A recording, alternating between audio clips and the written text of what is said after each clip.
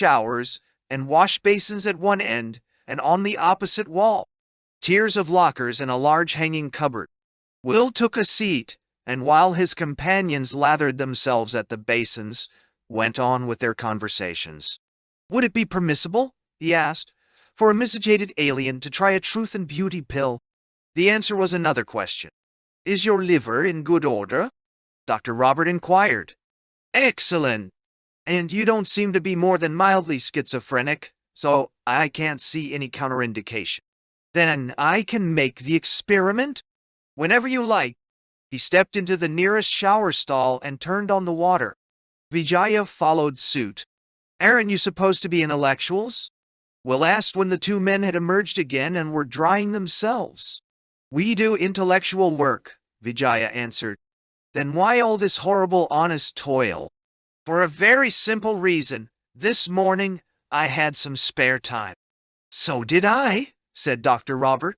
So you went out into the fields and did a Tolstoy act. Vijaya laughed.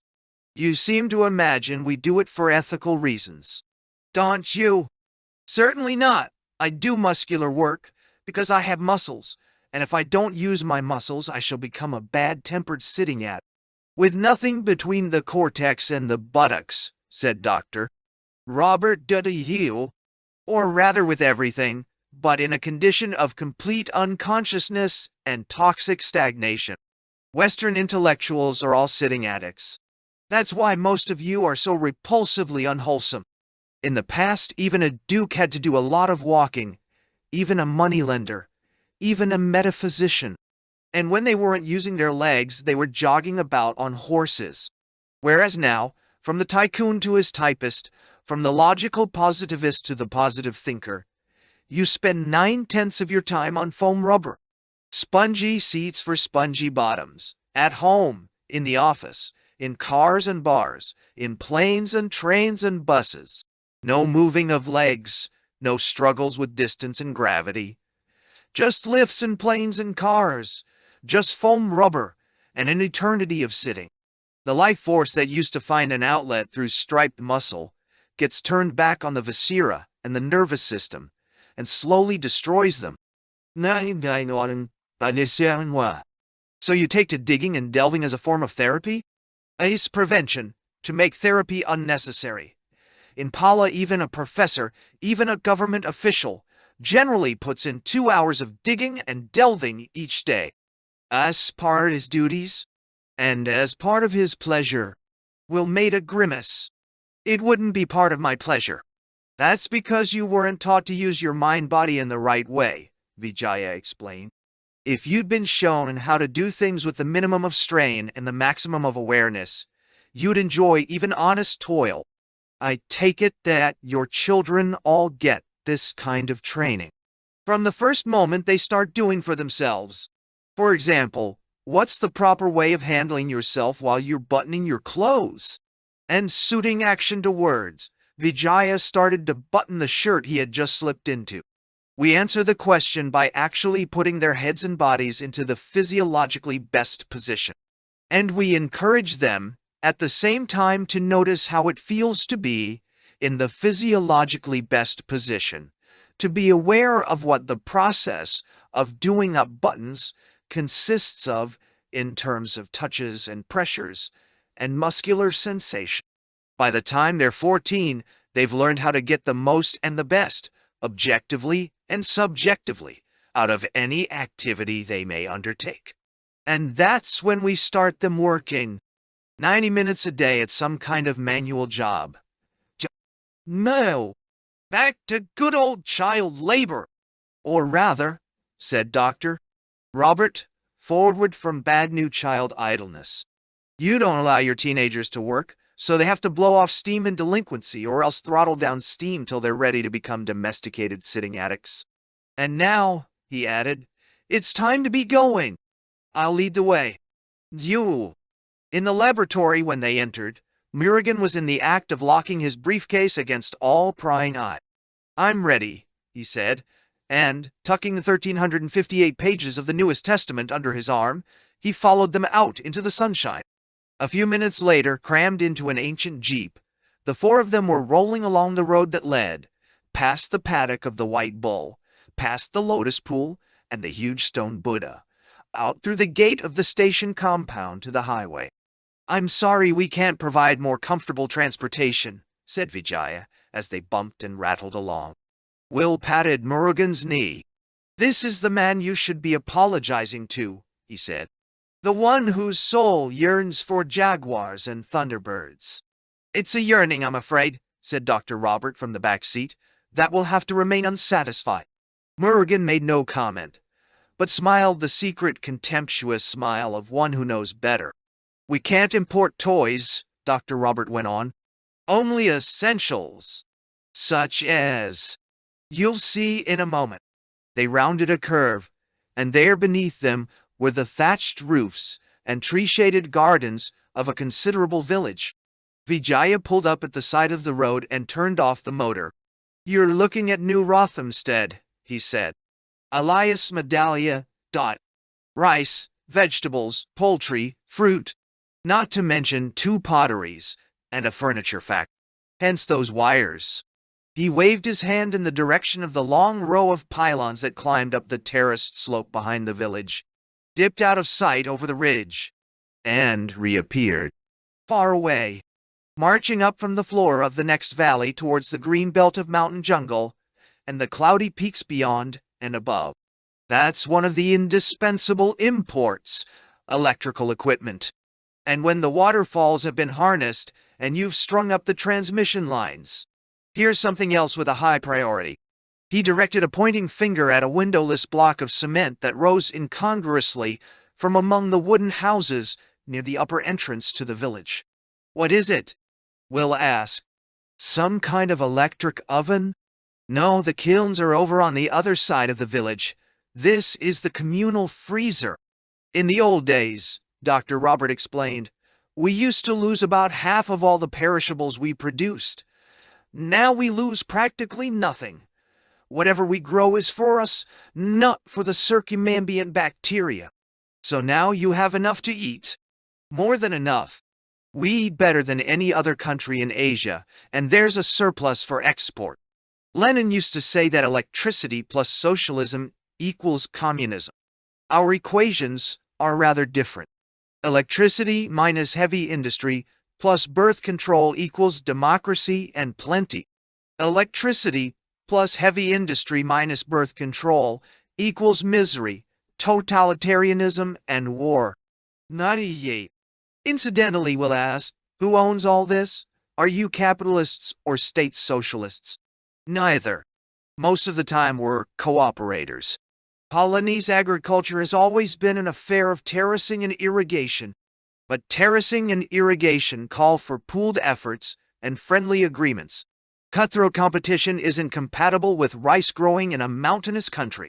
Our people found it quite easy to pass from mutual aid in a village community to streamlined cooperative techniques for buying and selling and profit sharing and financing. Nay, even cooperative financing." Dr. Robert nodded. "None of those blood-sucking usurers that you find all over the Indian countryside. And no commercial banks in your Western style. Our borrowing and lending system was modeled on those credit unions that Wilhelm Raiffeisen set up more than a century ago in Germany." Dr. Ray. Andrew persuaded the Raja to invite one of Raiffeisen's young men to come here and organize a cooperative banking system. It's still going strong. Nee. "And what do you use for money?" Will asked. Dr. Robert dipped into his trouser pocket and pulled out a handful of silver, gold, and copper. "In a modest way," he explained, "Pallas a gold-producing country. We mine enough to give our paper a solid metallic backing, and the gold supplements our exports. We can pay spot cash for expensive equipment like those transmission lines and the generators at the other end." "Noi, Suarne? You seem to have solved your economic problems pretty successfully." "Solving them wasn't difficult. To begin with, we never allowed ourselves to produce more children than we could feed, clothe, house, and educate into something like full humanity. Not being overpopulated, we have plenty. But, although we have plenty, we've managed to resist the temptation that the West has now succumbed to, the temptation to overconsume. We don't give ourselves coronaries by guzzling 6 times as much saturated fat as we need. We don't hypnotize ourselves into believing that 2 television sets will make us twice as happy as 1 television set. And finally, we don't spend 1/4 of the gross national product preparing for World War III, or even World War's baby brother, local war MCC3, armaments, universal debt, and planned obsolescence. Those are the 3 pillars of Western prosperity. If war, waste, and moneylenders were abolished, you'd collapse. And while you people are over-consuming, the rest of the world sinks more and more deeply into chronic disaster. Ignorance, militarism, and breeding, these 3, and the greatest of these is breeding. No hope, not the slightest possibility, of solving the economic problem until that's under control. As population rushes up, prosperity goes down. He traced the descending curve with an outstretched finger. And as prosperity goes down, discontent and rebellion. The forefinger moved up again. Political ruthlessness and one-party rule, nationalism and bellicosity begin to rise. Another 10 or 15 years of uninhibited breeding. And the whole world, from China to Peru, via Africa and the Middle East, will be fairly crawling with great leaders, all dedicated to the suppression of freedom, all armed to the teeth by Russia or America, or, better still, by both at once, all waving flags, all screaming for Lebensraum. What about Paula? Will asked. Will you be blessed with a great leader 10 years from now? Not if we can help it, Dr. Robert answered. We've always done everything possible to make it very difficult for a great leader to arise. Out of the corner of his eye, Will saw that Murugan was making a face of indignant and contemptuous disgust. In his fancy, Antinous evidently saw himself as a Carlylean hero. Will turned back to Dr. Robert. Tell me how you do it, he said. Well, to begin with, we don't fight wars or prepare for them. Consequently, we have no need for conscription, or military hierarchies, or a unified command. Then there's our economic system. It doesn't permit anybody to become more than 4 or 5 times as rich as the average. That means that we don't have any captains of industry or omnipotent financiers. Better still, we have no omnipotent politicians or bureaucrats. Polis, a federation of self-governing units, geographical units, professional units, economic units. So there's plenty of scope for small-scale initiative and democratic leaders, but no place for any kind of dictator at the head of a centralized government. Another point, we have no established church, and our religion stresses immediate experience and deplores belief in unverifiable dogmas and the emotions which that belief inspires. So we're preserved from the plagues of popery on the one hand and fundamentalist revivalism on the other. And along with transcendental experience, we systematically cultivate skepticism, discouraging children from taking words too seriously, teaching them to analyze whatever they hear or read. This is an integral part of the school curriculum. Result: the eloquent rabble-rouser like Hitler or our neighbor across the strait, Colonel Deepa, just doesn't have a chance here in Pol. This was too much for Morgan. Unable to contain himself. But look at the energy Colonel Deepa generates in his people, he burst out. Look at all the devotion and self-sacrifice. We don't have anything like that here. Thank God, said Dr. Robert devoutly. Thank God, Vijaya echoed. But these things are good, the boy protested. I admire them. I admire them too, said Dr. Robert. I admire them in the same way as I admire a typhoon. Unfortunately, that kind of energy and devotion and self-sacrifice happens to be incompatible with liberty, not to mention reason and human decency. But decency, reason, and liberty are what Paula has been working for, ever since the time of your namesake, Murugan the Reformer. Nyung. From under his seat, Vijaya pulled out a tin box and, lifting the lid, distributed a first round of cheese and avocado sandwiches. We'll have to eat as we go. He started the motor and with one hand, the other being busy with his sandwich, swung the little car onto the road. Tomorrow, he said to Will, I'll show you the sights of the village and the still more remarkable sight of my family eating their lunch. Today, we have an appointment in the mountains. Near the entrance to the village, he turned the jeep into a side road that went winding steeply up between terrace fields of rice and vegetables, interspersed with orchards, and, here and there, plantations of young trees destined, Dr. Robert explained, to supply the pulp mills of Shivapuram with their raw material. How many papers does Paula support? Will inquired and was surprised to learn that there was only one. Who enjoys the monopoly? The government? The party in power? The local Joe Aldehyde? Nobody enjoys a monopoly, Doctor, Robert assured him. There's a panel of editors representing half a dozen different parties and interests. Each of them gets his allotted space for comment and criticism. The reader's in a position to compare their arguments and make up his own mind. I remember how shocked I was the first time I read one of your big circulation newspapers.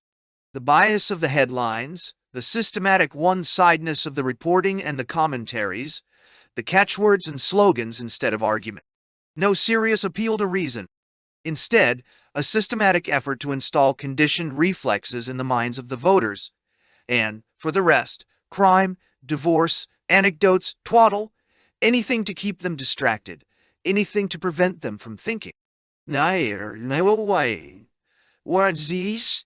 The car climbed on, and now they were on a ridge between two headlong descents, with a tree-fringed lake down at the bottom of a gorge to their left, and to the right, a broader valley where, between two tree-shaded villages, like an incongruous piece of pure geometry, sprawled a huge factory. Cement? Will questioned. Dr. Robert nodded. One of the indispensable industries. We produce all we need and a surplus for export. And those villages supply the manpower.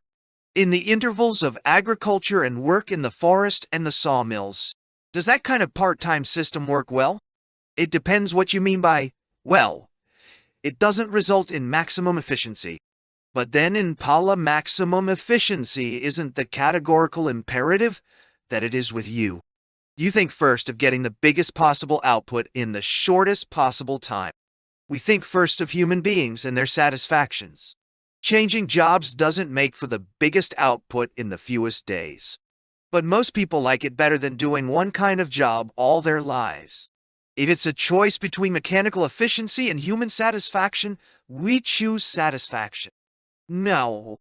When I was 20, Vijaya now volunteered. I put in 4 months at that cement plant, and after that 10 weeks making superphosphates and then 6 months in the jungle as a lumberjack.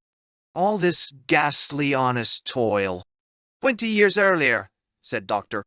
Robert, I did a stint at the copper smelters, after which I had a taste of the sea on a fishing boat. Sampling all kinds of work, it's part of everybody's education. One learns an enormous amount that way. About things and skills and organizations, about all kinds of people and their ways of thinking. Nay. Will shook his head. Will shook his head. I'd still rather get it out of a book. But what you can get out of a book is never it. At bottom, Dr. Robert added, all of you are still Platonists. You worship the word and abhor matter. Tell that to the clergymen, said Will. They're always reproaching us with being crass materialists. Crass, Doctor? Robert agreed, but crass precisely because you're such inadequate materialists. Abstract materialism, that's what you profess. Whereas we make a point of being materialists concretely. Materialistic on the wordless levels of seeing and touching and smelling, of tensed muscles and dirty hands. Abstract materialism is as bad as abstract idealism.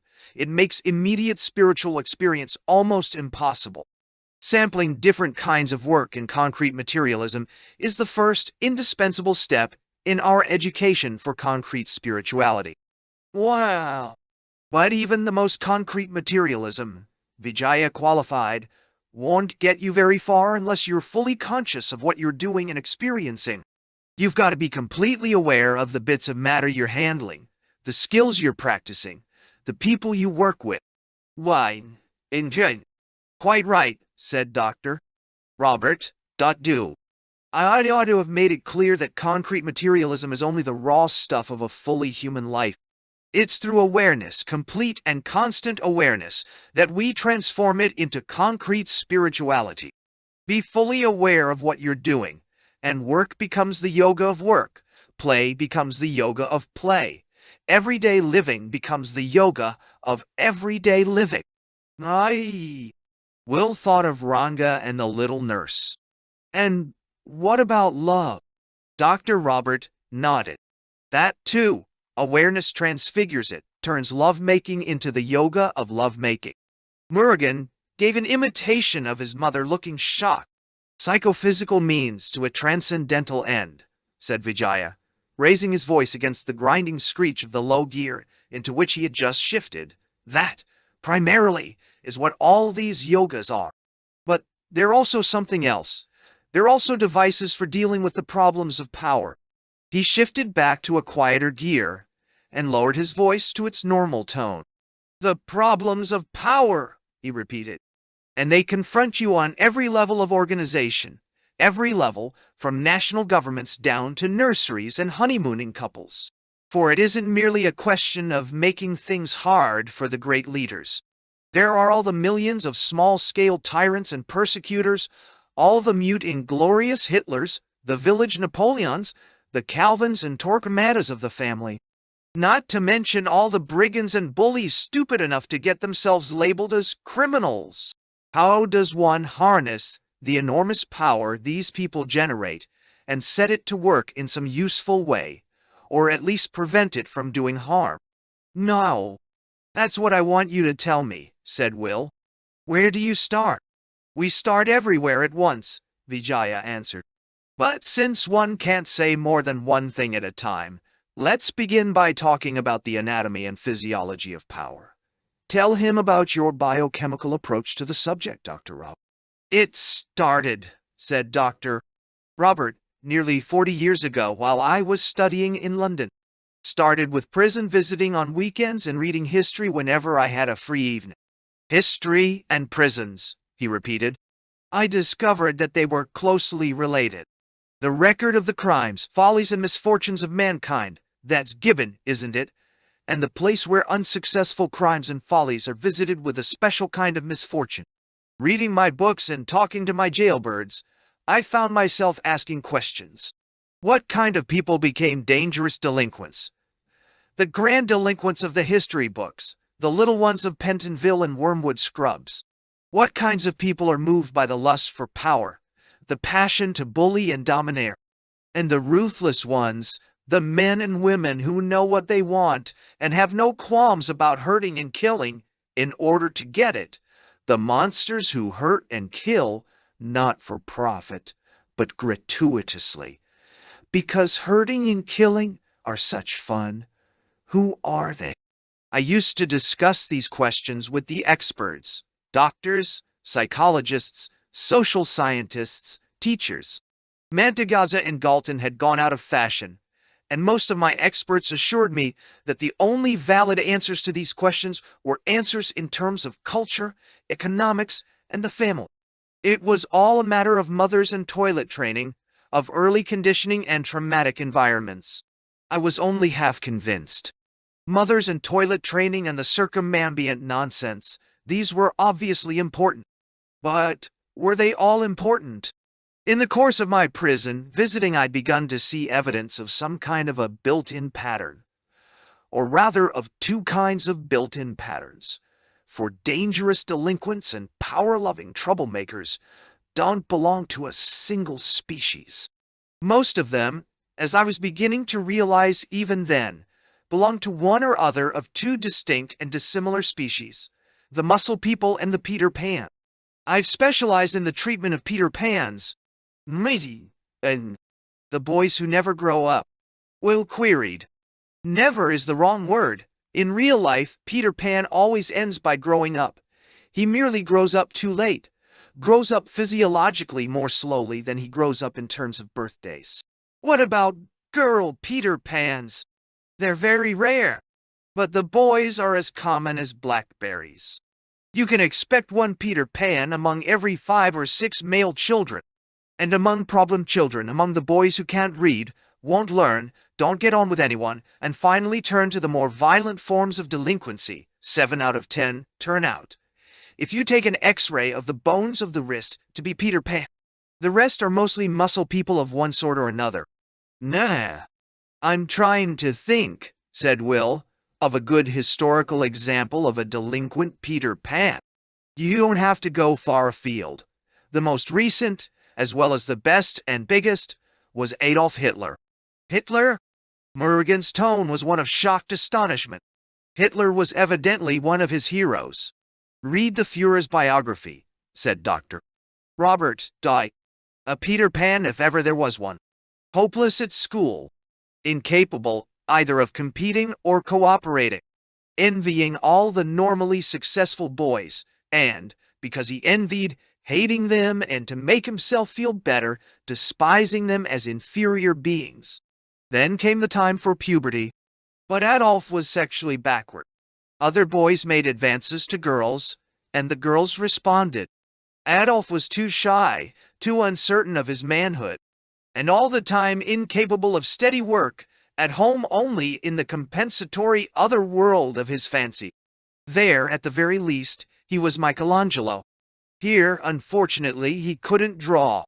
His only gifts were hatred, low cunning, a set of indefatigable vocal cords, and a talent for non-stop talking at the top of his voice from the depths of his Peter Panic paranoia. 30 or 40 million deaths and heaven knows how many billions of dollars. That was the price the world had to pay for little Adolf's retarded maturation. Fortunately, most of the boys who grow up too slowly never get a chance of being more than minor delinquents. But even minor delinquents, if there are enough of them, can exact a pretty stiff price. That's why we try to nip them in the bud. Or rather, since we're dealing with Peter Pans, that's why we try to make their nip buds open out and grow. Nah. And do you succeed? Dr. Robert nodded. It isn't hard. Particularly if you start early enough. Between 4.5 and 5, all our children get a thorough examination. Blood tests, psychological tests, somatotyping. Then we X-ray their wrists and give them an EEG. All the cute little Peter Pans are spotted without fail, and appropriate treatment is started immediately. Within a year, practically all of them are perfectly normal. A crop of potential failures and criminals. Potential tyrants and sadists. Potential misanthropes and revolutionaries for revolution's sake. Has been transformed into a crop of useful citizens who can be governed adandena asatena, without punishment and without a sword. In your part of the world, delinquency is still left to clergymen, social workers, and the police. Non-stop sermons and supportive therapy, prison sentences galore. With what results? The delinquency rate goes steadily up and up. No wonder. Words about sibling rivalry and hell and the personality of Jesus are no substitutes for biochemistry. A year in jail won't cure a Peter Pan of his endocrine disbalance or help the ex-Peter Pan to get rid of his psychological consequences. For Peter Panic delinquency, what you need is early diagnosis and 3 pink capsules a day before meals. Given a tolerable environment, the result will be sweet reasonableness and a modicum of the cardinal virtues within 18 months. Not to mention a fair chance, where before there hadn't been the faintest possibility, of eventual prajna paramita and karuna, eventual wisdom and compassion. And now get Vijaya to tell you about the muscle people. As you may perhaps have observed, he's one of them. Leaning forward, Doctor, Robert thumped the giant's broad back. Solid beef! And he added, How lucky for us poor shrimps that the animal isn't savage. Vijaya took one hand off the wheel, beat his chest, and uttered a loud, ferocious roar. "Don't tease the gorilla," he said, and laughed good-humoredly. "Then, think of the other great dictator," he said to Will. "Think of Joseph Vissarionovich Stalin. Hitler's the supreme example of the delinquent Peter Pan. Stalin's the supreme example of the delinquent muscle man, predestined by his shape to be an extrovert. Not one of your soft, round, spill-the-beans extroverts who pine for indiscriminate togetherness. No, the trampling, driving extrovert, the one who always feels impelled to do something and is never inhibited by doubts or qualms, by sympathy or sensibility. In his will, Lenin advised his successors to get rid of Stalin. The man was too fond of power and too apt to abuse it. But the advice came too late.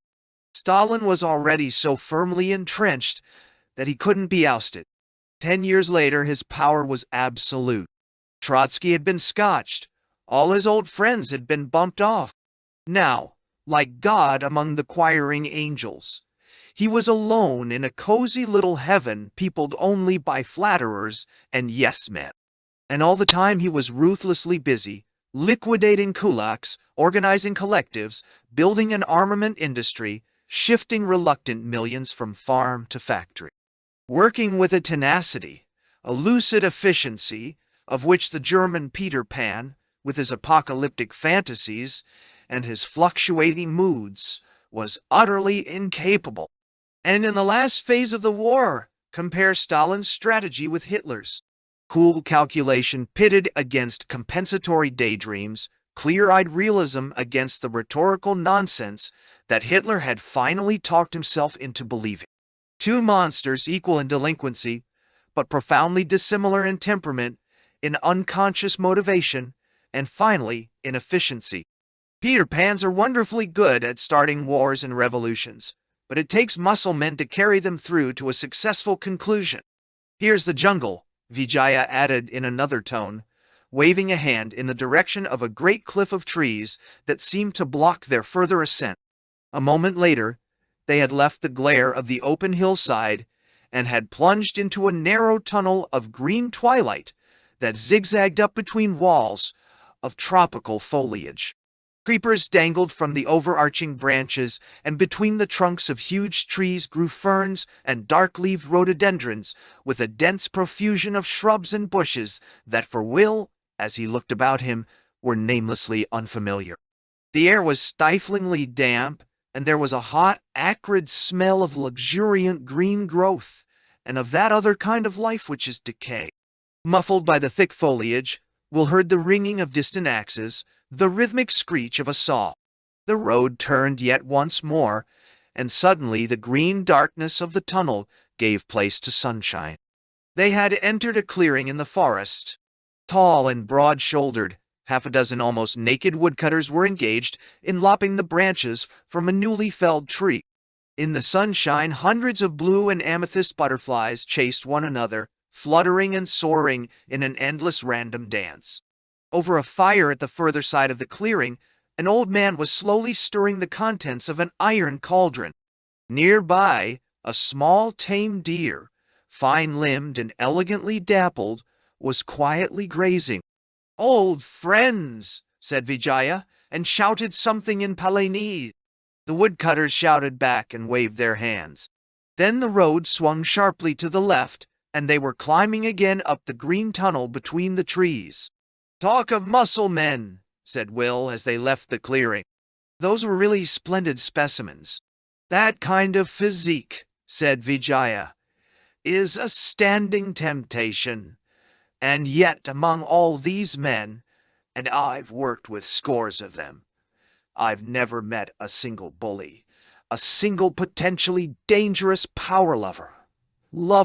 Which is just another way," Murugan broke in contemptuously, "of saying that nobody here has any ambition." "What's the explanation?" Will asked. "Very simple, so far as the Peter Pans are concerned. They're never given a chance to work up an appetite for power.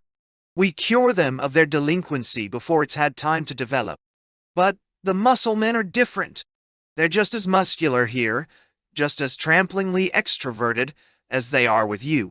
So why don't they turn into Stalins or Dipas, or at the least into domestic tyrants? First of all, our social arrangements offer them very few opportunities for bullying their families, and our political arrangements make it practically impossible for them to domineer on any larger scale. Second, we train the muscle men to be aware and sensitive. We teach them to enjoy the commonplaces of everyday existence. This means that they always have an alternative, innumerable alternatives, to the pleasure of being the boss. And finally, we work directly on the love of power and domination that goes with this kind of physique in almost all its variations. We canalize this love of power, and we deflect it, turn it away from people and on to things. We give them all kinds of difficult tasks to perform, strenuous and violent tasks that exercise their muscles and satisfy their craving for domination, but satisfy it at nobody's expense and in ways that are either harmless or positively useful. Oh, so these splendid creatures fell trees instead of felling people? Is that it? Precisely. And when they've had enough of the woods, they can go to sea, or try their hands at mining, or take it easy, relatively speaking, on the rice paddies. Whoa, Farnaby suddenly laughed. What's the joke? I was thinking of my father. A little woodchopping might have been the making of him, not to mention the salvation of his wretched family. Unfortunately, he was an English gentleman. Woodchopping was out of the question. Didn't he have any physical outlet for his energies? Will shook his head. Besides being a gentleman, he explained, my father thought he was an intellectual. But an intellectual doesn't hunt or shoot or play golf. He just thinks and drinks. Apart from brandy, my father's only amusements were bullying, auction bridge, and the theory of politics. He fancied himself as a 20th century version of Lord Acton, the last, lonely philosopher of liberalism. You should have heard him on the iniquities of the modern omnipotent state. Power corrupts. Absolute power corrupts absolutely. Absolutely. After which he'd down another brandy and go back with renewed gusto to his favorite pastime, trampling on his wife and children. Why did he? And if Acton himself didn't behave in that way, said Dr. Robert, it was merely because he happened to be virtuous and intelligent. There was nothing in his theories to restrain a delinquent muscle man or an untreated Peter Pan from trampling on anyone he could get his feet on. That was Acton's fatal weakness. As a political theorist, he was altogether admirable. As a practical psychologist, he was almost non-existent. He seems to have thought that the power problem could be solved by good social arrangements, supplemented, of course, by sound morality and a spot of revealed religion. But the power problem has its roots in anatomy and biochemistry and temperament. Power has to be curbed on the legal and political levels, that's obvious. But it's also obvious that there must be prevention on the individual level, on the level of instinct and emotion, on the level of the glands and the viscera, the muscles and the blood.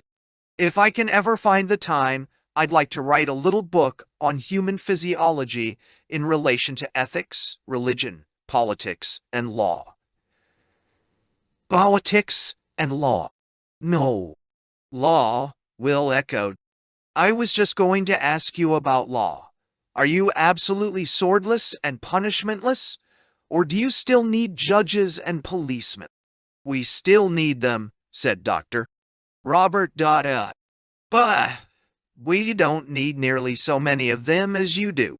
In the first place, thanks to preventive medicine and preventive education, we don't commit many crimes.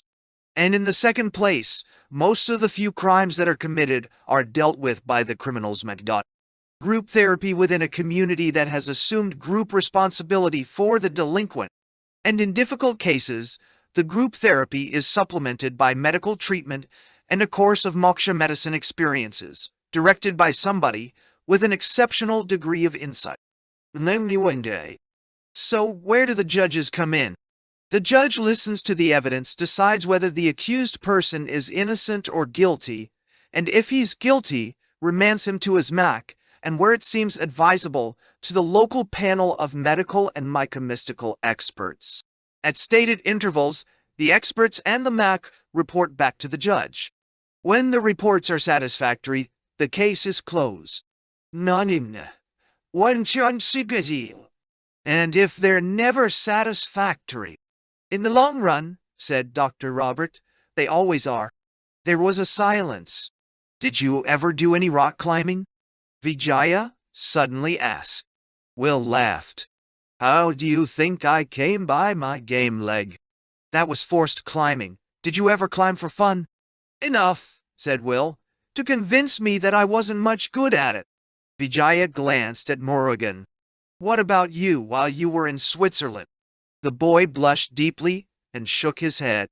You can't do any of those things, he muttered, if you have a tendency to TB. What a pity, said Vijaya. It would have been so good for you. Will asked, do people do a lot of climbing in these mountains? Climbing's an integral part of the school curriculum. For everybody. A little for everybody. With more advanced rock work for the full-blown muscle people, that's about 1 in 12 of the boys and 1 in 27 of the girls. We shall soon be seeing some youngsters tackling their first post-elementary climb.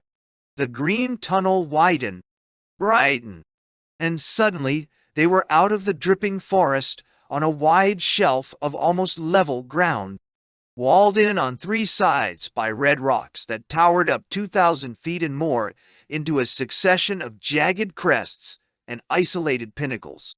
There was a freshness in the air, and as they passed from sunshine into the shadow of a floating island of cumulus, it was almost cool.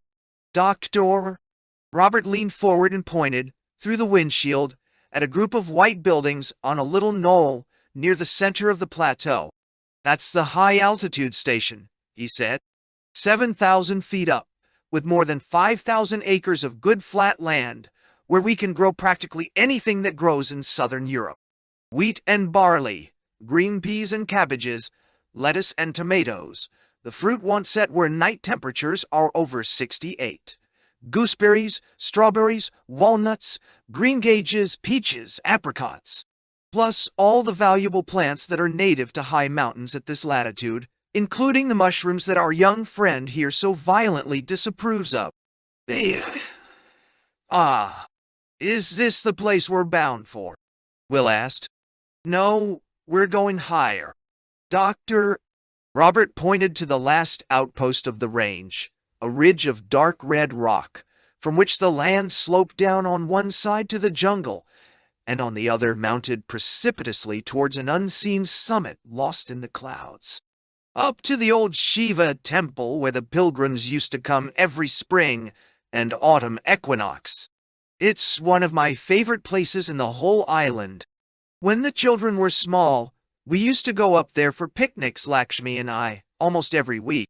How many years ago? A note of sadness had come into his voice.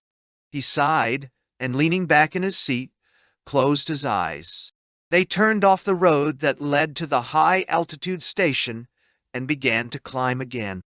Entering the last worst lap, said Vijaya. 7 hairpin turns and half a mile of unventilated tunnel. He shifted into first gear and conversation became impossible. 10 minutes later they had arrived. 10. Cautiously maneuvering his immobilized leg, Will climbed out of the car and looked about him. Between the red soaring crags to the south and the headlong descents in every other direction, the crest of the ridge had been leveled. And at the midpoint of this long, narrow terrace stood a temple, a great red tower of the same substance as the mountains. Massive, four-sided, vertically ribbed, a thing of symmetry in contrast with the rocks, but regular, not as Euclidean abstractions are regular with the pragmatic geometry of a living thing. Yes, of a living thing. For all the temple's richly textured surfaces, all its bounding contours against the sky, curved organically inwards. narrowing as they mounted towards a ring of marble, above which the red stone swelled out again, like the seed capsule of a flowering plant, into a flattened, many-ribbed dome that crowned the whole. Built about 50 years before the Norman conquest, said Dr. Robert. And looks, Will commented, as though it hadn't been built by anybody, as though it had grown out of the rock, grown like the bud of an agave, on the point of rocketing up into a 12-foot stalk and an explosion of flowers. Vijaya touched his arm. Look, he said. A party of elementaries coming down. Will turned towards the mountain and saw a young man in nailed boots and climbing clothes working his way down a chimney in the face of the precipice. At a place where the chimney offered a convenient resting place, he halted and, throwing back his head, gave utterance to a loud alpine yodel. 50 feet above him, a boy came out from behind a buttress of rock, lowered himself from the ledge on which he was standing, and started down the chimney. Does it tempt you? Vijaya asked, turning to Murugan. Heavily overacting the part of the bored, sophisticated adult who has something better to do than watch the children at play, Murugan shrugged his shoulders. Not in the slightest. He moved away and, sitting down on the weather-worn carving of a lion, pulled a gaudily bound American magazine out of his pocket and started to read. What's the literature? Vijaya asked. Science fiction. There was a ring of defiance in Murugan's voice. Dr. Robert laughed. Anything to escape from fact. Pretending not to have heard him, Murugan turned a page and went on reading. He's pretty good, said Vijaya, who had been watching the young climber's progress. They have an experienced man at each end of the rope, he added. You can't see the number one man. He's behind that buttress in a parallel chimney 30 or 40 feet higher up. There's a permanent iron spike up there where you can belay the rope. The whole party could fall, and they'd be perfectly safe. Nani? Spread-eagled between footholds in either wall of the narrow chimney, the leader kept shouting up instructions and encouragement. Then, as the boy approached, he yielded his place, climbed down another 20 feet, and halting, yodeled again. Booted and trousered, a tall girl with her hair in pigtails appeared from behind the buttress and lowered herself into the chimney. Excellent, said Vijaya approvingly as he watched her. Meanwhile, from a low building at the foot of the cliff, the tropical version, evidently, of an alpine hut, a group of young people had come out to see what was happening. They belonged, Will was told, to 3 other parties of climbers who had taken their post-elementary test earlier in the day. Does the best team win a prize? Will asked. Nobody wins anything, Vijaya answered. This isn't a competition.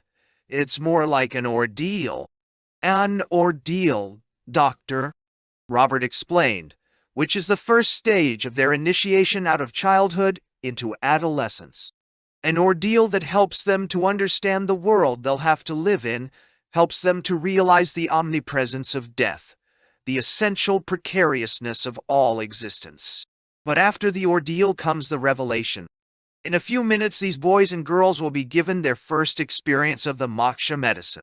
They'll all take it together and there will be a religious ceremony in the temple. Not but something like the confirmation service? Except that this is more than just a piece of theological rigmarole. Thanks to the moksha medicine, it includes an actual experience of the real thing. The real thing. Will shook his head.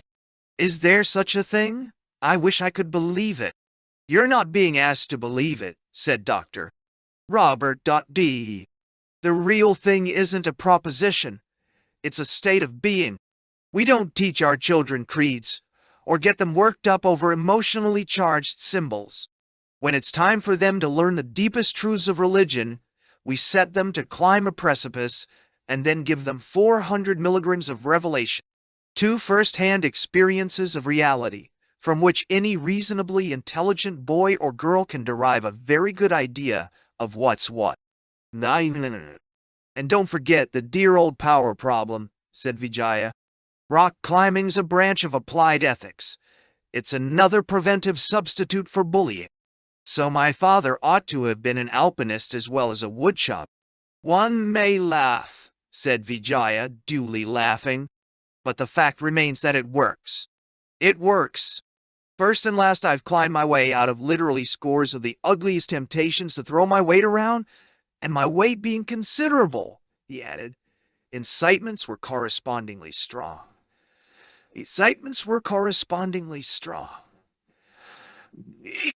There seems to be only one catch, said Will. In the process of climbing your way out of temptation, you might fall, and do. Suddenly remembering what had happened to Dugald MacPhail, he broke off. It was Dr. Robert who finished the sentence.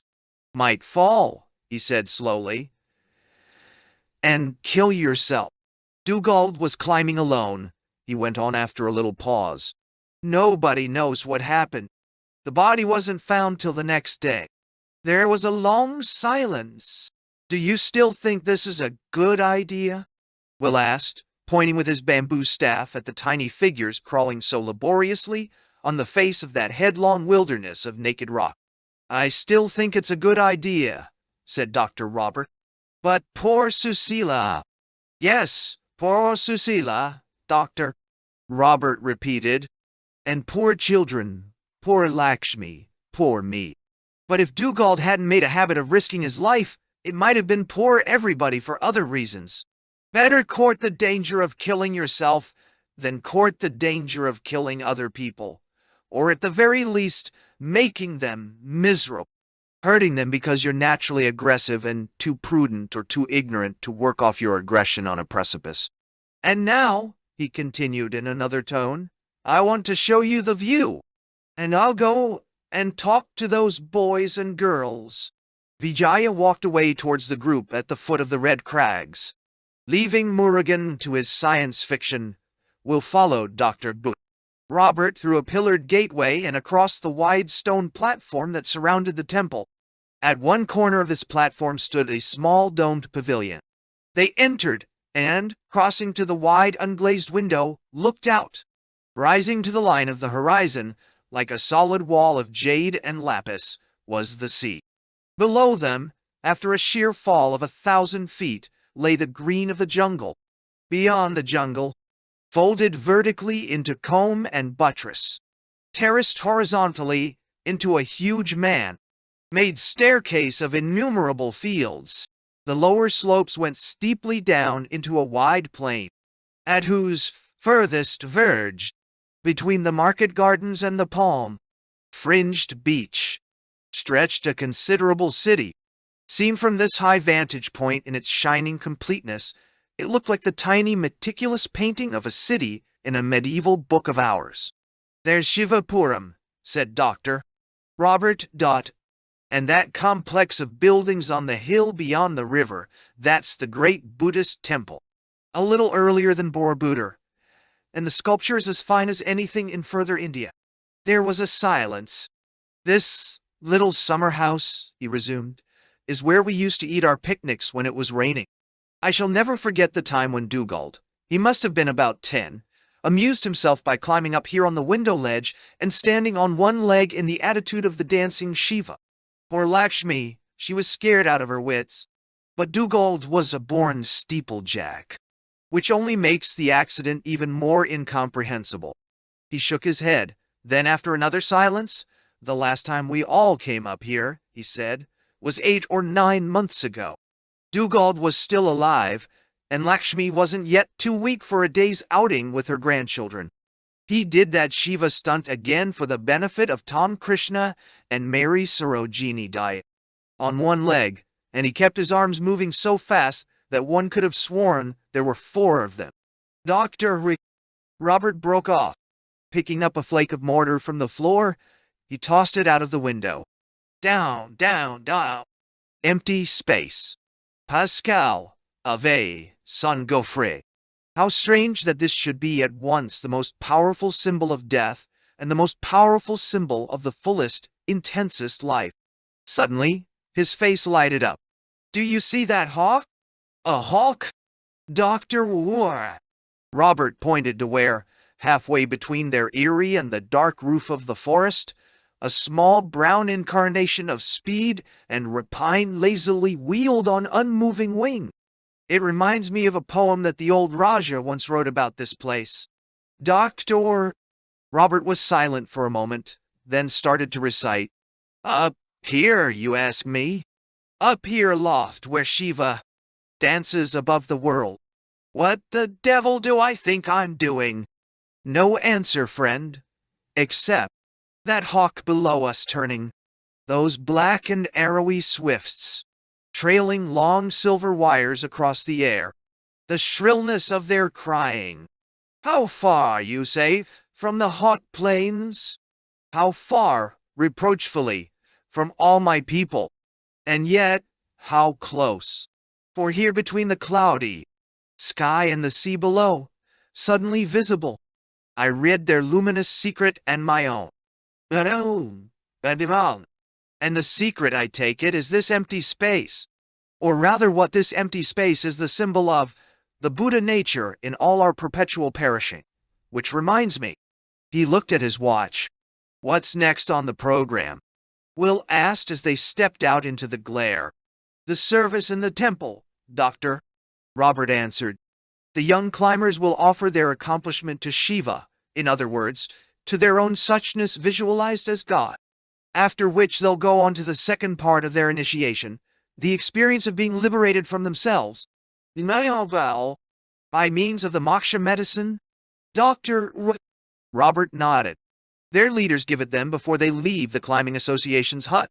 Then they come over to the temple. The stuff starts working during the service. Incidentally, he added, the service is in Sanskrit, so you won't understand a word of it. Vijaya's address will be in English. He speaks in his capacity as president of the climbing association. So will mine. And of course the young people will mostly talk in English. Inside the temple, there was a cool, cavernous darkness, tempered only by the faint daylight filtering in through a pair of small latticed windows and by the 7 lamps that hung, like a halo of yellow, quivering stars, above the head of the image on the altar. It was a copper statue, no taller than a child, of Shiva, surrounded by a flame-fringed glory, his 4 arms gesturing, his braided hair wildly flying, his right foot treading down a dwarfish figure of the most hideous malignity, his left foot gracefully lifted. The god stood there, frozen in mid-ecstasy, no longer in their climbing dress, but sandaled, bare, breasted and in shorts or brightly colored skirts. A score of boys and girls, together with the 6 young men who had acted as their leaders and instructors, were sitting cross-legged on the floor. Above them, on the highest of the altar steps, an old priest, shaven and yellow-robed, was intoning something sonorous and incomprehensible. Leaving Will installed on a convenient ledge, Doctor, Robert tiptoed over to where Vijaya and Murugan were sitting and squatted down beside them. The splendid rumble of Sanskrit gave place to a high nasal chant, and the chanting in due course was succeeded by a litany, priestly utterance, alternating with congregational response. And now incense was burned in a bass thurible.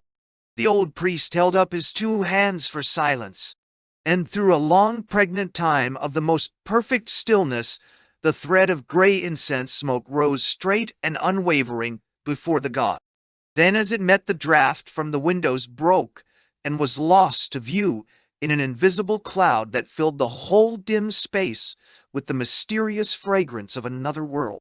Will opened his eyes and saw that, alone of all the congregation, Murugan was restlessly fidgeting, and not merely fidgeting, making faces of impatient disapproval.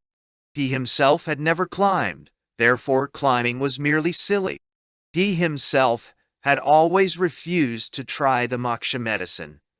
Therefore those who used it were beyond the pale.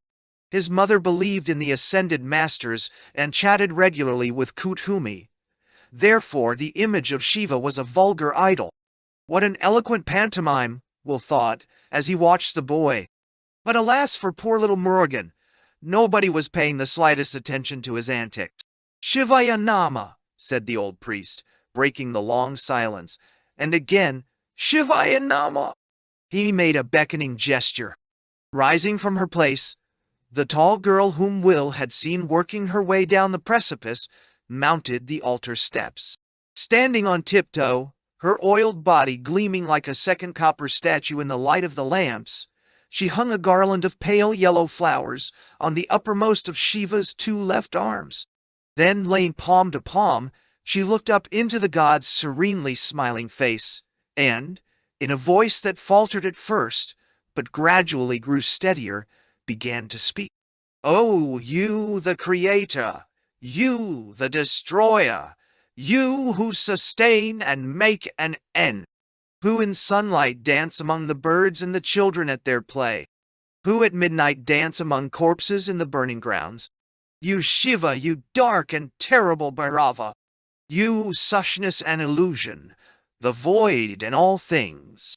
You are the Lord of life, and therefore I have brought you flowers. You are the Lord of death, and therefore I have brought you my heart. This heart that is now your burning ground. Ignorance there in self shall be consumed with fire, that you may dance, Bhairava, among the ashes, that you may dance, Lord Shiva, in a place of flowers, and I dance with you. Wajan Shiva." Raising her arms, the girl made a gesture that hinted at the ecstatic devotion of 100 generations of dancing worshippers, then turned away and walked back into the twilight. "Shivaya Namama," somebody cried out. Murugan snorted contemptuously as the refrain was taken up by other young voices. "Shivaya Nama, Shivaya Nama." The old priest started to intone another passage from the scripture. Halfway through his recitation, a small gray bird with a crimson head flew in through one of the latticed windows, fluttered wildly around the altar lamps, then, chattering in loud indignant terror, darted out again. The chanting continued, swelled to a climax, and ended in the whispered prayer for peace. Shanti, Shanti, Shanti. The old priest now turned towards the altar, picked up a long taper, and borrowing flame from one of the lamps above Shiva's head, proceeded to light 7 other lamps that hung within a deep niche beneath the slab on which the dancer stood. Glinting on polished convexities of metal, their light revealed another statue, this time of Shiva and Parvati, of the arch. Yogin seated, and, while 2 of his 4 hands held aloft the symbolic drum and fire, caressing with the second pair the amorous goddess, with her twining legs and arms, by whom, in this eternal embrace of bronze, he was bestridden. The old priest waved his hand. This time it was a boy, dark-skinned and powerfully muscled, who stepped into the light.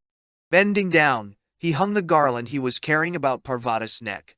Then, twisting the long flower chain, dropped a second loop of white orchids over Shiva's head. "Each is both," he said. "Each is both," the chorus of young voices repeated. Murugan violently shook his head. "Oh, you who are gone," said the dark-skinned boy. "Who are gone? Who are gone to the other shore? Who have landed on the other shore? Oh, you enlightenment, and you other enlightenment. You liberation made one with liberation. You compassion in the arms of infinite compassion. No, no. Shivayama."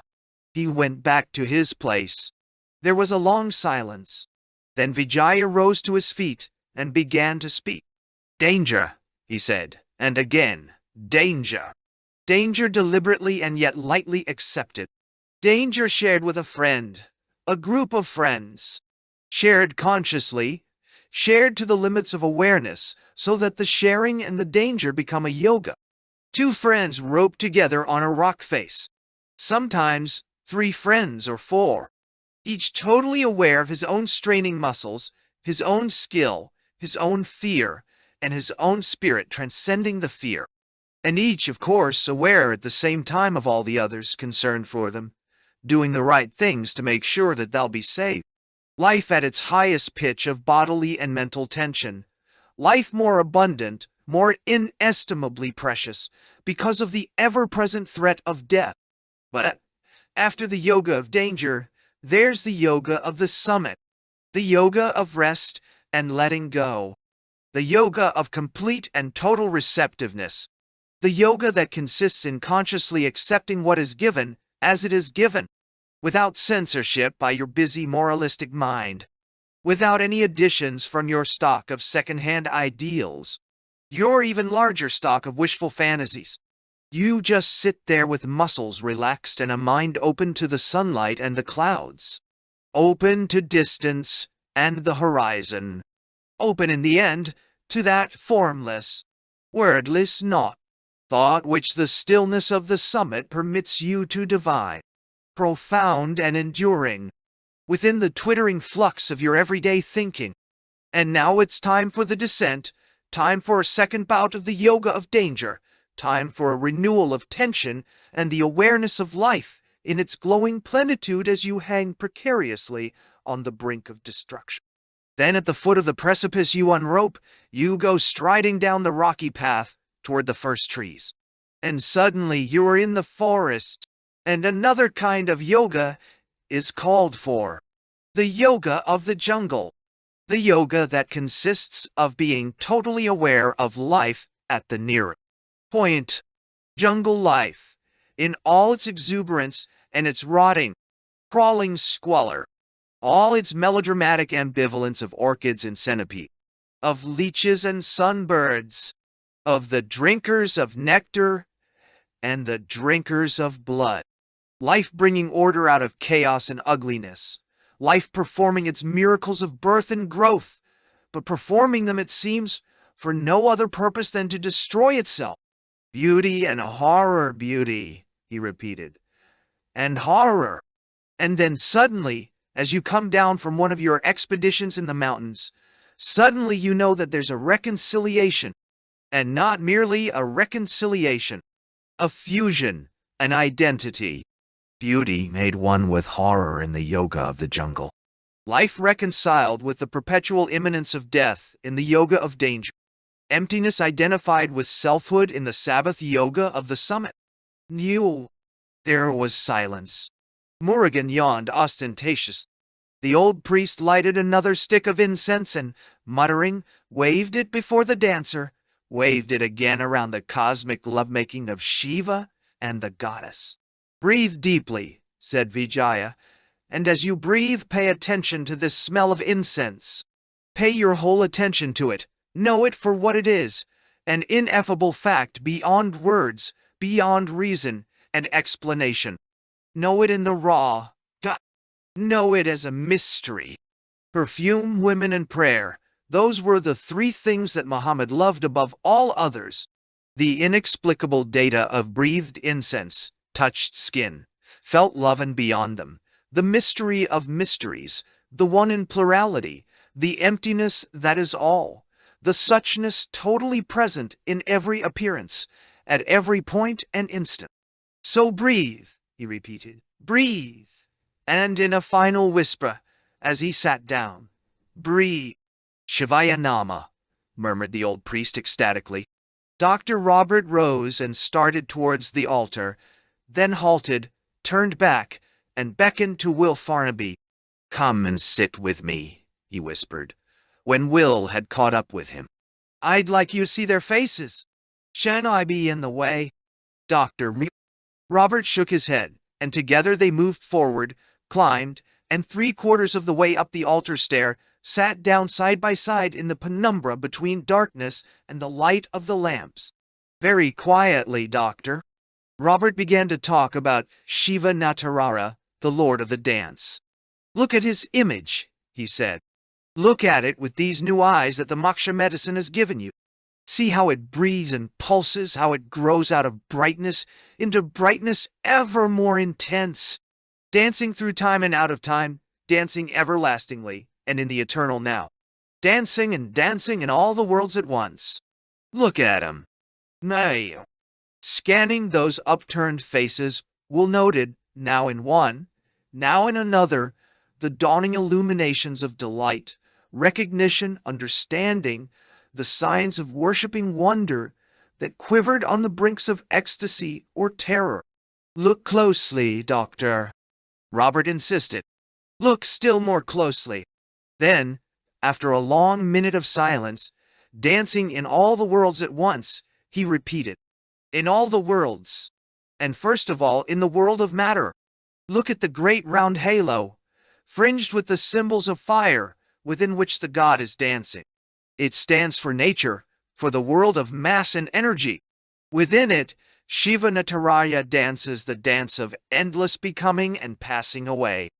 It's his Lila, his cosmic play, playing for the sake of playing like a child. But this child is the order of things. His toys are galaxies, his playground is infinite space, and between finger and finger every interval is 1,000 million light years. Look at him there on the altar. The image is man-made, a little contraption of copper only 4 feet high. But Shiva Nataraja fills the universe, is the universe. Shut your eyes and see him towering into the night. Follow the boundless stretch of those arms and the wild hair infinitely flying. Nataraja at play among the stars and in the atoms. But also, he added, also at play within every living thing, every sentient creature, every child, and man and woman. Play for play's sake. But now the playground is conscious. The dance floor is capable of suffering. To us, this play without purpose seems a kind of insult. What we would really like is a God who never destroys what he has created. Or if there must be pain and death, let them be meted out by a God of righteousness, who will punish the wicked and reward the good with everlasting happiness. But in fact, the good get hurt, the innocent suffer. Then let there be a God who sympathizes and brings comfort. But Nataraja only dances. His play is a play impartially of death and of life, of all evils as well as of all goods. In the uppermost of his right hands, he holds the drum that summons being out of not being. Rub-a-dub-dub, the creation tattoo, the cosmic reveal. But now look at the uppermost of his left hands. It brandishes the fire by which all that has been created is forthwith destroyed. He dances this way, what happiness! Dances that way, and oh, the pain, the hideous fear, the desolation. Then hop, skip, and jump. Hop into perfect health. Skip into cancer and senility. Jump out of the fullness of life into nothingness, out of nothingness again into life. For Nataraja it's all play, and the play is an end in itself, everlastingly purposeless. He dances because he dances, and the dancing is his Mahasukha, his infinite and eternal bliss. Eternal bliss, Dr. Robert repeated and again, but questioningly, eternal bliss. He shook his head.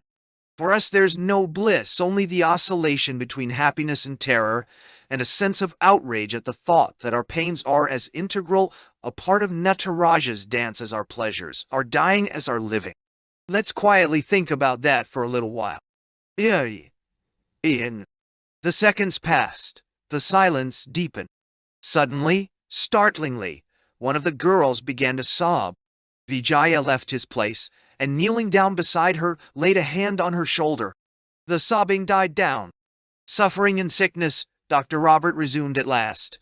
Old age, decrepitude, death. I show you sorrow. But that wasn't the only thing the Buddha showed us.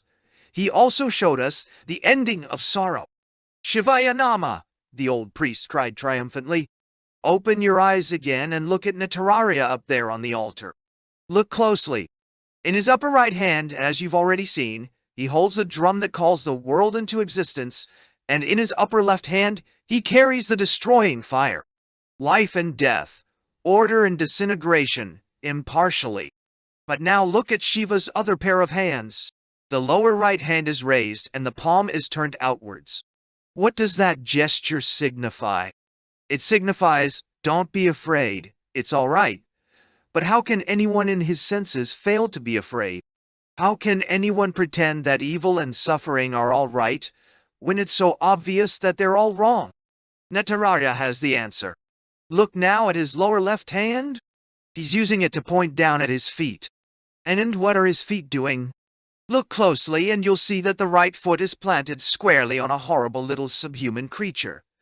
The demon Muyalaka. A dwarf, but immensely powerful in his malignity. Muyalaka is the embodiment of ignorance, the manifestation of greedy, possessive selfhood. Stamp on him, break his back.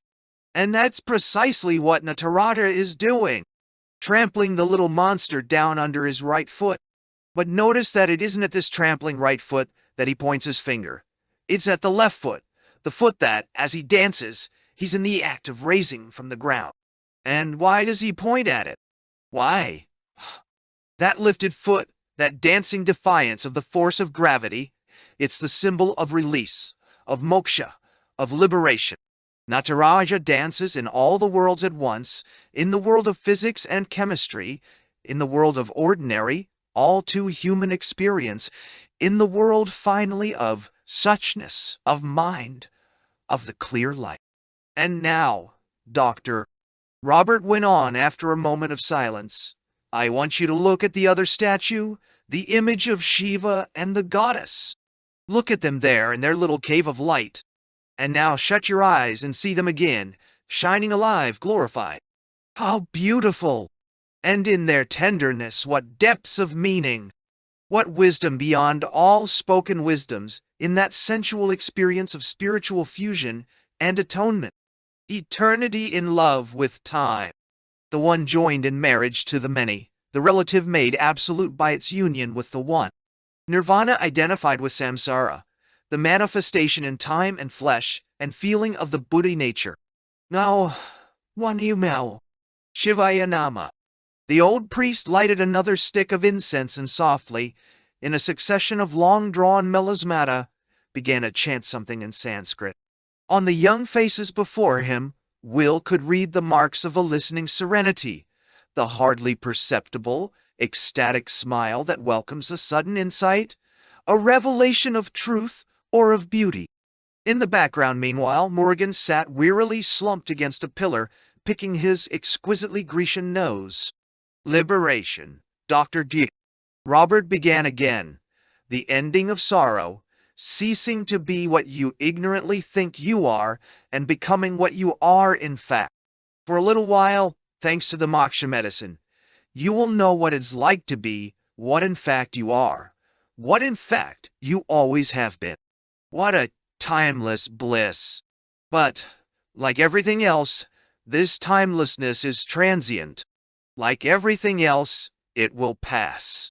And when it has passed, what will you do with this experience? What will you do with all the other similar experiences that the moksha medicine will bring you in the years to come? Will you merely enjoy them as you would enjoy an evening at the puppet show, and then go back to business as usual, back to behaving like the silly delinquents you imagine yourselves to be? Or, having glimpsed, will you devote your lives to the business, not at all as usual, of being what you are in fact? All that we older people can do with our teachings, all that Pala can do for you with its social arrangements, is to provide you with techniques and opportunities. And all that the moksha medicine can do is to give you a succession of beatific glimpses, an hour or two, every now and then, of enlightening and liberating grace. It remains for you to decide whether you'll cooperate with the grace and take those opportunities. But that's for the future. Here and now, all you have to do is to follow the Mina bird's advice. Attention. Pay attention, and you'll find yourselves, gradually or suddenly, becoming aware of the great primordial facts behind these symbols on the altar. Nai. Shivaya Nama. The old priest waved his stick of incense. At the foot of the altar steps, the boys and girls sat motionless as statues.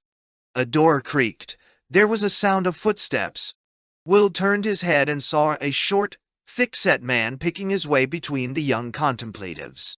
He mounted the steps, and bending down, murmured something in Dr. Robert's ear, then turned and walked back towards the door. Doctor! Robert laid a hand on Will's knee. It's a royal command, he whispered with a smile and a shrug of the shoulders. That was the man in charge of the Alpine hut. The Rani has just telephoned to say that she has to see Murugan as soon as possible. It's urgent. Laughing noiselessly, he rose and helped Will to his feet. 11. Will Farnaby had made his own breakfast, and when Dr. Robert returned from his early morning visit to the hospital, was drinking his second cup of Palanese tea and eating toasted breadfruit with pumelo marmalade. Not too much pain in the night, was Dr. Robert's response to his inquiries. Lakshmi had 4 or 5 hours of good sleep, and this morning she was able to take some broth. They could look forward, he continued, to another day of respite. And so, since it tired the patient to have him there all the time, and since life, after all, had to go on and be made the best of all, he had decided to drive up to the high-altitude station and put in a few hours' work on the research team in the pharmaceutical laboratory. Work on the moksha medicine? Dr. Robert shook his head. That's just a matter of repeating a standard operation, something for technicians, not for the researchers. They're busy with something new. And he began to talk about the indolls recently isolated from the ulaluki seeds that had been brought in from Mexico last year and were now being grown in the station's botanic garden. At least 3 different indolls, of which one seemed to be extremely potent. Animal experiments indicated that it affected the reticular system. Left to himself, Will sat down under the overhead fan and went on with his reading of the notes on what's what. We cannot reason ourselves out of our basic irrationality. All we can do is to learn the art of being irrational in a reasonable way. In Palau, after 3 generations of reform, there are no sheep-like flocks and no ecclesiastical good shepherds to shear and castrate. There are no bovine or swinish herds and no licensed drovers, royal or military, capitalistic or revolutionary, to brand, confine, and butcher. There are only voluntary associations of men and women on the road to full humanity. Tunes or pebbles, processes or substantial things. Tunes, answer Buddhism and modern science. Pebbles, say the classical philosophers of the West. Buddhism and modern science think of the world in terms of music. The image that comes to mind when one reads the philosophers of the West is a figure in a Byzantine mosaic, rigid, symmetrical, made up of millions of little squares of some stony material and firmly cemented to the walls of a windowless basilica. The dancer's grace and 40 years on, her arthritis, both are functions of the skeleton. It is thanks to an inflexible framework of bones that the girl is able to do her pirouettes, thanks to the same bones, grown a little rusty, that the grandmother is condemned to a wheelchair. Analogously, the firm support of a culture is the prime condition of all individual originality and creativeness. It is also their principal enemy. The thing in whose absence we cannot possibly grow into a complete human being is, all too often, the thing that prevents us from growing. A century of research on the moksha medicine has clearly shown that quite ordinary people are perfectly capable of having visionary or even fully liberating experiences. In this respect, the men and women who make and enjoy high culture are no better off than the lowbrows. High experience is perfectly compatible with low symbolic expression. The expressive symbols created by Palanese artists are no better than the expressive symbols created by artists elsewhere. Being the products of happiness and a sense of fulfillment, they are probably less moving, perhaps less satisfying aesthetically, than the tragic or compensatory symbols created by victims of frustration and ignorance, of tyranny, war and guilt, fostering crime, inciting superstitions. Palanese superiority does not lie in symbolic expression, but in an art which, though higher and far more valuable than all the rest, can yet be practiced by everyone. The art of adequately experiencing, the art of becoming more intimately acquainted with all the worlds that, as human beings, we find ourselves inhabiting. Palanese culture is not to be judged as, for lack of any better criterion, we judge other cultures. It is not to be judged by the accomplishments of a few gifted manipulators of artistic or philosophical symbols. No, it is to be judged by what all the members of the community, the ordinary as well as the extraordinary, can and do experience in every contingency and at each successive intersection of time and eternity. The telephone bell had started to ring. Should he let it ring? Or would it be better to answer and let the caller know that Dr. Robert was out for the day? Deciding on the second course, Will lifted the receiver. Dr. McPhail's bungalow, he said, in a parody of secretarial efficiency. But the doctor is out for the day. Tant mieux, said the rich royal voice at the other end of the wire. How are you, mon cher Farnaby? Taken aback, Will stammered out his thanks for Her Highness' gracious inquiry. So they took you, said the Rani, to see one of their so-called initiations yesterday afternoon. Will had recovered sufficiently from his surprise to respond with a neutral word, and in the most non-committal of tone. It was most remarkable, he said. Remarkable, said the Rani, dwelling emphatically on the spoken equivalents of pejorative and laudatory capital letters, but only as the blasphemous caricature of true initiation. They've never learned to make the elementary distinction between the natural order and the supernatural. No, son. Quite, Will murmured. Quite. What did you say? The voice at the other end of the line demanded. Quite, Will repeated more loudly. I'm glad you agree, but I didn't call you, the Rani went on, to discuss the difference between the natural and the supernatural, supremely important as that difference is. No. I called you about a more urgent matter. Oil, she confirmed.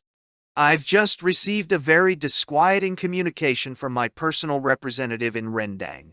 Very highly placed, she added parenthetically, and invariably well informed. Will found himself wondering which of all those sleek and much bemedaled guests at the Foreign Office cocktail party had double-crossed his fellow double-crossers, himself, of course, included. Within the last few days, the Rani went on, representatives of no less than 3 major oil companies, European and American, have flown into Rendang Lobo. My informant tells me that they're already working on the 4 or 5 key figures in the administration who might, at some future date, be influential in deciding who is to get the concession for Paula. You might. Will clicked his tongue disapprovingly. Considerable sums, she hinted, had been, if not directly offered, at least named and temptingly dangled. Nefarious, he commented. Nefarious, the Rani agreed, was the word. And that was why something must be done about it, and done immediately. From Bahu, she had learned that Will had already written to Lord Aldehyde, and within a few days a reply would doubtless be forthcoming. But a few days were too long. Time was of the essence, not only because of what those rival companies were up to, but also, and the Rani lowered her voice mysteriously, for other reasons. Now, her little voice kept exhorting. Now, without delay, Lord Aldehyde must be informed by cable of what was happening. The faithful Bahu, she added parenthetically, had offered to transmit the message in code by way of the Rendang legation in London, and along with the information must go an urgent request that he empower his special correspondent to take such steps. At this stage, the appropriate steps would be predominantly of a financial nature, as might be necessary to secure the triumph of their common cause. So with your permission, the voice concluded, I'll tell Bahu to send the cable immediately. In our joint names, Mr. Farnaby, yours and mine. I hope, mon cher, that this will be agreeable to you. It wasn't at all agreeable, but there seemed to be no excuse, seeing that he had already written that letter to Joe Aldehyde, for demurring. And so, yes, of course, he cried with a show of enthusiasm belied by his long dubious pause, before the words were uttered, in search of an alternative answer. We ought get the reply sometime tomorrow, he added. We shall get it tonight, the Rani assured him. Is that possible? With God. Con espressione. All things are possible. Quite, he said, quite. But still, I go by what my little voice tells me. Tonight it's saying, and he will give Mr. Farnaby carte blanche, she repeated with gusto. And Farnaby will be completely successful. I wonder, he said doubtfully. You must be successful. Must be, she insisted. Why? Because it was God who inspired me to launch the crusade of the Spirit. I don't quite get the connection. Perhaps I oughtn't to tell you, she said. Then, after a moment of silence, but after all, why not? If our cause triumphs, Lord Aldehyde has promised to back the crusade with all his resources. And since God wants the crusade to succeed, our cause cannot fail to triumph. Ah, QED, he wanted to shout, but restrained himself. It wouldn't be polite, and anyhow this was no joking matter. Well, I must call Bahu, said the Rani. A bientôt, my dear Farnaby. And she rang off. Shrugging his shoulders, Will turned back to the notes on what's what.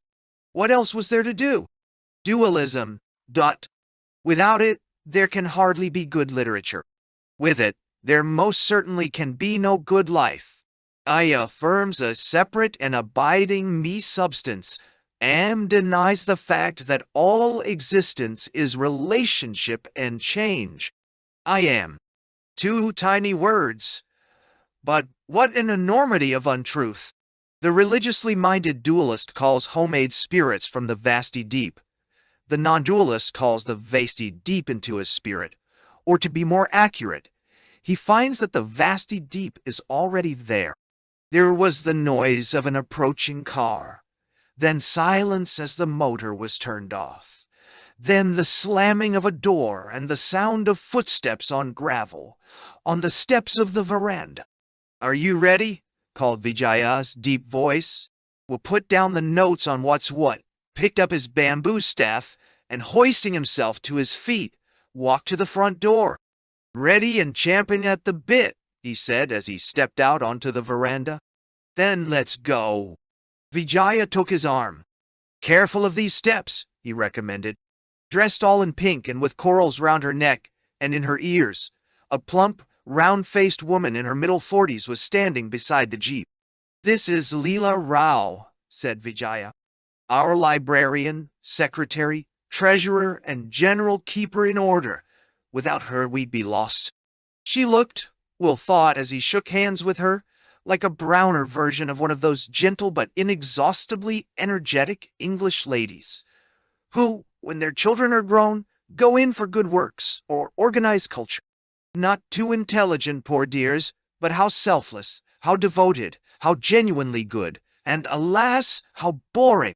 I was hearing of you, Mrs. Rao volunteered, as they rattled along past the lotus pond and out onto the highway, from my young friends, Radha and Ranga. I hope, said Will, that they approved of me as heartily as I approved of them. Mrs. Rao's face brightened with pleasure. I'm so glad you like them.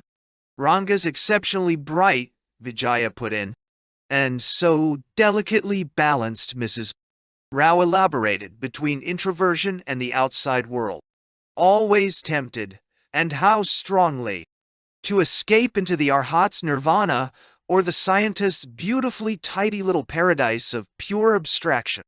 Always tempted, but often resisting temptation. For Ranga, the Arhat scientist, was also another kind of Ranga. A Ranga capable of compassion. Ready, if one knew how to make the right kind of appeal, to lay himself open to the concrete realities of life, to be aware, concerned, and actively helpful. How fortunate for him and for everyone else that he had found a girl like little Radha, a girl so intelligently simple, so humorous and tender, so richly endowed for love and happiness.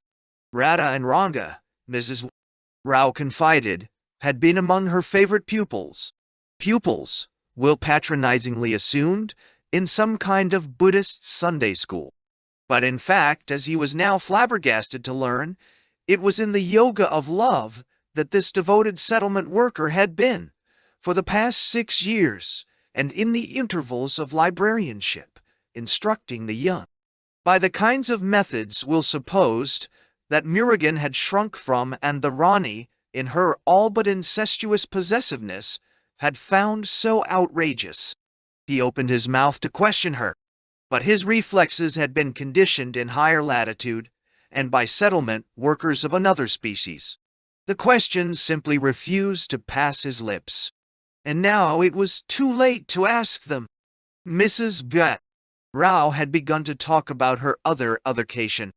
If you knew, she was saying, what trouble we have with books in this climate. The paper rots, the glue liquefies, the bindings disintegrate, the insects devour. Literature and the tropics are really incompatible.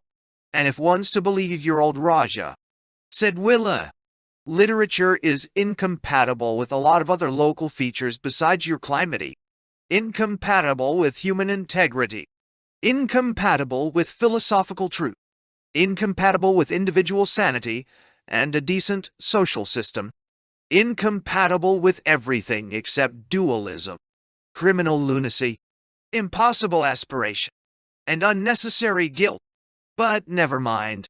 He grinned ferociously. Colonel Deepa will put everything right. After Pala has been invaded and made safe for war and oil and heavy industry, you'll undoubtedly have a golden age of literature and theology. Me, Bundy. I'd like to laugh, said Vijaya.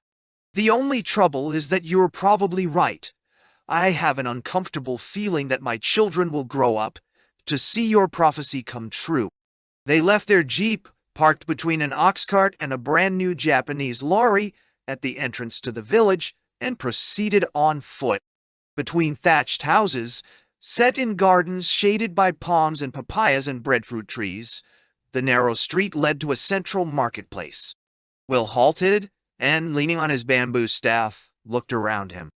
On one side of the square stood a charming piece of Oriental Rococo with a pink stucco facade and gazebos at the four corners, evidently the town hall.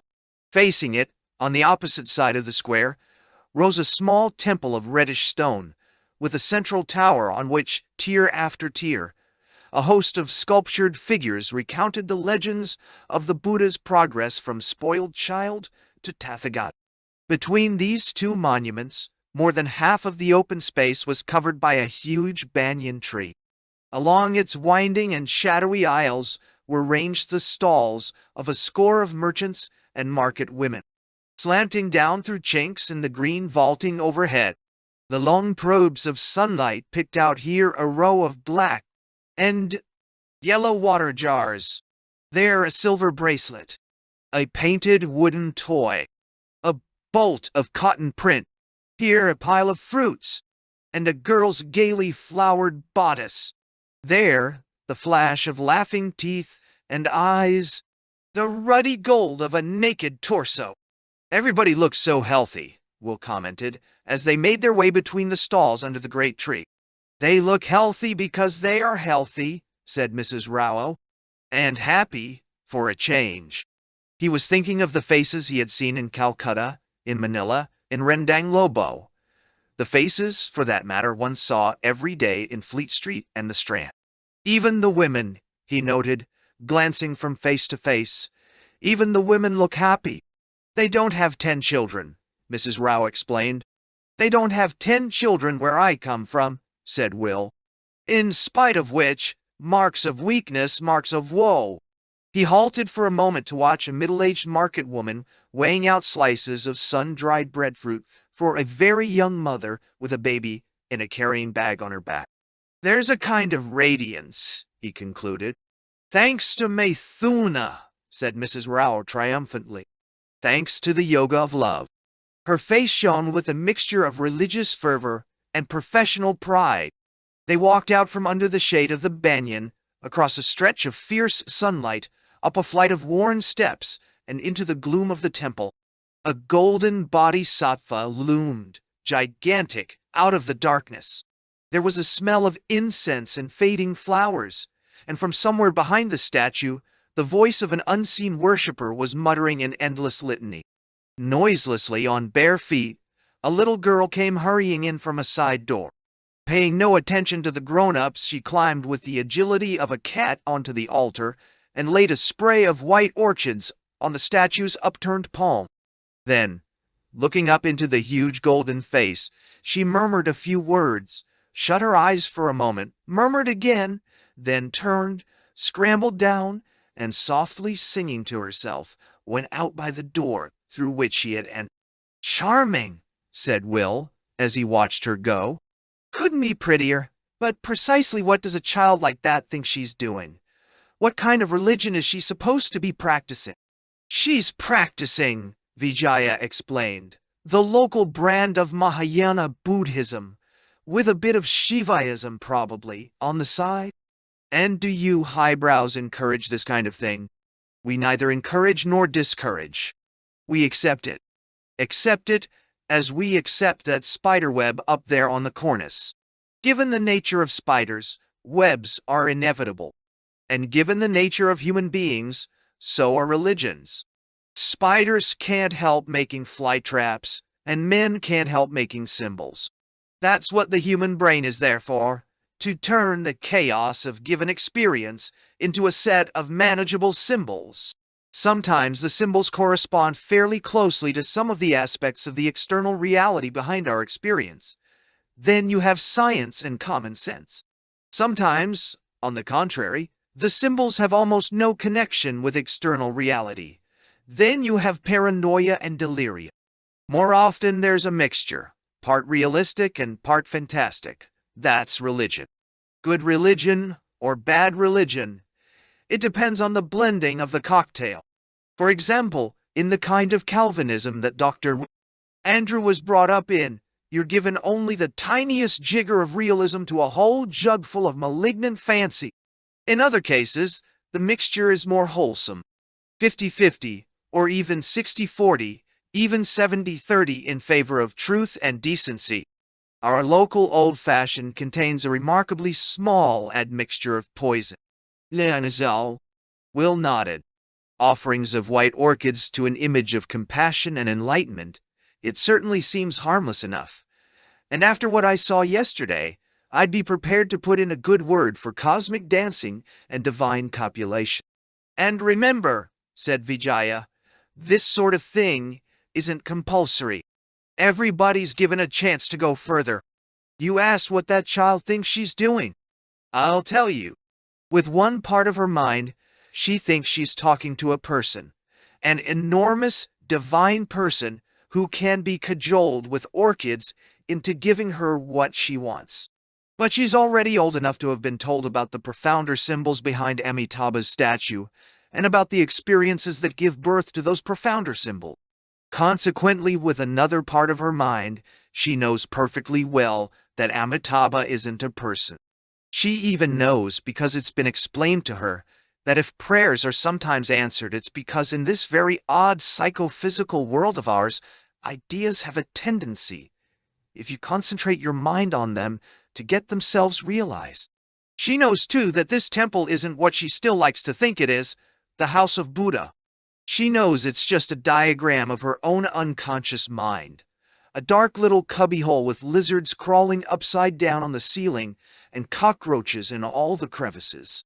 But at the heart of the verminous darkness sits enlightenment. And that's another thing the child is doing. She's unconsciously learning a lesson about herself. She's being told that if she'd only stop giving herself suggestions to the contrary, she might discover that her own busy little mind is also mind with a large M-E. And how soon will the lesson be learned? When will she stop giving herself those suggestions? She may never learn. A lot of people don't. On the other hand, a lot of people do. He took Will's arm and led him into the deeper darkness behind the image of enlightenment. The chanting grew more distinct, and there, hardly visible in the shadows, sat the chanter, a very old man, naked to the waist, and except for his moving lips, as rigidly still as Amitabha's golden statue. "What's he intoning?" Will asked. "Something in Sanskrit," 7 incomprehensible syllables again and again. Good old vain repetition. Not necessarily vain, Mrs. Rao objected. Sometimes it really gets you somewhere. It gets you somewhere, Vijaya elaborated, not because of what the words mean or suggest, but simply because they're being repeated. You could repeat hey diddle diddle and it would work just as well as or Kyrie Ellison or Allah ila ila Allah. It works because when you're busy with the repetition of hey, diddle diddle, or the name of God, you can't be entirely preoccupied with yourself. The only trouble is that you can hey diddle diddle yourself downwards as well as upwards, down into the not thought of idiocy as well as up into the not thought of pure awareness. So, I take it, you wouldn't recommend this kind of thing, said Will, to our little friend with the orchids? Not unless she were unusually jittery or anxious, which she isn't. I know her very well. She plays with my children. Then, what would you do in her case? Among other things, said Vijaya, I'd take her, in another year or so, to the place we're going to now. What place? The meditation room. Will followed him through an archway and along a short corridor. Heavy curtains were parted, and they stepped into a large whitewashed room with a long window, to their left, that opened onto a little garden planted with banana and breadfruit trees. There was no furniture, only a scattering on the floor of small square cushions. On the wall opposite the window hung a large oil painting. Will gave it a glance, then approached to look into it more closely. My word, he said at last. Who is it by? Gobind Singh. And who's Gobind Singh? The best landscape painter Paula ever produced. He died in 48. Why haven't we ever seen anything by him? Because we like his work too well to export any of it. Good for you, said Will. But bad for us. He looked again at the picture.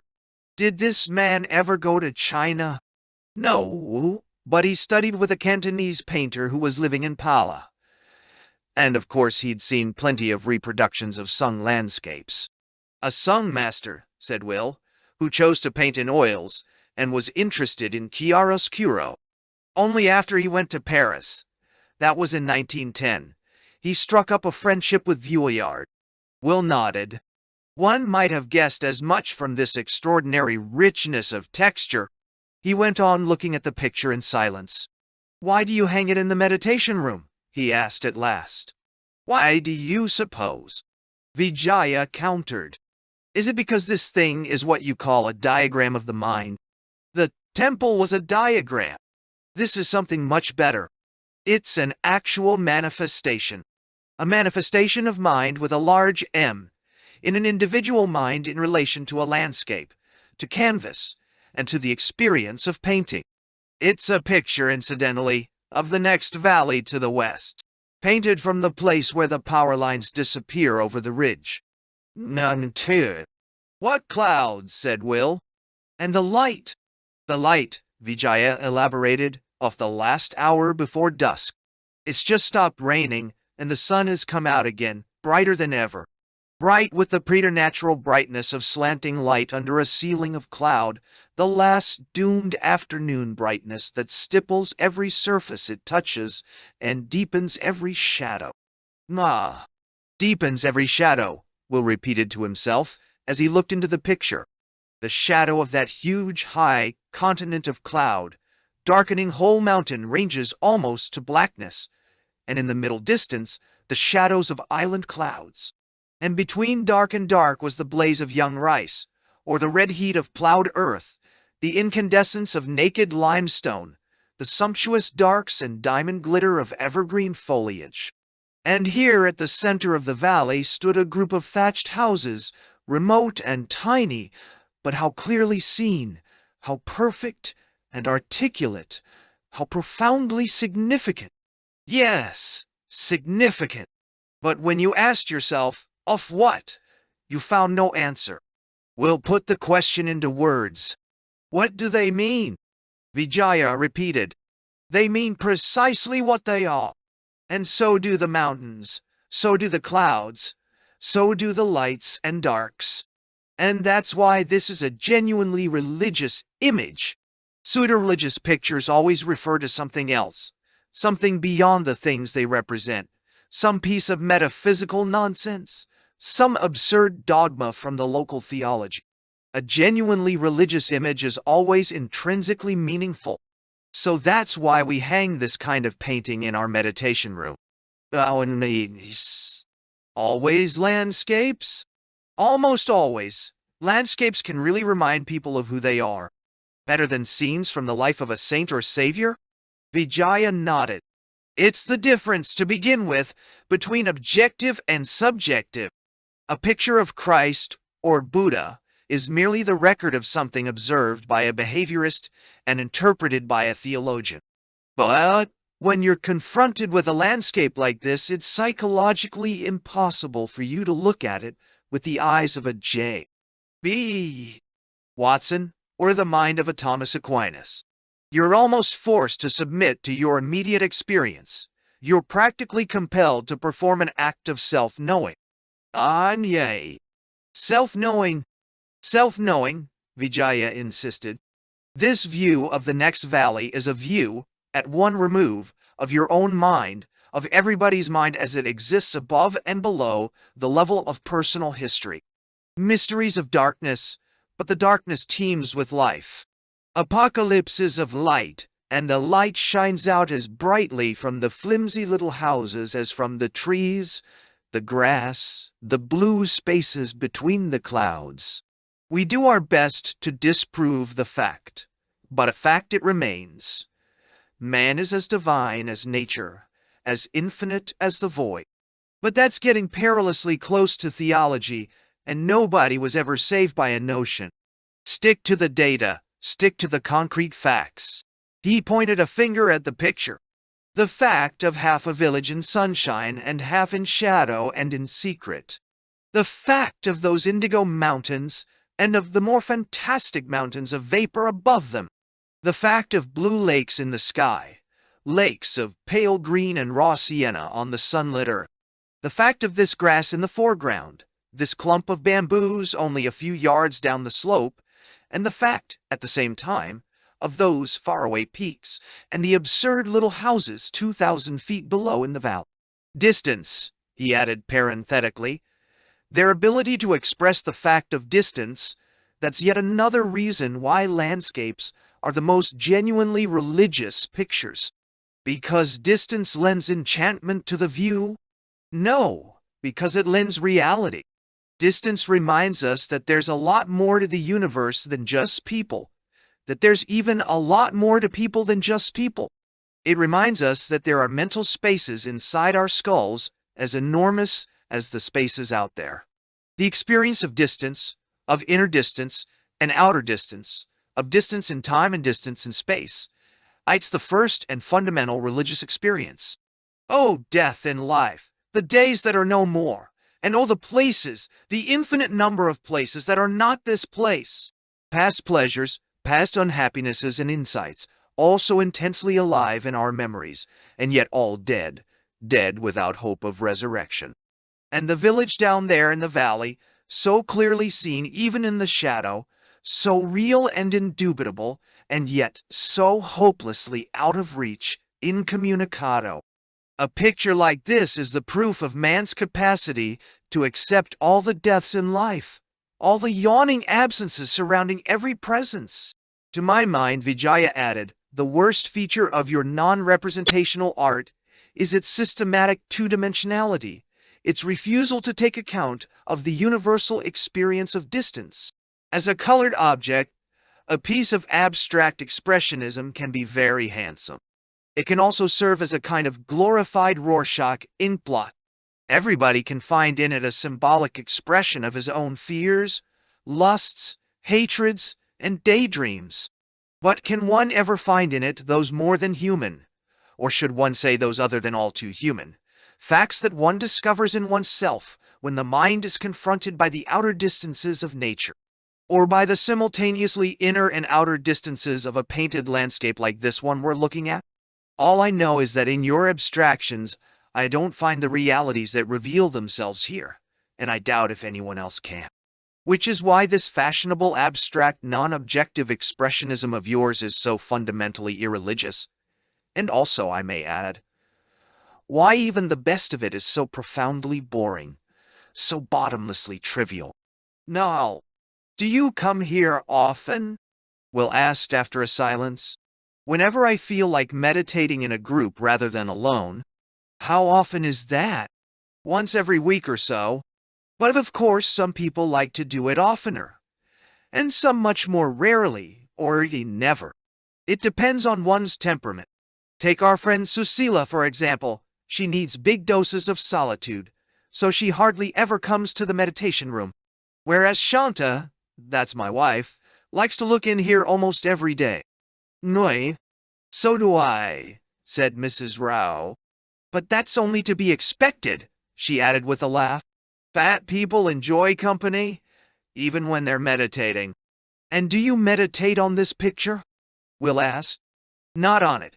From it, if you see what I mean, or rather parallel with it. I look at it, and the other people look at it, and it reminds us all of who we are and what we aren't, and how what we aren't might turn into who we are. Is there any connection, Will asked, between what you've been talking about and what I saw up there in the Shiva temple? Of course there is, she answered.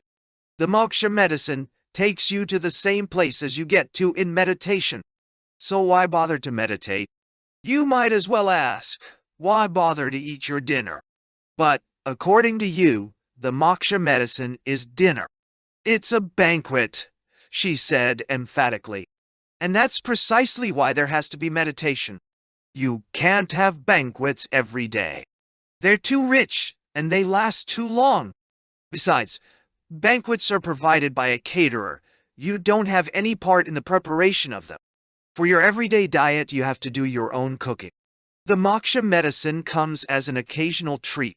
Now, in theological terms, said Vijaya, the moksha medicine prepares one for the reception of gratuitous graces, mystical visions, or the full-blown mystical experiences.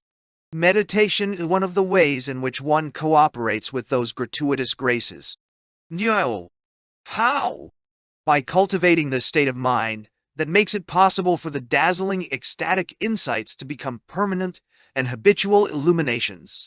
By getting to know oneself to the point where one won't be compelled by one's unconscious to do all the ugly, absurd, self-stultifying things that one so often finds oneself doing. Yes. You mean it helps one to be more intelligent? Not more intelligent in relation to science or logical argument. More intelligent on the deeper level of concrete experiences and personal relationship. More intelligent on that level, said Mrs. Rao, even though one may be very stupid upstairs. She patted the top of her head. I'm too dumb to be any good at the things that Dr. Robert and Vijaya are good at, genetics and biochemistry and philosophy and all the rest. And I'm no good at painting or poetry or acting. No talents and no cleverness. So I ought to feel horribly inferior and depressed. But in fact I don't, thanks entirely to the moksha medicine and meditation. No talents or cleverness. But when it comes to living, when it comes to understanding people and helping them, I feel myself growing more and more sensitive and skillful. And when it comes to what Vijaya calls gratuitous graces, she broke off. You could be the greatest genius in the world, but you wouldn't have anything more than what I've been given. Isn't that true, Vijaya? Perfectly true. She turned back to Will. So you see, Mr. Farnaby, Paula's the place for stupid people. The greatest happiness of the greatest number. And we stupid ones are the greatest number. People like Dr. Robert and Vijaya and my darling Ranga, we recognize their superiority. We know very well that their kind of intelligence is enormously important. But we also know that our kind of intelligence is just as important. And we don't envy them, because we're given just as much as they are. Sometimes even more. Sometimes, Vijaya agreed. Even more. For the simple reason that a talent for manipulating symbols tempts its possessors into habitual symbol manipulation, And habitual symbol manipulation is an obstacle in the way of concrete experiencing and the reception of gratuitous graces. Runny day, ren, still. So you see, said Mrs. Rao, you don't have to feel too sorry for us. She looked at her watch. Goodness, I shall be late for Dilip's dinner if I don't hurry. She started briskly towards the door. Time, Will mocked. Time even in this place of timeless meditation. Time for dinner breaking incorrigibly into eternity. He laughed. Never take yes for an answer. The nature of things is always no. Mrs. Rao halted for a moment and looked back at him. But sometimes, she said with a smile, it's eternity that miraculously breaks into time, even into dinner time. Goodbye. She waved her hand and was gone. Which is better? Will wondered aloud as he followed Vijaya through the dark temple, out into the noonday glare. Which is better, to be born stupid into an intelligent society, or intelligent into an insane one? 12. Here we are, said Vijaya, when they had reached the end of the short street that led downhill from the marketplace. He opened a wicket gate and ushered his guest into a tiny garden, at the further end of which, on its low stilts, stood a small thatched house. From behind the bungalow, a yellow mongrel dog rushed out and greeted them with a frenzy of ecstatic yelps and jumps and tail waggings. A moment later, a large green parrot, with white cheeks and a bill of polished jet, came swooping down from nowhere and landed with a squawk and a noisy fluttering of wings on Vijaya's shoulder. Parrots for you, said Will. Minus for little Mary Sarojini. You people seem to be on remarkably good terms with the local fauna. Vijaya nodded. Pala is probably the only country in which an animal theologian would have no reason for believing in devils. For animals everywhere else, Satan quite obviously is Homo sapiens. They climbed the steps to the veranda and walked through the open front door into the bungalow's main living room. Seated on a low chair near the window, a young woman in blue was nursing her baby son.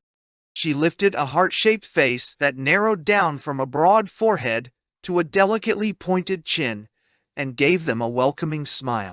I've brought Will Farnaby, said Vijaya as he bent down to kiss her. Shanta held out her free hand to the stranger. I hope Mr. Dial Farnaby doesn't object to nature in the raw, she said. As though to give point to her words, the baby withdrew his mouth from the brown nipple and belched. A white bubble of milk appeared between his lips, swelled up and burst. He belched again, then resumed his sucking. Even at 8 months, she added, Rama's table manners are still rather primitive. A fine specimen, said Will politely. He was not much interested in babies, and had always been thankful for those repeated miscarriages which had frustrated all Molly's hopes and longings for a child. Who's he going to look like, you or Vijaya? Shanta laughed, and Vijaya joined in, enormously, an octave lower. He certainly won't look like Vijaya, she answered. Why not? For the sufficient reason, said Vijaya, that I'm not genetically responsible. In other words, the baby isn't Vijaya's son. Will looked from one laughing face to the other, then shrugged his shoulders. I give up. 4 years ago, Shanta explained, we produced a pair of twins who are the living image of Vijaya. This time we thought it would be fun to have a complete change. We decided to enrich the family with an entirely new physique and temperament. Did you ever hear of Gobind Singh? Nah. Vijaya has just been showing me his painting in your meditation room. Well, that's the man we chose for Rama's father. But I understood he was dead. Shanta nodded. But his soul goes marching along. What do you mean? DF and AI. DF and IEA. Deep freeze and artificial insemination. Oh, I see. Actually, said Vijaya, we developed the techniques of AI about 20 years before you did. But of course, we couldn't do much with it until we had electric power and reliable refrigerators. We got those in the late 20s. Since then, we've been using AI in a big way. No. So you see, Shanta chimed in, my baby might grow up to be a painter. That is, if that kind of talent is inherited. And even if it isn't, he'll be a lot more endomorphic and viscerotonic than his brothers or either of his parents, which is going to be very interesting and educative for everybody concerned. Zero. Do many people go in for this kind of thing? Will asked. More and more. In fact, I'd say that practically all the couples who decide to have a third child now go in for AI. So do quite a lot of those who mean to stop at number 2. Take my family, for example. There's been some diabetes among my father's people, so they thought it best, he and my mother, to have both their children by AI. My brothers descended from 3 generations of dancers, and genetically, I'm the daughter of Dr. Robert's first cousin, Malcolm Chakravarti MacPhail, who was the old Raja's private secretary. And the author, Vijaya added, of the best history of Pala. Chakravarti MacPhail was one of the ablest men of his generation. Will looked at Shanta, then back again at Vijaya. And has the ability been inherited? He asked. So much so, Vijaya answered, that I have the greatest difficulty in maintaining my position of masculine superiority. Shanta has more brains than I have, but fortunately, she can't compete with my brawn. Brawn, Shanta repeated sarcastically. Brawn. I seem to remember a story about a young lady called Delilah. Incidentally, Vijaya went on, Shanta has 32 half-brothers and 29 half-sisters, and more than a third of them are exceptionally bright. So you're improving the race. Very definitely. Give us another century, and our average IQ will be up to 115. Whereas ours, at the present rate of progress, will be down to about 85. Better medicine, more congenital deficiencies preserved and passed on. It'll make things a lot easier for future dictators. At the thought of this cosmic joke, he laughed aloud. Then, after a silence, what about the ethical and religious aspects of AI? He asked. In the early days, said Vijaya, there were a good many conscientious objectors. But now the advantages of AI have been so clearly demonstrated. Most married couples feel that it's more moral to take a shot at having a child of superior quality than to run the risk of slavishly reproducing whatever quirks and defects may happen to run in the husband's family. Meanwhile, the theologians have got busy. AI has been justified in terms of reincarnation and the theory of karma. Pious fathers now feel happy at the thought that they're giving their wife's children a chance of creating a better destiny for themselves and their posterity. No. A better destiny? Because they carry the germplasm of a better stock. And the stock is better because it's the manifestation of a better karma. We have a central bank of superior stocks. Superior stocks of every variety of physique and temperament. In your kind of environment, most people's heredity never gets a fair chance. In ours, it does. And incidentally, we have excellent genealogical and anthropometric records going back as far as the 1870s. So, you see, we're not working entirely in the dark. For example, we know that Gobind Singh's maternal grandmother was a gifted medium and lived to 96. So you see, said Shanta, we may even have a centenarian clairvoyant in the family. The baby belched again. She laughed. The oracle has spoken, as usual, very enigmatic. Turning to Vijaya, if you want lunch to be ready on time, she added, you better go and do something about it. Rama's going to keep me busy for at least another 10 minutes. No.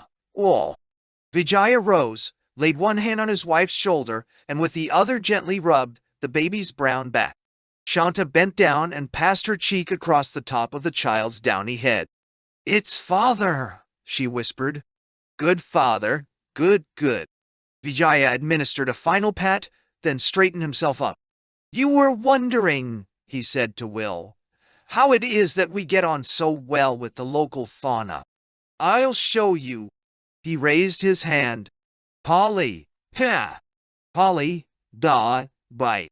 Cautiously, the big bird stepped from his shoulder to the extended forefinger. "Polly's a good bird," he chanted. "Polly's a very good bird." He lowered his hand to the point where a contact was made between the bird's body and the child's, then moved it slowly, feathers against brown skin, back and forth, back and forth. "Polly's a good bird," he repeated. "A good bird." The parrot uttered a succession of low chuckles, then leaned forward from its perch on Vijaya's finger and very gently nibbled at the child's tiny ear. "Such a good bird," Shanta whispered, taking up the refrain. "Such a good bird." "Dr. Ray." "Andrew picked up the idea," said Vijaya, "while he was serving as a naturalist on the Melampus. From a tribe in northern New Guinea. Neolithic people. But like you Christians and us Buddhists, they believed in love. And unlike us and you, they'd invented some very practical ways of making their belief come true. This technique was one of their happiest discoveries. Stroke the baby while you're feeding him. It doubles his pleasure.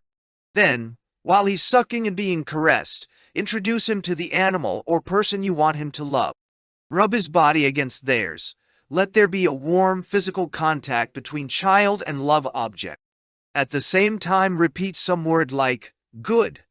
At first, he'll understand only your tone of voice. Later on, when he learns to speak, he'll get the full meaning. Food plus caress plus contact plus good equals love.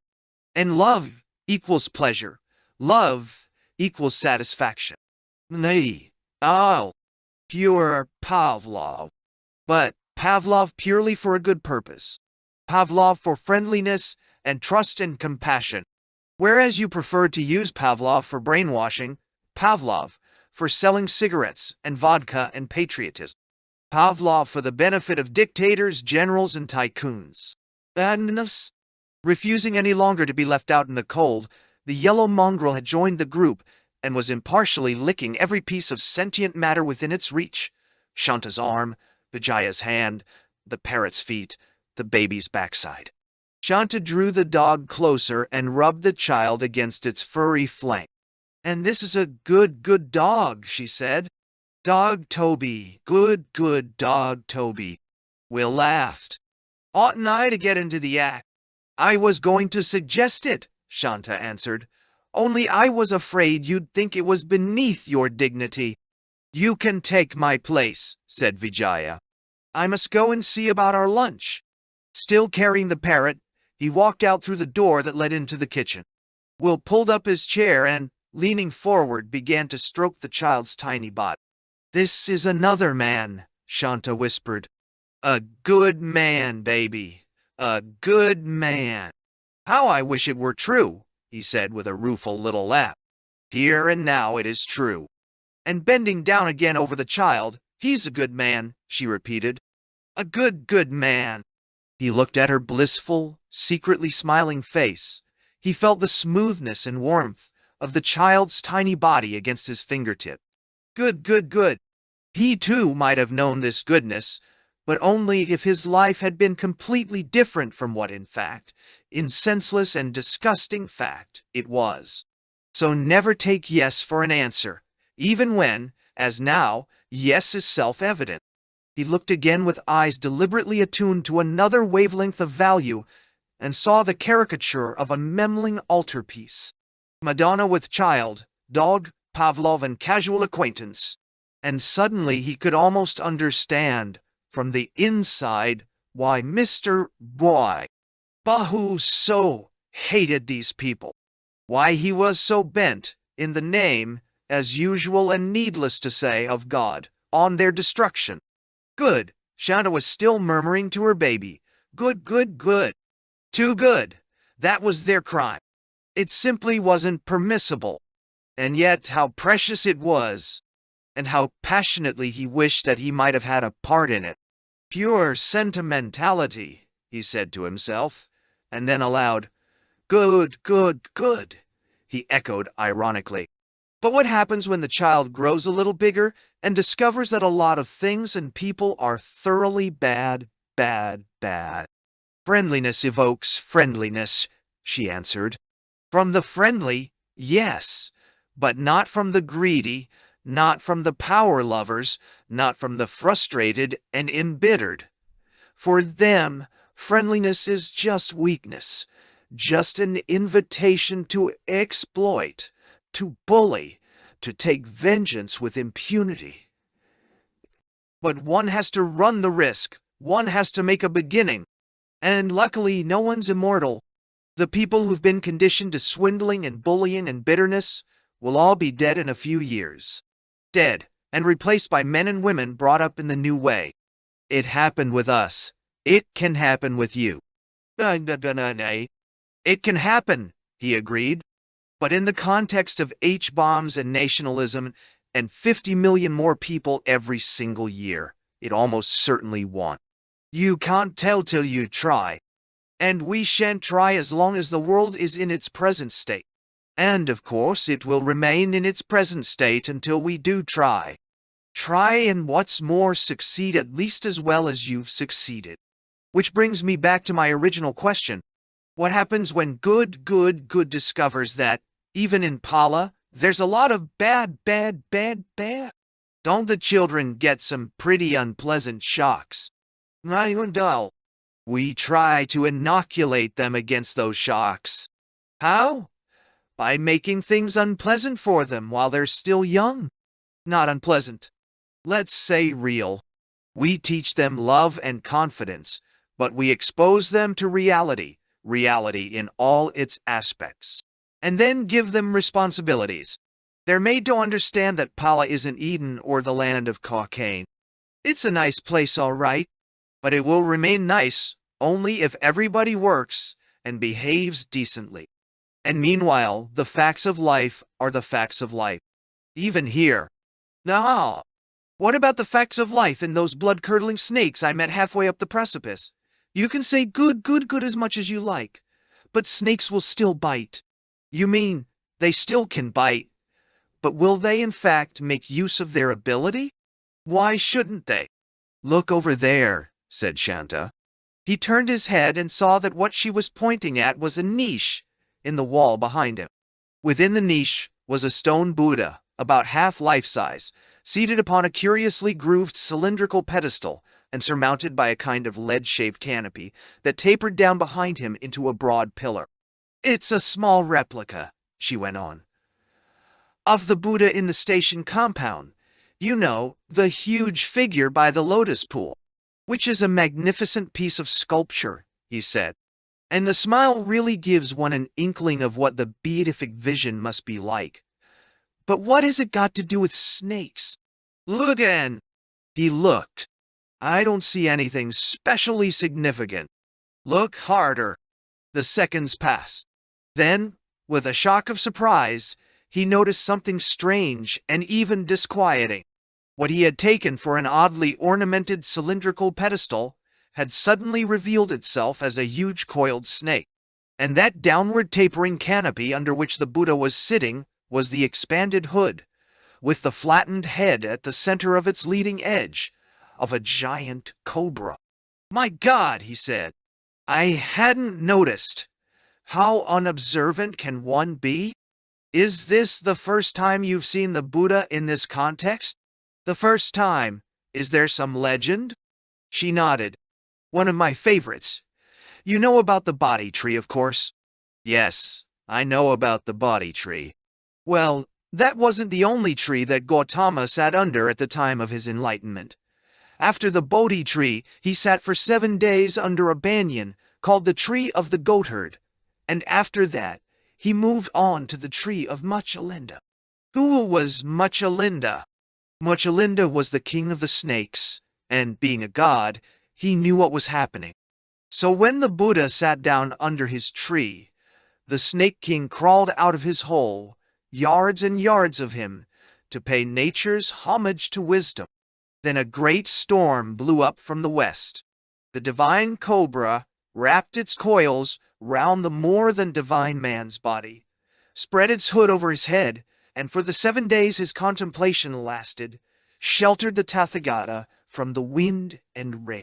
So there he sits to this day with cobra beneath him, cobra above him, conscious simultaneously of Cobra and the clear light and their ultimate identity.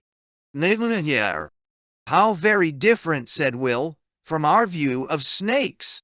And your view of snakes is supposed to be God's view. Remember Genesis.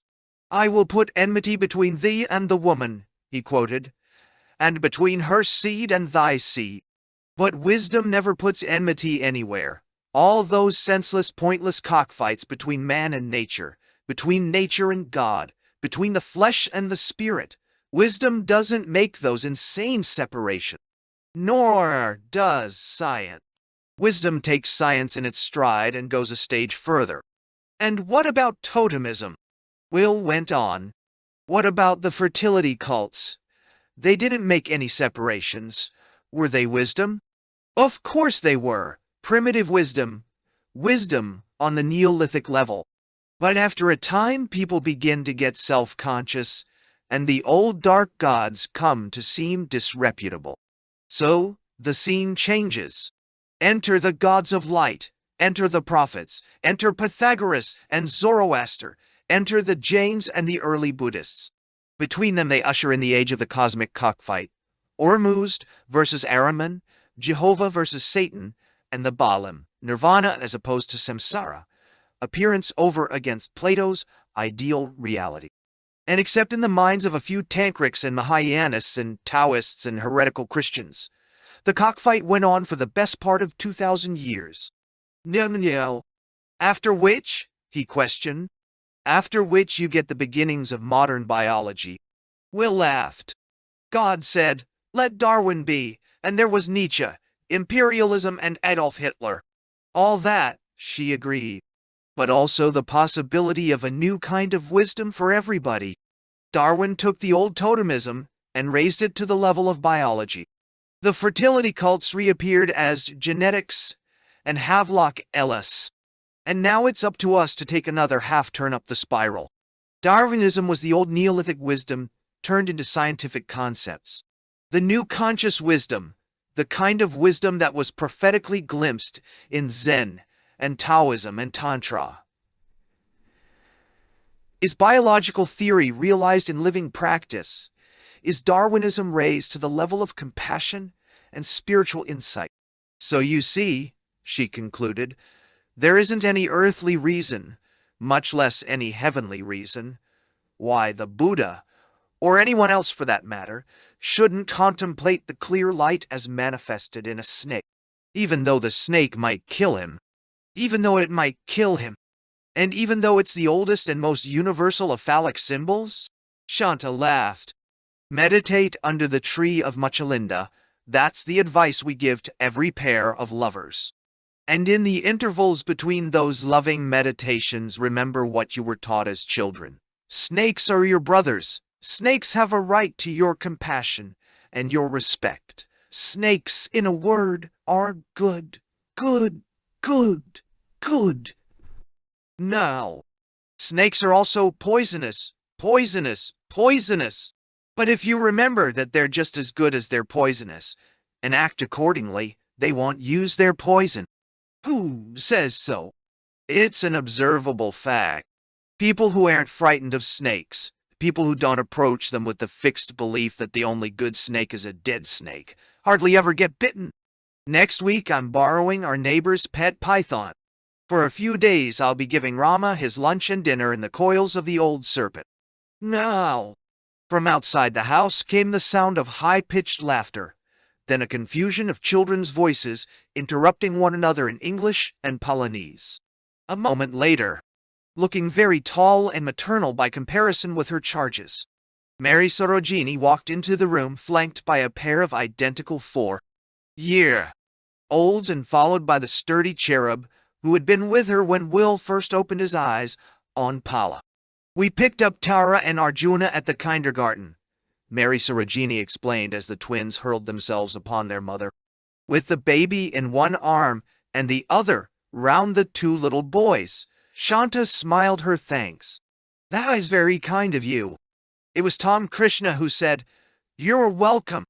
He stepped forward and, after a moment of hesitation, "I was wondering," he began, then broke off and looked appealingly at his sister. Mary Sarojini shook her head. "What were you wondering?" Shanta inquired. "Well, as a matter of fact, we were both wondering. I mean, could we come and have dinner with you?" "Oh, I see." Shanta looked from Tom Krishna's face to Mary Sarojini's and back again. "Well, you'd better go and ask Vijaya if there's enough to eat. He's doing the cooking today." "Okay," said Tom Krishna without enthusiasm. With slow, reluctant steps, he crossed the room and went out through the door into the kitchen. Shanta turned to Mary Sarojini. "What happened?" "Well, Mother's told him at least 50 times that she doesn't like his bringing lizards into the house. But this morning he did it again, so she got very cross with him. And you decided you'd better come and have dinner here? If it isn't convenient, Shanta, we could try the Rayos or the Rajajanadasas." "I'm quite sure it will be convenient," Shanta assured her. "I only thought it would be good for Tom Krishna to have a little talk with Vijaya." "You're perfectly right," said Mary Sarojini gravely. Then, very businesslike, "Tara, Arjuna," she called. "Come with me to the bathroom and we'll get washed up. They're pretty grubby," she said to Shanta as she led them away. Will waited until they were out of earshot, then turned to Shanta. "I take it that I've just been seeing a mutual adoption club in action." "Fortunately," said Shanta, "in very mild action. Tom Krishna and Mary Sarojini get on remarkably well with their mother. There's no personal problem there, only the problem of destiny, the enormous and terrible problem of Dougal's being dead." "Will Susila marry again?" he asked. "I hope so. For everybody's sake.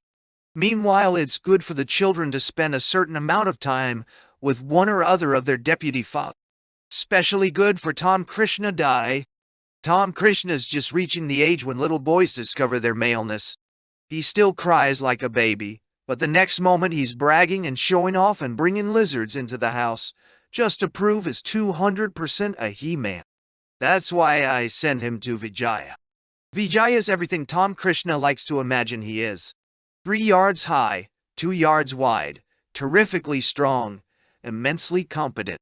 When he tells Tom Krishna how he ought to behave, Tom Krishna listens as he would never listen to me or his mother, saying the same things. And Vijaya does say the same things as we would say. Because on top of being 200% male, he's almost 50% sensitive feminine. So you see, Tom Krishna is really getting the works. And now, she concluded, looking down at the sleeping child in her arms, I must put this young man to bed and get ready for lunch. 13. Washed and brushed, the twins were already in their high chairs.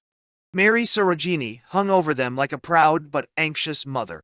At the stove, Vijaya was ladling rice and vegetables out of an earthenware pot. Cautiously, and with an expression on his face of focused concentration, Tom Krishna carried each bowl, as it was filled, to the table. "There," said Vijaya when the last brimming bowl had been sent on its way. He wiped his hands, walked over to the table and took his seat. "Better tell our guest about grace," he said to Shanta. Turning to Will and Pala, she explained, "We don't say grace before meals. We say it with meals, or rather we don't say grace. We chew it." "Chew it?" "Grace is the first mouthful of each course, chewed and chewed until there's nothing left of it. And all the time you're chewing, you pay attention to the flavor of the food, to its consistency and temperature, to the pressures on your teeth and the feel of the muscles in your jaws. And meanwhile, I suppose, you give thanks to the Enlightened One, or Shiva, or whoever it may be." Shanta shook her head emphatically. "That would distract your attention, and attention is the whole point. Attention to the experience of something given, something you haven't invented. Not the memory of a form of words addressed to somebody in your imagination." She looked round the table. "Shall we begin?" "Hurrah!" the twins shouted in unison and picked up their spoons. For a long minute, there was a silence, broken only by the twins who had not yet learned to eat without smacking their lips. "May we swallow now?" asked one of the little boys at last. Shanta nodded. Everyone swallowed. There was a clinking of spoons and a burst of talk from full mouths. "Well," Shanta inquired, "what did your grace taste like?" "It tasted," said Will, "like a long succession of different things. Or rather a succession of variations on the fundamental theme of rice and turmeric and red peppers and zucchini, and something leafy that I don't recognize. It's interesting how it doesn't remain the same. I'd never really noticed that before." "No." "And while you were paying attention to these things, you were momentarily delivered from daydreams, from memories, from anticipations, from silly notions, from all the symptoms of you. Isn't tasting me?" Shanta looked down the length of the table to her husband.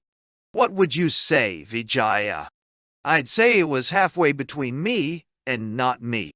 Tasting is not me doing something for the whole organism. And at the same time, tasting is me being conscious of what's happening. And that's the point of our chewing, Grace, to make the me more conscious of what the not me is up to."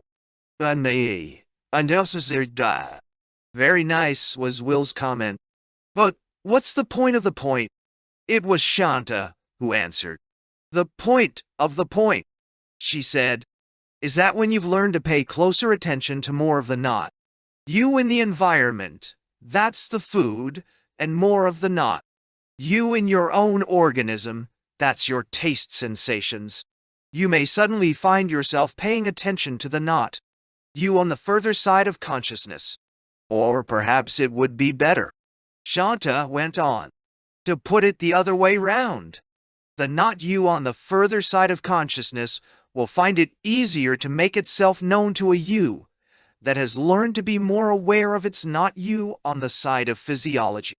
She was interrupted by a crash, followed by a howl from one of the twins.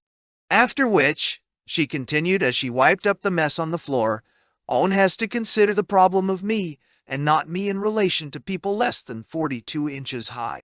A prize of 64,000 crores of rupees will be given to anyone who comes up with a foolproof solution." She wiped the child's eyes, had him blow his nose, then gave him a kiss and went to the stove for another bowl of rice. "What are your chores for this afternoon?" Vijaya asked when lunch was over. "We're on scarecrow duty," Tom Krishna answered importantly. "In the field just below the schoolhouse," Mary Sarojini added. "Then I'll take you there in the car," said Vijaya. Turning to Will Farnaby, "Would you like to come along?" he asked. Will nodded. And if it's permissible," he said, "I'd like to see the school while I'm about it. Sit in, maybe, at some of the classes." Shanta waved goodbye to them from the veranda, and a few minutes later they came in sight of the parked jeep. "The school's on the other side of the village," explained Vijaya as he started the motor. "We have to take the bypass. It goes down and then up again. Down through terraced fields of rice and maize and sweet potatoes. Then, on the level, along a contour line, with a muddy little fish pond on the left and an orchard of breadfruit trees on the right, and finally up again through more fields, some green, some golden. And there was the schoolhouse, white and spacious under its towering shade trees. And down there," said Mary Sarojini, "are our scarecrows." Will looked in the direction she was pointing. In the nearest of the terraced fields below them, the yellow rice was almost ready to harvest. Two small boys in pink loincloths and a little girl in a blue skirt were taking turns at pulling the strings that set in motion two life-sized marionettes attached to poles at either end of the narrow field.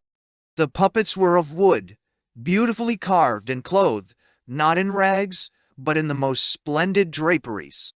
Will looked at them in astonishment. "Solomon in all his glory," he exclaimed, "was not arrayed like one of these." But then Solomon, he went on to reflect, was only a king. These gorgeous scarecrows were beings of a higher order. One was a future Buddha, the other a delightfully gay, East Indian version of God the Father, as one sees him in the Sistine Chapel, swooping down over the newly created Adam. With each tug of the string, the future Buddha wagged his head, uncrossed his legs from the lotus posture, danced a brief fandango in the air, then crossed them again and sat motionless for a moment, until another jerk of the string once more disturbed his meditations. God the Father, meanwhile, waved his outstretched arm, wagged his forefinger in portentous warning, opened and shut his horsehair, fringed mouth, and rolled a pair of eyes, which, being made of glass, flashed comminatory fire at any bird that dared to approach the rice. And all the time a brisk wind was fluttering his draperies, which were bright yellow, with a bold design, in brown, white, and black, of tigers and monkeys, while the future Buddha's magnificent robes of red and orange rayon bellied and flapped around him with an aeolian jingling of dozens of little silver bells. Are all your scarecrows like this? Will asked. It was the old Raja's idea, Vijaya answered. He wanted to make the children understand that all gods are homemade, and that it's we who pull their strings and so give them the power to pull ours. Make them dance, said Tom Krishna. Make them wiggle. He laughed delightedly. Vijaya stretched out an enormous hand and patted the child's dark curly head. That's the spirit. And turning back to Willip, quote, gods, unquote, he said in what was evidently an imitation of the old Raja's manner.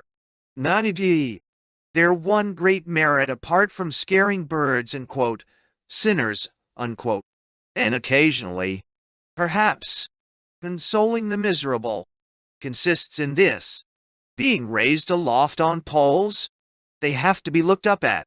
And when anyone looks up, even at a god, he can hardly fail to see the sky beyond. And what's the sky?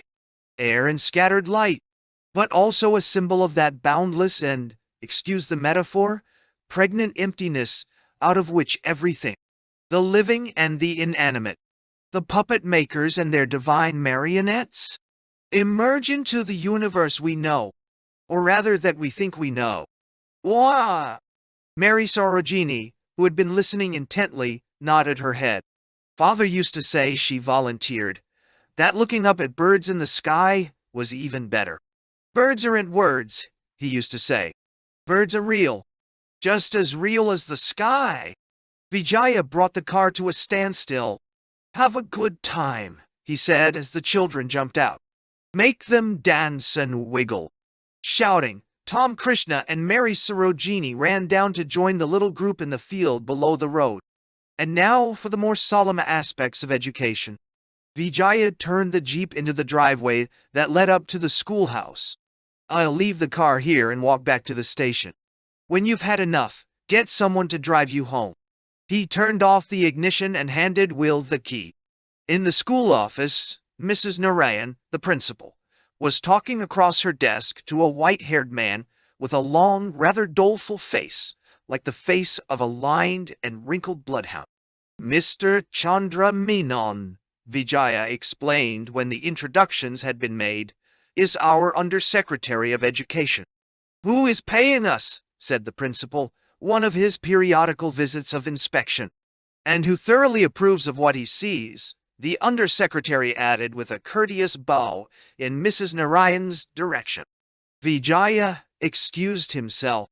I have to get back to my work, he said, and moved towards the door. Are you specially interested in education?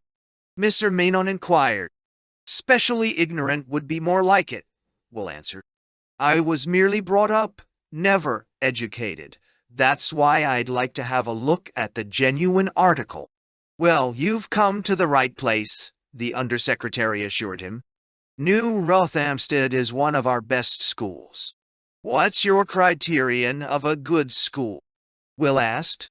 Success. In what? Winning scholarships? Getting ready for jobs? Obeying the local categorical imperatives? All that, of course, said Mr. Menon. But the fundamental question remains, what are boys and girls for? Will shrugged his shoulders. The answer depends on where you happen to be domiciled. For example, what are boys and girls for in America? Answer, for mass consumption. And the corollaries of mass consumption are mass communications, mass advertising, mass opiates in the form of television, meprobamate, positive thinking, and cigarettes. And now that Europe has made the breakthrough into mass production, what will its boys and girls be for? For mass consumption and all the rest, just like the boys and girls in America. Whereas in Russia there's a different answer. Boys and girls are for strengthening the national state. Hence, all those engineers and science teachers, not to mention 50 divisions ready for instant combat and equipped with everything from tanks to H-bombs and long-range rockets. And in China it's the same, but a good deal more so. What are boys and girls for there? For cannon fodder, industry fodder, agriculture fodder, road building fodder. So east is east and west is west, for the moment. But the twain may meet in one or other of two ways. West may get so frightened of East, they will give up thinking that boys and girls are for mass consumption and decide instead that they're for cannon fodder and strengthening the state. Alternatively, East may find itself under such pressure from the appliance-hungry masses who long to go Western that it will have to change its mind and say that boys and girls are really for mass consumption. But that's for the future. As of now, the current answers to your question are mutually exclusive. And both of the answers, said Mr. Menon, are different from ours. What are our Paulinese boys and girls for? Neither for mass consumption, nor for strengthening the state. The state has to exist, of course. And there has to be enough for everybody. That goes without saying. It's only on those conditions that boys and girls can discover what in fact they are for. Only on those conditions that we can do anything about it. And what in fact are they for? For actualization. For being turned into full-blown human beings. Will nodded. Notes on what's what, he commented. Become what you really are. The old Raja, said Mr. Menon was mainly concerned with what people really are on the level that's beyond individuality. And of course, we're just as much interested in that as he was. But our first business is elementary education. And elementary education has to deal with individuals in all their diversity of shape, size, temperament, gifts, and deficiencies. Individuals in their transcendent unity are the affair of higher education. That begins in adolescence and is given concurrently with advanced elementary education. No. Begins, I take it, said Will, with the first experience of the moksha medicine. So you've heard about the moksha medicine? I've even seen it in action. Dr. Robert, the principal explained, took him yesterday to see an initiation. By which, added Will, I was profoundly impressed. When I think of my religious training. He left the sentence eloquently unfinished. Well, as I was saying, Mr. Bob, Menon continued, adolescents get both kinds of education concurrently. They're helped to experience their transcendental unity with all other sentient beings, and at the same time they're learning, in their psychology and physiology classes, that each one of us has his own constitutional uniqueness. Everybody's different from everybody else. No, Donnery. When I was at school, said Will, the pedagogues did their best to iron out those differences, or at least to plaster them over with the same late Victorian ideal. The ideal of the scholarly but Anglican football-playing gentleman. But now tell me what you do about the fact that everybody's different from everybody else. Nay. We begin, said Mr. Menon, by assessing the differences. Precisely who or what, anatomically, biochemically, and psychologically is this child? In the organic hierarchy, which takes precedence, his gut, his muscles, or his nervous system? How near does he stand to the three polar extremes? How harmonious or how disharmonious is the mixture of his component elements, physical and mental? How great is his inborn wish to dominate, or to be sociable, or to retreat into his inner world? And how does he do his thinking and perceiving and remembering? Is he a visualizer or a non-visualizer? Does his mind work with images or with words, with both at once or with neither? How close to the surface is his storytelling faculty? Does he see the world as Wordsworth and Traherne saw it when they were children? And if so, what can be done to prevent the glory and the freshness from fading into the light of common day? Or, in more general terms, how can we educate children on the conceptual level without killing their capacity for intense nonverbal experience? How can we reconcile analysis with vision? And there are dozens of other questions that must be asked and answered. For example, does this child absorb all the vitamins in his food, or is he subject to some chronic deficiency that, if it isn't recognized and treated, will lower his vitality, darken his mood, make him see ugliness, feel boredom and think foolishness or malice?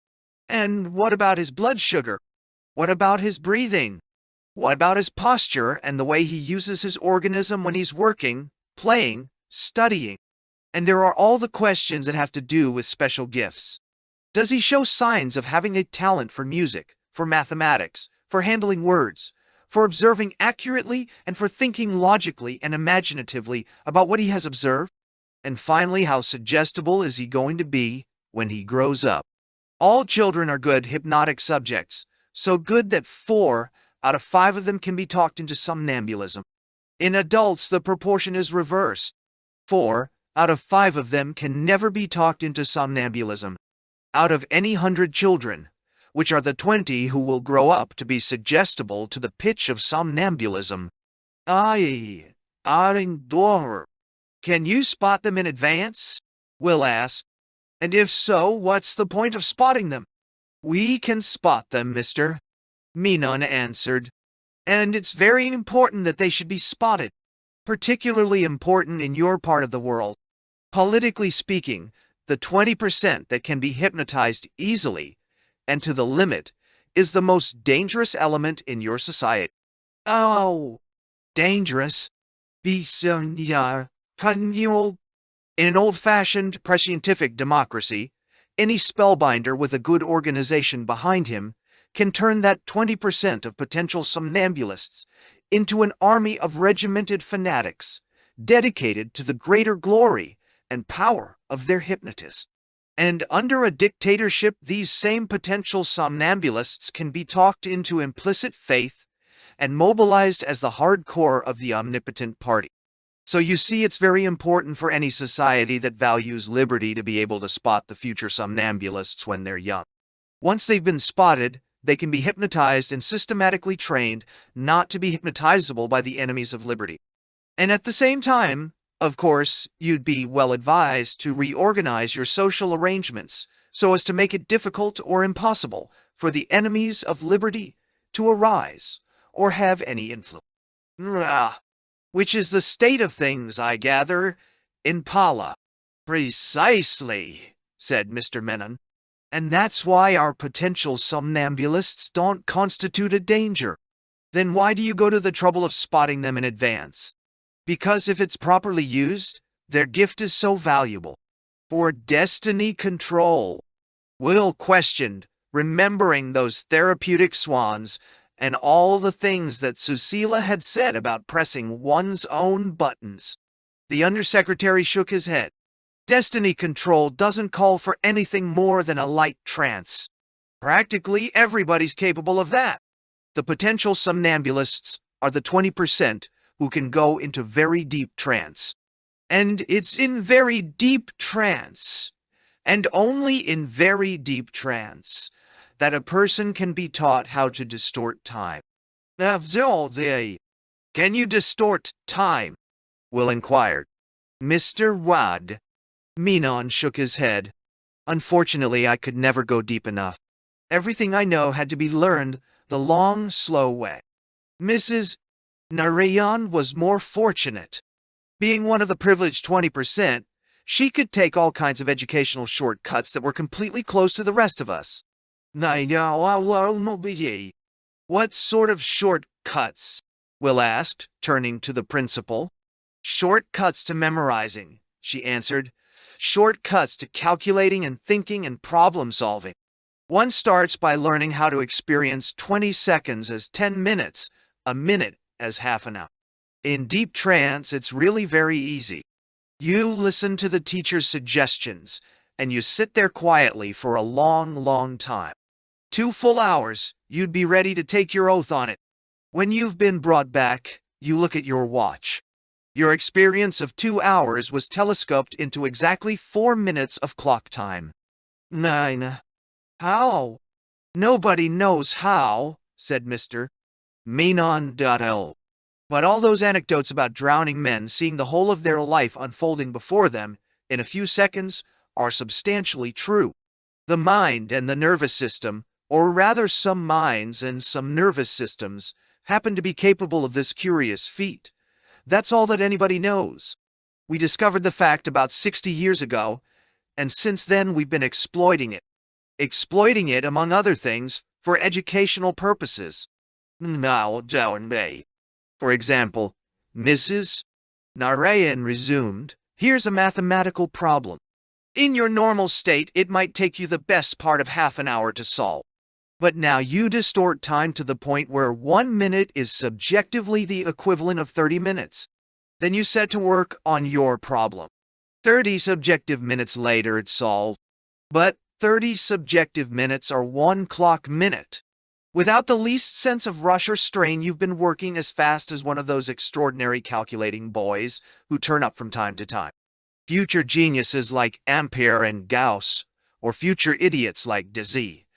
But all of them, by some built-in trick of time, distortion, capable of getting through an hour's hard work in a couple of minutes, sometimes in a matter of seconds.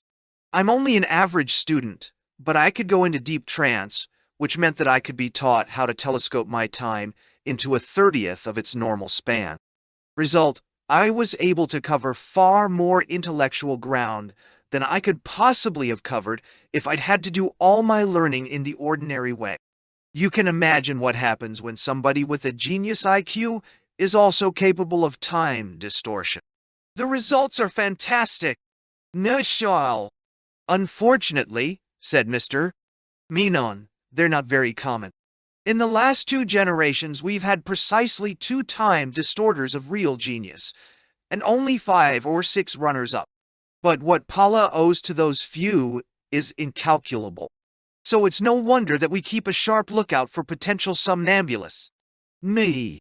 Well, you certainly ask plenty of searching questions about your little pupils. Will concluded after a brief silence. What do you do when you've found the answers? We start educating accordingly, said Mr. Rott. Menon. For example, we ask questions about every child's physique and temperament. When we have the answers, we sort out all the shyest, tensest, most over-responsive and introverted children and assemble them in a single group. Then, little by little, the group is enlarged. First, a few children with tendencies towards indiscriminate sociability are introduced. Then 1 or 2 little muscle men and muscle women, children with tendencies towards aggressiveness and love of power. It's the best method we've found for getting little boys and girls at the 3 polar extremes to understand and tolerate one another. After a few months of carefully controlled mixing, they're ready to admit that people with a different kind of hereditary makeup have just as good a right to exist as they have. And the principle, said Mrs. Narayan, is explicitly taught as well as progressively applied. In the lower forms, we do the teaching in terms of analogies with familiar animals. Cats like to be by themselves. Sheep like being together. Martens are fierce and can't be tamed. Guinea pigs are gentle and friendly. Are you a cat person or sheep person, a guinea pig person, or a marten person? Talk about it in animal parables, and even very small children can understand the fact of human diversity and the need for mutual forbearance. Mutual forgiveness. Oh, and later on, said Mr. Menon, when they come to read the Gita, we tell them about the link between constitution and religion. Sheep people and guinea pig people love ritual and public ceremonies and revivalistic emotion. their temperamental preferences can be directed into the way of devotion. Cat people like to be alone, and their private broodings can become the way of self-knowledge. Martin people want to do things, and the problem is how to transform their driving aggressiveness into the way of disinterested action. Ay. And the way to the way of disinterested action is what I was looking at yesterday, said Will. The way that leads through woodchopping and rock climbing, is that it? Woodchopping and rock climbing, said Mr. Menon, are special cases. Let's generalize and say that the way to all the ways leads through the redirection of power. What's that? The principle is very simple. You take the power generated by fear or envy or too much noradrenaline, or else by some built-in urge that happens at the moment to be out of place. You take it and, instead of using it to do something unpleasant to someone else, instead of repressing it and so doing something unpleasant to yourself, you consciously direct it along a channel where it can do something useful. Or, if not useful, at least harmless. No. Here's a simple case, said the principal. An angry or frustrated child has worked up enough power for a burst of crying, or bad language, or a fight. If the power generated is sufficient for any of those things, it's sufficient for running or dancing, more than sufficient for 5 deep breaths. I'll show you some dancing later on. For the moment, let's confine ourselves to breathing. Any irritated person who takes 5 deep breaths releases a lot of tension, and so makes it easier for himself to behave rationally. So we teach our children all kinds of breathing games to be played whenever they're angry or upset. Some of the games are competitive. Which of 2 antagonists can inhale most deeply and say, on the outgoing breath for the longest time? It's a duel that ends, almost without fail, in reconciliation. But of course, there are many occasions when competitive breathing is out of place. So here's a little game that an exasperated child can play on his own, a game that's based on the local folklore. Every Balinese child has been brought up on Buddhist legends, and in most of these pious fairy stories, somebody has a vision of a celestial being. A bodhisattva, say, in an explosion of lights, jewels and rainbows. And along with the glorious vision, there's always an equally glorious olfaction. The fireworks are accompanied by an unutterably delicious perfume. Well, we take these traditional fantasies, which are all based, needless to say, on actual visionary experiences of the kind induced by fasting, sensory deprivation, or mushrooms, and we set them to work. Violent feelings, we tell the children, are like earthquakes. They shake us so hard that cracks appear in the wall that separates our private selves from the shared universal Buddha nature. You get cross, something inside of you cracks, and through the crack out comes a whiff of the heavenly smell of enlightenment. Like champak, like ylang ylang, like gardenias, only infinitely more wonderful. So don't miss this heavenliness that you've accidentally released. It's there every time you get cross. Inhale it, breathe it in, fill your lungs with it. Again and again. And they actually do it. After a few weeks of teaching, most of them do it as a matter of course. And, what's more, a lot of them really smell that perfume. The old repressive, "thou shalt not," has been translated into a new expressive and rewarding, "thou shalt." Potentially harmful power has been redirected into channels where it's not merely harmless, but may actually do some good. And meanwhile, of course, we've been giving the children systematic and carefully graduated training in perception and the proper use of language. They're taught to pay attention to what they see and hear, and at the same time they're asked to notice how their feelings and desires affect what they experience of the outer world, and how their language habits affect not only their feelings and desires, but even their sensations. What my ears and my eyes record is one thing. What the words I use and the mood I'm in and the purposes I'm pursuing allow me to perceive, make sense of, and act upon is something quite different. So you see, it's all brought together into a single educational process. What we give the children is simultaneously a training in perceiving and imagining, a training in applied physiology and psychology, a training in practical ethics and practical religion, a training in the proper use of language, and a training in self-knowledge. In a word, a training of the whole mind-body in all its aspects. What's the relevance, Will asked, of all this elaborate training of the mind-body to formal education? Does it help a child to do sums, or write grammatically, or understand elementary physics? It helps a lot, said Mr. Menondado. A trained mind-body learns more quickly and more thoroughly than an untrained one. It's also more capable of relating facts to ideas, and both of them to its own ongoing life. Suddenly and surprisingly, for that long, melancholy face gave one the impression of being incompatible with any expression of mirth more emphatic than a rather weary smile. He broke into a loud, long peal of laughter. "What's the joke? I was thinking of two people I met last time I was in England, at Cambridge. One of them was an atomic physicist, the other was a philosopher, both extremely eminent. But one had a mental age, outside the laboratory, of about 11, and the other was a compulsive eater with a weight problem that he refused to face. Two extreme examples of what happens when you take a clever boy, give him 15 years of the most intensive formal education, and totally neglect to do anything for the mind-body, which has to do the learning and the living. Yea. And your system, I take it, doesn't produce that kind of academic monster?" The undersecretary shook his head. "Until I went to Europe, I'd never seen anything of the kind. They're grotesquely funny," he added. "But goodness, how pathetic! And poor things, how curiously repulsive. Being pathetically and curiously repulsive, that's the price we pay for specialization." "For specialization," Mr.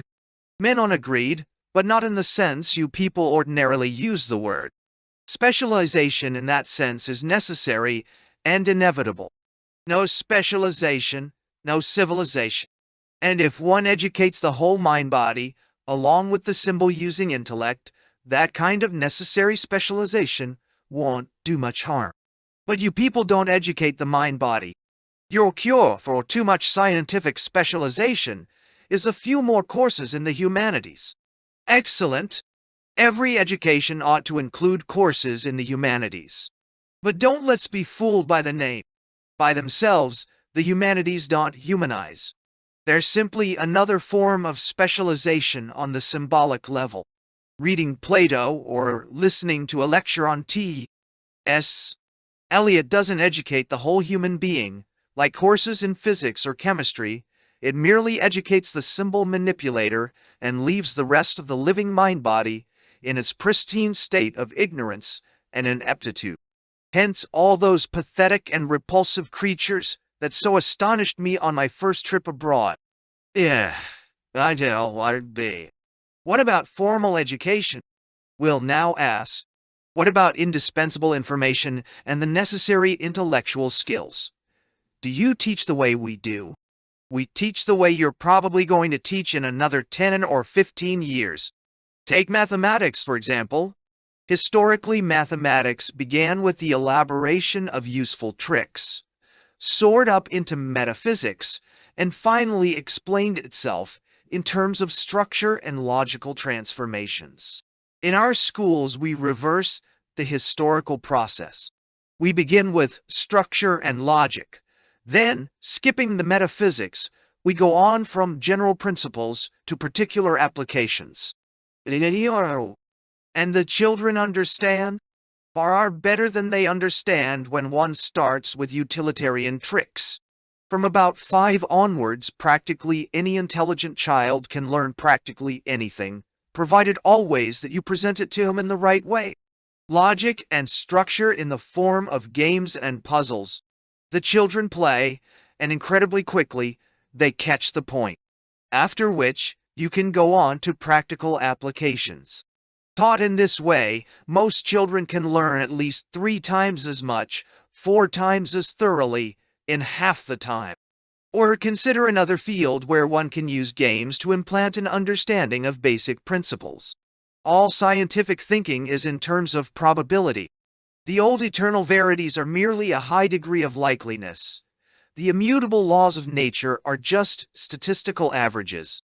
How does one get these profoundly unobvious notions into children's heads? By playing roulette with them, by spinning coins and drawing lots, by teaching them all kinds of games with cards and boards and dice. Monsieur Mail.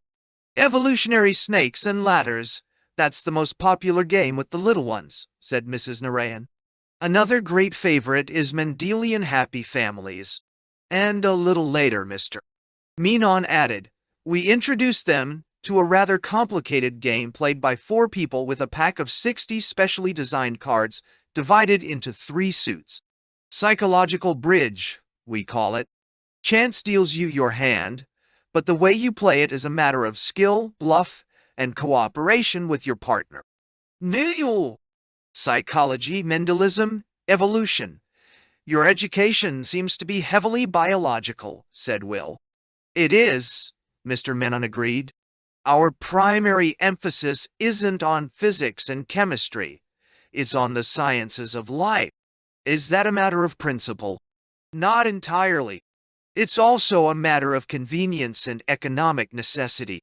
We don't have the money for large-scale research in physics and chemistry, and we don't really have any practical need for that kind of research. No heavy industries to be made more competitive. No armaments to be made more diabolical. Not the faintest desire to land on the backside of the moon. Only the modest ambition to live as fully human beings in harmony with the rest of life on this island, at this latitude, on this planet. We can take the results of your researches in physics and chemistry and apply them, if we want to or can afford it, to our own purposes. Meanwhile, we'll concentrate on the research which promises to do us the greatest good in the sciences of life and mind. If the politicians in the newly independent countries had any sense, he added, they'd do the same. But they want to throw their weight around. They want to have armies. They want it to catch up with the motorized television addicts of America and Europe. You people have no choice, he went on. You're irretrievably committed to applied physics and chemistry, with all their dismal consequences, military, political, and social. But the underdeveloped countries aren't committed. They don't have to follow your example. They're still free to take the road we've taken, the road of applied biology, the road of fertility control, and the limited production and selective industrialization which fertility control makes possible, the road that leads towards happiness from the inside out, through health, through awareness, through a change in one's attitude towards the world, not towards the mirage of happiness from the outside in, through toys and pills and non-stop distractions. They could still choose our way, but they don't want to. They want to be exactly like you, God help them. And as they can't possibly do what you've done, at any rate, within the time they've set themselves, they're foredoomed to frustration and disappointment, predestined to the misery of social breakdown and anarchy, and then to the misery of enslavement by tyrants. It's a completely foreseeable tragedy, and they're walking into it with their eyes open. And we can't do anything about it, the principal added. Can't do anything, said Mr.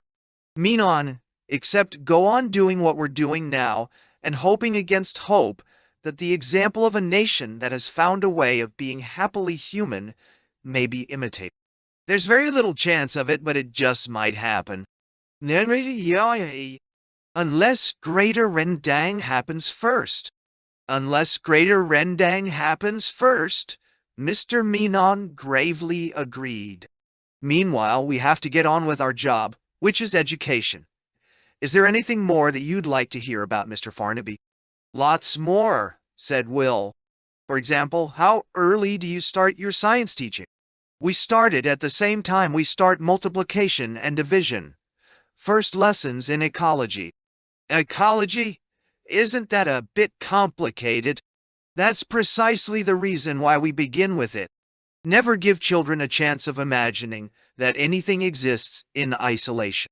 Make it plain from the very first that all living is relationship. Show them relationships in the woods, in the fields, in the ponds and streams, in the village and the country around it. Rub it in.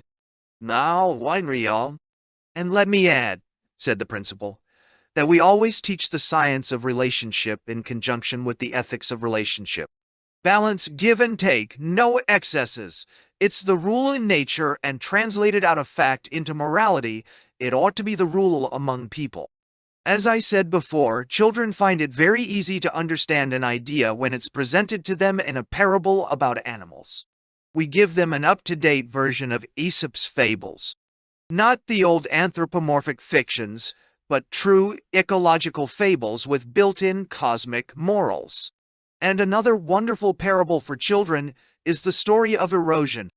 We don't have any good examples of erosion here, so we show them photographs of what has happened in Rendang, in India and China, in Greece and the Levant, in Africa and America. All the places where greedy, stupid people have tried to take without giving, to exploit without love or understanding. Treat nature well, and nature will treat you well. Hurt or destroy nature, and nature will soon destroy you. In a dust bowl, do as you would be done by is self-evident, much easier for a child to recognize and understand than in an eroded family or village. Psychological wounds don't show, and anyhow children know so little about their elders.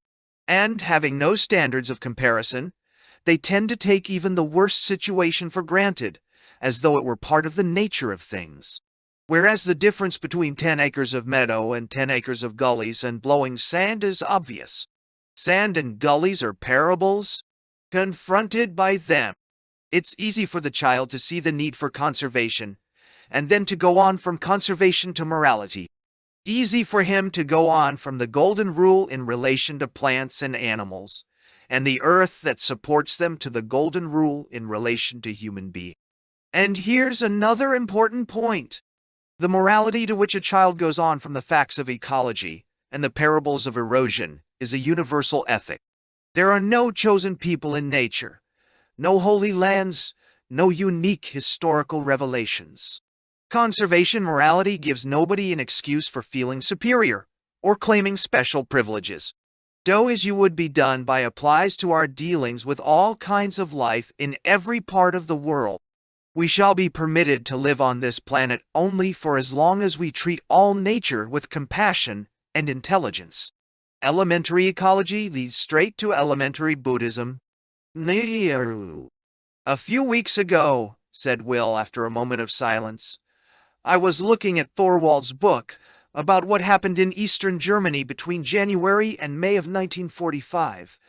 Have either of you read it? They shook their heads. Then don't, will advise. I was in Dresden 5 months after the February bombing. 50 or 60,000 civilians, mostly refugees running away from the Russians, burned alive in a single night. And all because little Adolf had never learned ecology. He smiled his flayed, ferocious smile. Never been taught the first principles of conservation. One made a joke of it because it was too horrible to be talked about seriously. Mr. Menon rose and picked up his briefcase. I must be going. He shook hands with Will. It had been a pleasure, and he hoped that Mr. Farnaby would enjoy his stay in Pala. Meanwhile, if he wanted to know more about Palinese education, he had only to ask Mrs. Narayan. Nobody was better qualified to act as a guide and instructor. Would you like to visit some of the classrooms? Mrs. Narayan asked when the undersecretary had left. Will rose and followed her out of the room and along a corridor. Mathematics, said the principal as she opened a door. And this is the upper fifth, under Mrs. Annett. Will bowed as he was introduced. The white-haired teacher gave a welcoming smile and whispered, We're deep, as you see, in a problem. He looked about him. At their desks, A score of boys and girls were frowning, in a concentrated, pencil-biting silence, over their notebooks. The bent heads were sleek and dark. Above the white, or khaki shorts, above the long, gaily colored skirts, the golden bodies glistened in the heat. Boys' bodies that showed the cage of the ribs beneath the skin. Girls' bodies fuller, smoother, with the swell of small breasts, firm, high-set, elegant as the inventions of a Rococo sculptor of nymphs. And everyone took them completely for granted. What a comfort, Will reflected, to be in a place where the fall was an exploded doctrine. Meanwhile, Mrs. Annan was explaining, sotto voce, so as not to distract the problem-solvers from their task, that she always divided her classes into two groups. The group of the visualizers, who thought in geometrical terms like the ancient Greeks, and the group of the non-visualizers, who preferred algebra and imageless abstractions. Somewhat reluctantly, Will withdrew his attention from the beautiful, unfallen world of young bodies, and resigned himself to taking an intelligent interest in human diversity and the teaching of mathematics. They took their leave, at last. Next door, in a pale blue classroom decorated with paintings of tropical animals, bodhisattvas and their Bosami Shaktis, the lower fifth were having their bi-weekly lesson in elementary applied philosophy. Breasts here were smaller, arms thinner and less muscular. These philosophers were only a year away from childhood. Symbols are public, the young man at the blackboard was saying, as Will and Mrs. Narayan entered the room. He drew a row of little circles, numbered them 1, 2, 3, 4, and N. These are people, he explained. Then from each of the little circles he drew a line that connected it with a square at the left of the board. He wrote in the center of the square, "This is the system of symbols that the people use when they want to talk to one another. They all speak the same language, English, Polynese, Eskimo. It depends where they happen to live.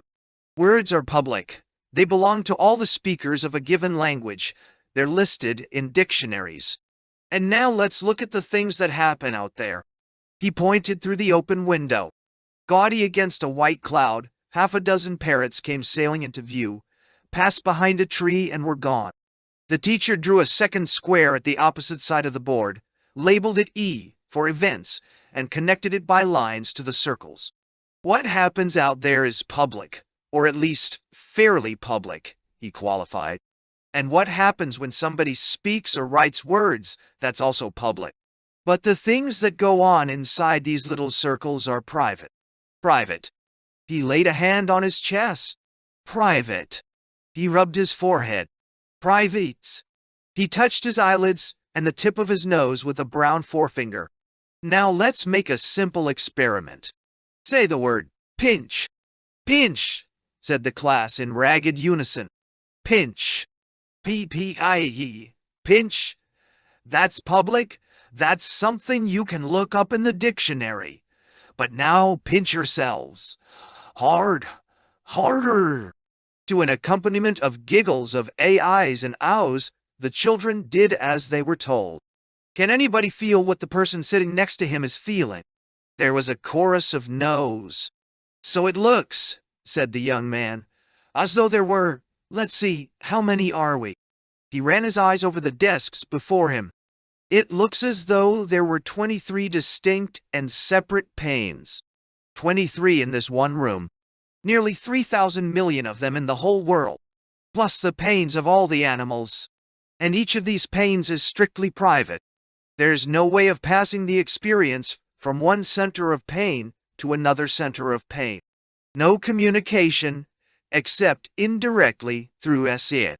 He pointed to the square at the left of the board, then to the circles at the center. Private panes here in 1, 2, 3, 4, and N. News about private panes out here at S, where you can say pinch, which is a public word, listed in a dictionary. And notice this. There's only one public word. Pain. For 3,000 million private experiences. Each of which is probably about as different from all the others as my nose is different from your noses, and your noses are different from one another. A word only stands for the ways in which things or happenings of the same general kind are like one another. That's why the word is public. And, being public, it can't possibly stand for the ways in which happenings of the same general kind are unlike one another. Oh, me. There was a silence. Then the teacher looked up and asked a question. Does anyone here know about Mahakasyapa? Several hands were raised. He pointed his finger at a little girl in a blue skirt and a necklace of shells sitting in the front row. You tell us, Amiya. Breathlessly, and with a lisp, Amiya began. Mahakasyapa, she said, was the only one of the disciples that understood what the Buddha was talking about. And what was he talking about? He wasn't talking. That's why they didn't understand. But Mahakasyapa understood what he was talking about, even though he wasn't talking. Is that it? The little girl nodded. That was it, exactly. They thought he was going to preach the sermon, she said, but he didn't. He just picked a flower and held it up for everybody to look at. And that was the sermon, shouted a small boy in a yellow loincloth, who had been wriggling in his seat, hardly able to contain his desire to impart what he knew. But nobody could understand that kind of a sermon, nobody but Mahakasyapa. So what did Mahakasyapa say when the Buddha held up that flower? Nothing, the yellow loincloth shouted triumphantly. He just smiled, Amiya elaborated. And that told the Buddha that he understood what it was all about. So he smiled back, and they just stood there, smiling and smiling. Very good, said the teacher. And now, he turned to the yellow loincloth. Let's hear what you think it was that Mahakasyapa understood. There was a silence. Then, crestfallen, the child shook his head. I don't know, he mumbled. Does anyone else know? There were several conjectures. Perhaps he'd understood that people get bored with sermons, even the Buddha's sermons. Perhaps he liked flowers as much as the compassionate one did. Perhaps it was a white flower, and that made him think of the clear light. Or perhaps it was blue, and that was Shiva's color. Good answers, said the teacher. Especially the first one. Sermons are pretty boring, especially for the preacher. But here's a question. If any of your answers had been what Mahakasyapa understood when Buddha held up the flower, why didn't he come out with it in so many words? No. Perhaps he wasn't a good speaker. He was an excellent speaker. Maybe he had a sore throat. If he'd had a sore throat, he wouldn't have smiled so happily. You tell us, called a shrill voice from the back of the room. Yes, you tell us. A dozen other voices chimed in. The teacher shook his head. If Mahakasyapa and the compassionate one couldn't put it into words, how can I? Meanwhile, let's take another look at these diagrams on the blackboard. Public words, more or less public events, and then people, completely private centers of pain and pleasure. Completely private, he questioned. But perhaps that isn't quite true. Perhaps, after all, there is some kind of communication between the circles. Not in the way I'm communicating with you now, through words, but directly. And maybe that was what the Buddha was talking about when his wordless flower sermon was over. I have the treasure of the unmistakable teachings, he said to his disciples, the wonderful mind of nirvana, the true form without form, beyond all words, the teaching to be given and received outside of all doctrines. This I have now handed to Mahakasyapa. Picking up the chalk again. He traced a rough ellipse that enclosed within its boundaries all the other diagrams on the board. The little circles representing human beings. The square that stood for events. And the other square that stood for words and symbols. All separate, he said, and yet all one. People, events, words. They're all manifestations of mind, of suchness, of the void. What Buddha was implying and what Mahakasyapa understood was that one can't speak these teachings, one can only be them, which is something you'll all discover when the moment comes for your initiation. Now, time to move on, the principal whispered. And when the door had closed behind them and they were standing again in the corridor, we use this same kind of approach, she said to Will, in our science teaching, beginning with botany. Why with botany? because it can be related so easily to what was being talked about just now. The Mahakasyapa story. Is that your starting point? No, we start prosaically with a textbook. The children are given all the obvious elementary facts, tidily arranged in the standard pigeonhole. Undiluted botany, that's the first stage. 6 or 7 weeks of it. After which they get a whole morning of what we call bridge building. 2.5 hours during which we try to make them relate everything they've learned in the previous lessons to art, language, religion, self-knowledge. Well, botany and self-knowledge. How do you build that bridge? It's really quite simple, Mrs. What? Narayan assured him. Each of the children is given a common flower, a hibiscus, for example, or better still, because the hibiscus has no scent, a gardenia. Scientifically speaking, what is a gardenia? What does it consist of?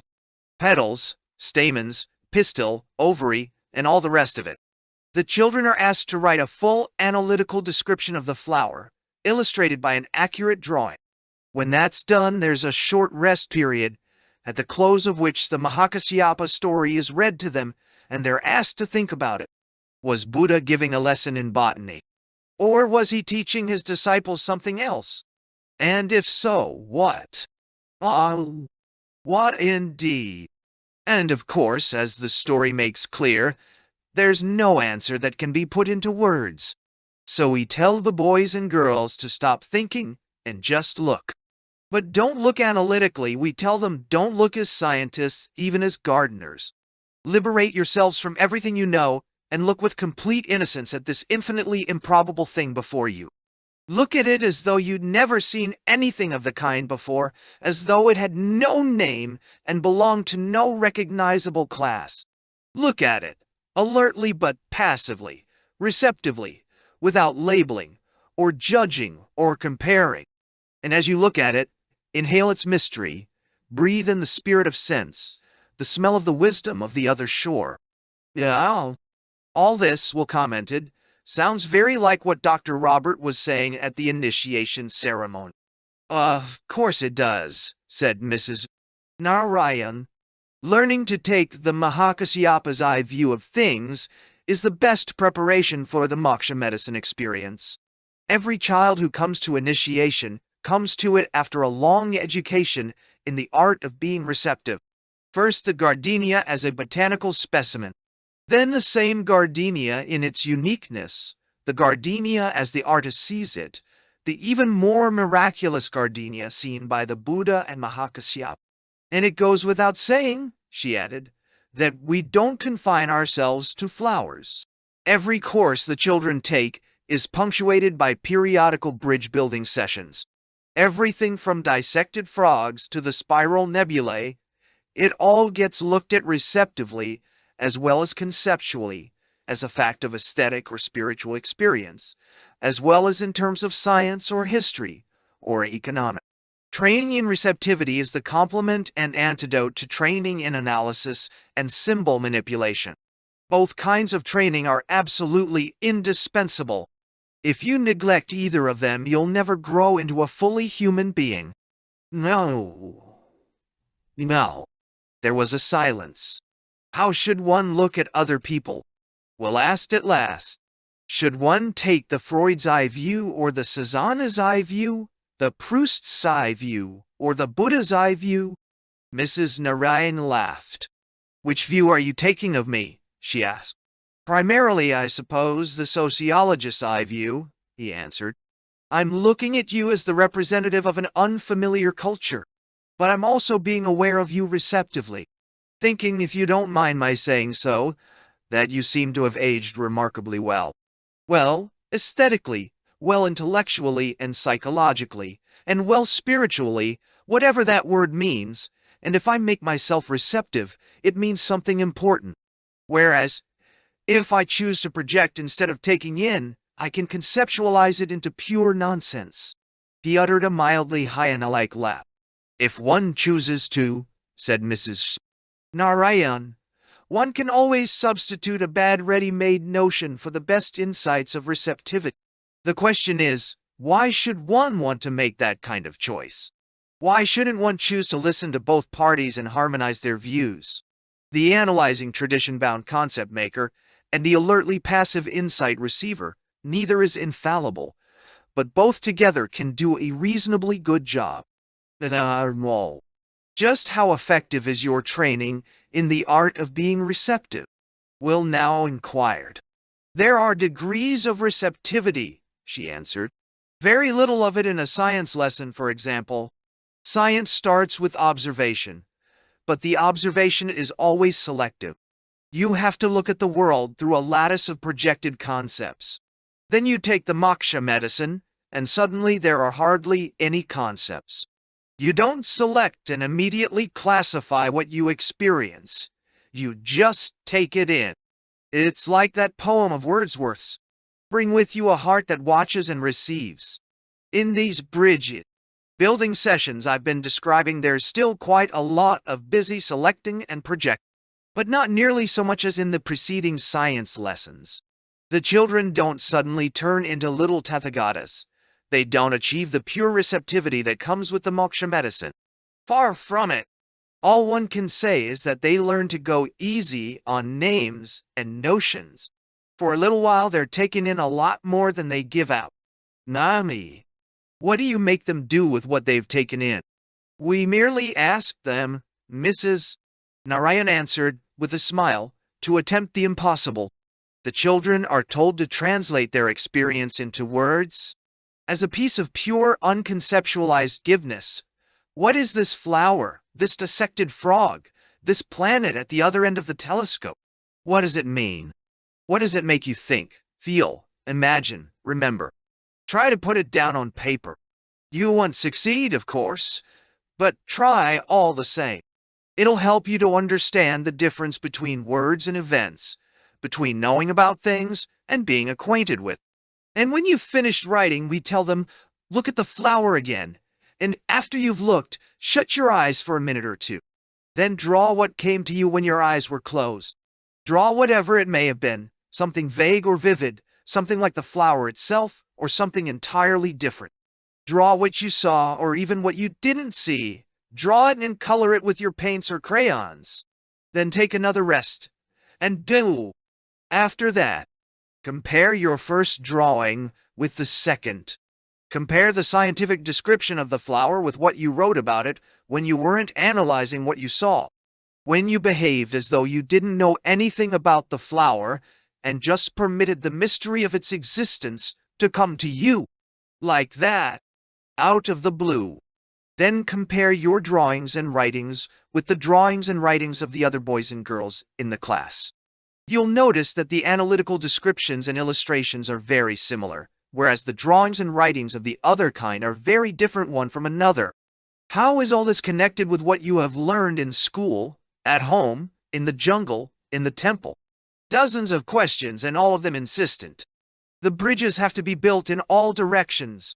One starts with botany, or any other subject in the school curriculum, and one finds oneself at the end of a bridge building session, thinking about the nature of language, about different kinds of experience, about metaphysics and the conduct of life, about analytical knowledge and the wisdom of the other shore. No, why? How on earth, Will asked, did you ever manage to teach the teachers who now teach the children to build these bridges? We began teaching teachers 107 years ago, said Mrs. Narayan. Classes of young men and women who had been educated in the traditional Palanese way. You know, good manners, good agriculture, good arts and crafts, tempered by folk medicine, old wives' physics and biology, and a belief in the power of magic and the truth of fairy tales. No science, no history, no knowledge of anything going on in the outside world. But these future teachers were pious Buddhists. Most of them practiced meditation, and all of them had read or listened to quite a lot of Mahayana philosophy.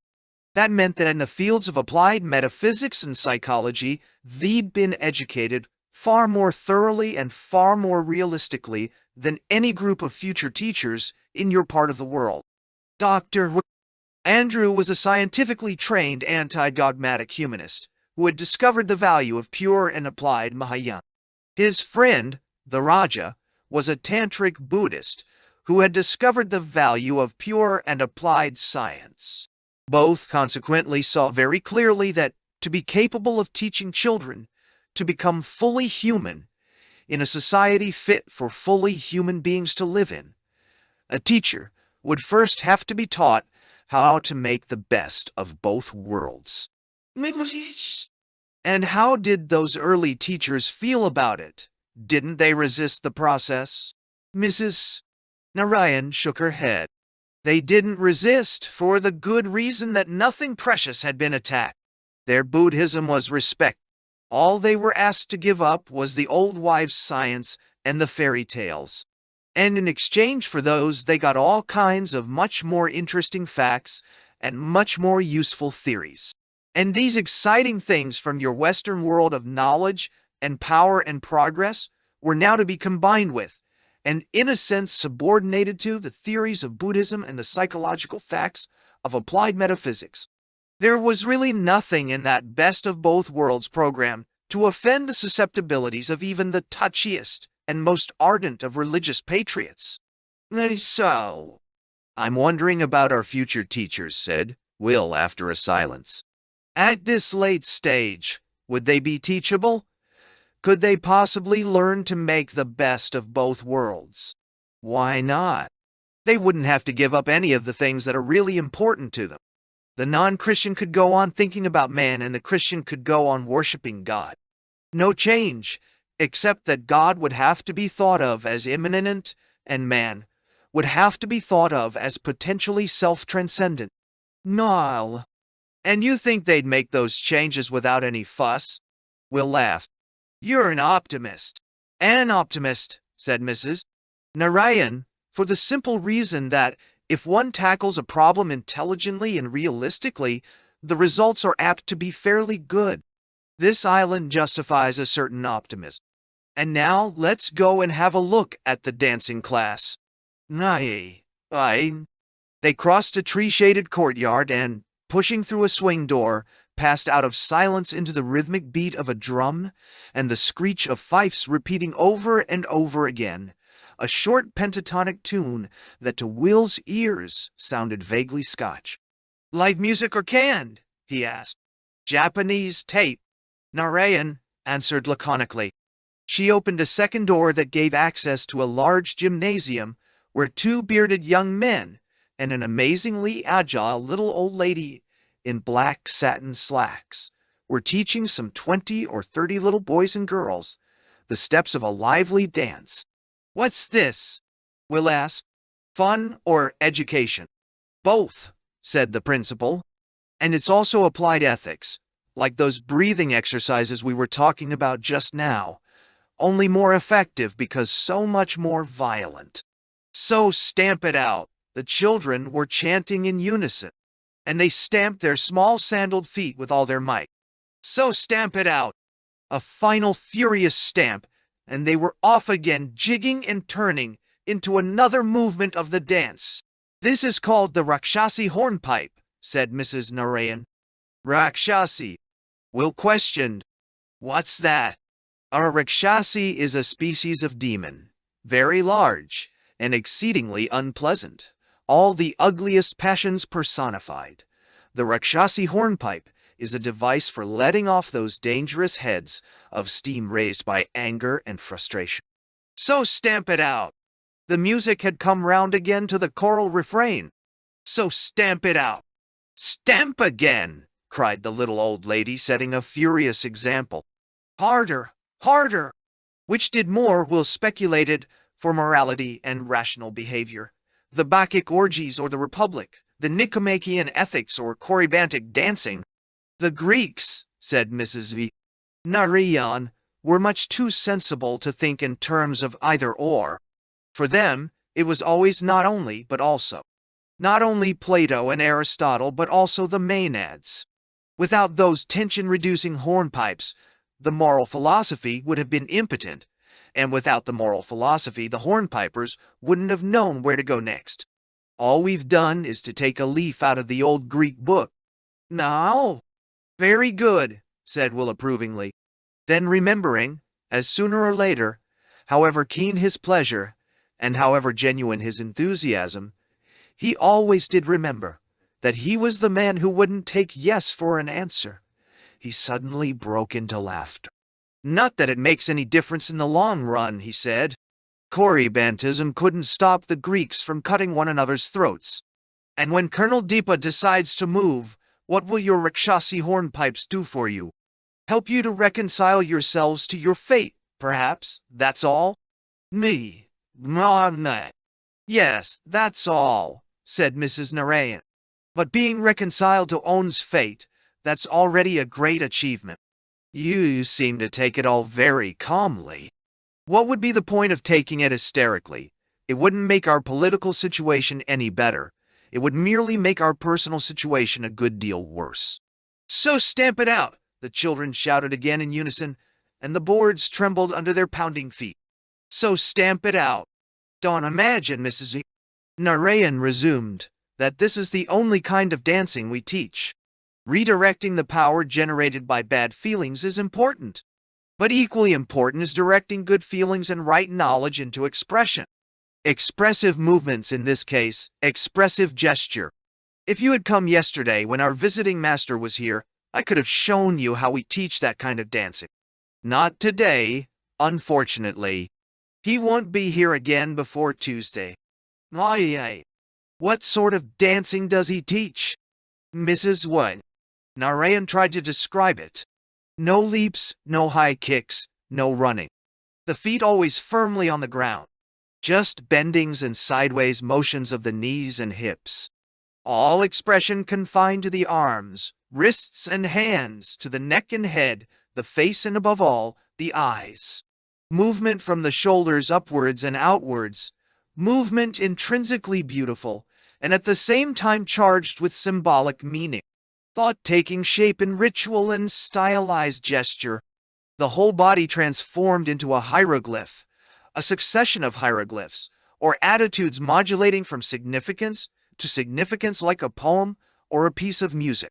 Movements of the muscles representing movements of consciousness, the passage of suchness into the many of the many into the immanent and ever-present one. It's meditation in action, she concluded. It's the metaphysics of the Mahayana expressed, not in words, but through symbolic movements and gestures. They left the gymnasium by a different door from that through which they had entered, and turned left along a short corridor. What's the next item? Will asked. The lower fourth, Mrs. Narayan answered, and they're working on elementary practical psychology. She opened a green door. Well, now you know, Will heard a familiar voice say. Nobody has to feel pain. You told yourselves that the pin wouldn't hurt, and it didn't hurt. They stepped into the room, and there, very tall in the midst of a score of plump or skinny little brown bodies, was Susila MacPhail. She smiled at them, pointed to a couple of chairs in a corner of the room, and turned back to the children. Nobody has to feel pain, she repeated. But never forget, pain always means that something is wrong. You've learned to shut pain off, but don't do it thoughtlessly. Don't do it without asking yourselves the question, what's the reason for this pain? And if it's bad, or if there's no obvious reason for it, tell your mother about it, or your teacher, or any grown-up in your mutual adoption club. Then shut off the pain. Shut it off knowing that, if anything needs to be done, it will be done. Do you understand? And now, she went on, after all the questions had been asked and answered, now let's play some pretending games. Shut your eyes and pretend you're looking at that poor old mynah bird with one leg that comes to school every day to be fed. Can you see him? Neshel. Of course they could see him. The one-legged mynah was evidently an old friend. See him just as clearly as you saw him today at lunchtime, and don't stare at him. Don't make any effort. Just see what comes to you, and let your eyes shift, from his beak to his tail, from his bright little round eye to his one orange leg. I can hear him too, a little girl volunteered. He's saying, Karuna! Karuna! That's not true, another child said indignantly. He's saying, attention! He's saying both those things, Susila assured them, and probably a lot of other words besides. But now we're going to do some real pretending. Pretend that there are 2 one-legged mynah birds, 3 one-legged mynah birds, 4 one-legged mynah birds. Can you see all 4 of them? No. They could. 4 one-legged mynah birds at the 4 corners of a square, and a 5th one in the middle. And now let's make them change their color. They're white now. 5 white mynah birds with yellow heads and 1 orange leg. And now the heads are blue, bright blue, and the rest of the bird is pink. 5 pink birds with blue heads, and they keep changing. They're purple now. 5 purple birds with white heads, and each of them has 1 pale green leg. Goodness, what's happening? There aren't 5 of them. There are 10. No, 20, 50, 100. Hundreds and hundreds. Can you see them? Some of them could without the slightest difficulty, and for those who couldn't go the whole hog, Susila proposed more modest goals. Just make 12 of them, she said. Or if 12 is too many, make 10, make 8. That's still an awful lot of mynahs. And now, she went on, when all the children had conjured up all the purple birds that each was capable of creating, now they're gone. She clapped her hands. Gone! Every single one of them. There's nothing there. And now you're not going to see mynahs. You're going to see me. 1 me in yellow. 2 me's in green. 3 me's in blue with pink spots. 4 me's in the brightest red you ever saw. She clapped her hands again. All gone. And this time it's Mrs. Narayan and that funny-looking man with a stiff leg who came in with her. 4 of each of them. Standing in a big circle in the gymnasium. And now they're dancing the Rakshasi hornpipe. So stamp it out, so stamp it out. There was a general giggle. The dancing Wilson principals must have looked richly comical. Susila snapped her fingers. Away with them! Vash! And now each of you sees 3 of your mothers and 3 of your fathers running round the playground. Faster, faster, faster! And suddenly they're not there anymore. And then they are there. But next moment they aren't. They are there, they aren't. They are, they aren't. Nay. The giggles swelled into squeals of laughter, and at the height of the laughter a bell rang. The lesson in elementary practical psychology was over. What's the point of it all? Will asked when the children had run off to play, and Mrs. Narayan had returned to her office. The point, Susila answered, is to get people to understand that we're not completely at the mercy of our memory and our fantasies. If we're disturbed by what's going on inside our heads, we can do something about it. It's all a question of being shown what to do and then practicing, the way one learns to write or play the flute. What those children you saw here were being taught is a very simple technique, a technique that will develop later on into a method of liberation. Not complete liberation, of course, but half a loaf is a great deal better than no bread. This technique won't lead you to the discovery of your Buddha nature, but it may help you to prepare for that discovery. Help you by liberating you from the hauntings of your own painful memories, your remorses, your causeless anxieties about the future. Now hauntings. Will agreed, is the word. But one doesn't have to be haunted. Some of the ghosts can be laid quite easily. Whenever one of them appears, just give it the imagination treat. Deal with it as we dealt with those mynahs, as we dealt with you and Mrs. Narayan. Change its clothes, give it another nose, multiply it, tell it to go away, call it back again, and make it do something ridiculous. Then abolish it. Just think what you could have done about your father if someone had taught you a few of these simple little tricks when you were a child. You thought of him as a terrifying ogre, but that wasn't necessary. In your fancy, you could have turned the ogre into a grotesque, into a whole chorus of grotesques. 20 of them doing a tap dance and singing. I dreamt I dwelt in marble halls. A short course in elementary practical psychology, and your whole life might have been different. Neon. How would he have death with Molly's death? Will wondered as they walked out towards the parked jeep. What rites of imaginative exorcism could he have practiced on that white, musk-scented succubus, who was the incarnation of his frantic and abhorred desires? But here was the jeep. Will handed Susila the keys and laboriously hoisted himself into his seat, very noisily, as though it were under some neurotic compulsion to overcompensate for its diminutive stature. A small and aged car approached from the direction of the village, turned into the driveway, and Taide, still clattering and shuddering, came to a halt beside the jeep. They turned. There, leaning out of the window of the royal baby Austin, was Murugan, and beyond him, vast in white muslin and billowy like a cumulus cloud, sat the Rani.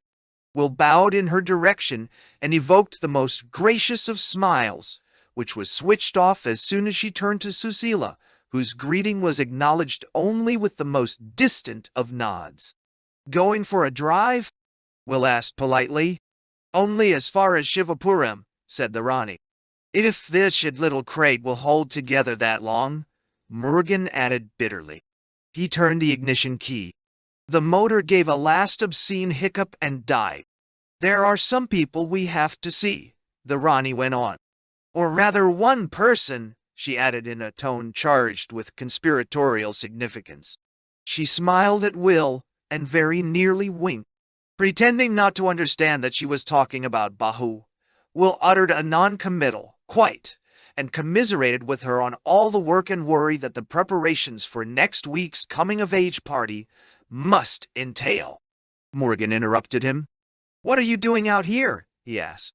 "I've spent the afternoon taking an intelligent interest in Palanese education." "Palanese education," the Rani echoed. And again, sorrowfully, "Palanese." Pause. "Education." She shook her head. "Personally," said Will, "I like everything I saw and heard of it, from Mr. Menon and the principle to elementary practical psychology as taught," he added, trying to bring Susila into the conversation, "by Mrs. MacPhail here." Still, studiedly, ignoring Susila, the Rani pointed a thick accusing finger at the scarecrows in the field below. "Have you seen those, Mr. Farnaby?" He had indeed. "And where but in Pala," he asked, "can one find scarecrows which are simultaneously beautiful, efficient, and metaphysically significant?" "And which," said the Rani, in a voice that was vibrant with a kind of sepulchral indignation, "not only scare the birds away from the rice, they also scare little children away from the very idea of God and his avatars." She raised her hand. "Listen." Tom Krishna and Mary Sarojini had been joined by 5 or 6 small companions, and were making a game of tugging at the strings that worked the supernatural marionette. From the group came a sound of shrill voices piping in unison. At their second repetition, Will made out the words of the chanty. "Pulley, holly, tug with a will. The gods wiggle waggle, but the sky stands still." "Bravo!" he said, and laughed. "I'm afraid I can't be amused," said the Rani severely. "It isn't funny, it's tragic. Will stuck to his guns. "I understand," he said, "that these charming scarecrows were an invention of Murugan's grandfather." "Murugan's grandfather," said the Rani, "was a very remarkable man, remarkably intelligent, but no less remarkably perverse. Great gifts, but alas, how maleficently used, and what made it all so much worse, he was full of false spirituality." "False spirituality?" Will eyed the enormous specimen of true spirituality, and through the reek of hot petroleum products, inhaled the incense-like otherworldly smell of sandalwood. "False spirituality!" And suddenly he found himself wondering, and then, with a shudder, imagining what the Rani would look like if suddenly divested of her mystics, uniform and exposed, exuberantly and statiguously naked, to the light. and now multiply her into a trinity of undressed obesities, into 2 trinities, 10 trinities. Applied practical psychology, with a vengeance. Yes, false spirituality, the Rani was repeating. Talking about liberation, but always, because of his obstinate refusal to follow the true path, always working for greater bondage, acting the part of humility. But in his heart, he was so full of pride, Mr. Farnaby, that he refused to recognize any spiritual authority higher than his own. The masters, the avatars, the great tradition, they meant nothing to him. Nothing at all. Hence those dreadful scarecrows. Hence that blasphemous rhyme that the children have been taught to sing. When I think of those poor innocent little ones being deliberately perverted, I find it hard to contain myself. Mr. Farnaby, I find it. Oh. Listen, mother, said Morgan, who had been glancing impatiently and ever more openly at his wristwatch. If we want to be back by dinner time, we'd better get going. His tone was rudely authoritative. Being at the wheel of a car, even of this senile baby Austin, made him feel, it was evident, considerably larger than life. Without waiting for the Rani's answer, he started the motor, shifted into low, and with a wave of the hand, drove off. Good riddance, said Susila. Don't you love your dear queen? She makes my blood boil. So stamp it out, Will chanted teasingly. You're quite right, she agreed, with a laugh. But unfortunately, this was an occasion when it just wasn't feasible to do a Rakshasi hornpipe. Her face brightened with a sudden flash of mischief, and without warning she punched him, surprisingly hard, in the ribs. There, she said. Now I feel much better. 14. She started the motor and they drove off, down to the bypass, up again to the high road beyond the other end of the village, and on into the compound of the experimental station. Susila pulled up at a small thatched bungalow like all the others. They climbed the 6 steps that led up to the veranda and entered a whitewashed living room. To the left was a wide window with a hammock slung between the 2 wooden pillars at either side of the projecting bay. For you, she said, pointing to the hammock. You can put your leg up. And when Will had lowered himself into the net, what shall we talk about? She asked, as she pulled up a wicker chair and sat down beside him. What about the good, the true and the beautiful? Or maybe, he grinned, the ugly, the bad, and the even truer. I'd thought, she said, ignoring his attempt at a witticism, that we might go on where we left off last time. Go on talking about you. That was precisely what I was suggesting. The ugly, the bad, and the truer than all official truth. Is this just an exhibition of your conversational style? She asked. Or do you really want to talk about yourself? Really, he assured her. Desperately. Just as desperately as I don't want to talk about myself. Hence, as you may have noticed, my unflagging interest in art, science, philosophy, politics, literature, any damn thing rather than the only thing that ultimately has any importance. There was a long silence. Then, in a tone of casual reminiscence, Susila began to talk about Wells Cathedral, about the calling of the jackdaws, about the white swans floating between the reflections of the floating clouds. In a few minutes, he too was floating. I was very happy all the time I was at Wells, she said. Wonderfully happy. And so were you, weren't you? Will made no answer. He was remembering those days in the Green Valley years ago, before he and Molly were married, before they were lovers. What peace! What a solid, living, maggotless world of springing grass and flowers. And between them had flowed the kind of natural, undistorted feeling that he hadn't experienced since those far-off days when Aunt Mary was alive.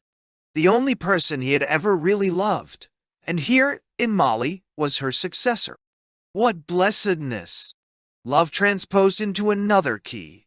But the melody, the rich and subtle harmonies were the same.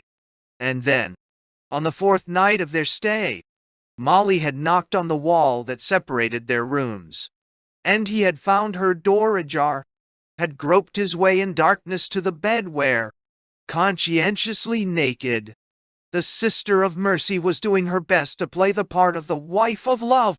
Doing her best, and how disastrously. Suddenly, as happened almost every afternoon, there was a loud rushing of wind, and, muffled by distance, a hollow roaring of rain on thick foliage, a roaring that grew louder and louder as the shower approached.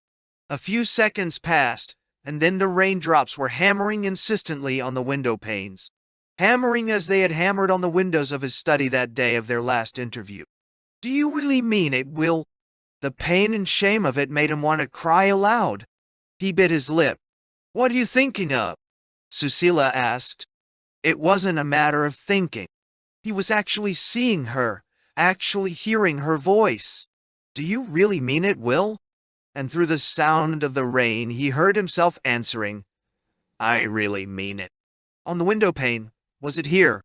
Or was it there, was it then? The roar had diminished, as the gust spent itself to a pattering whisper. "What are you thinking of?" Susila insisted.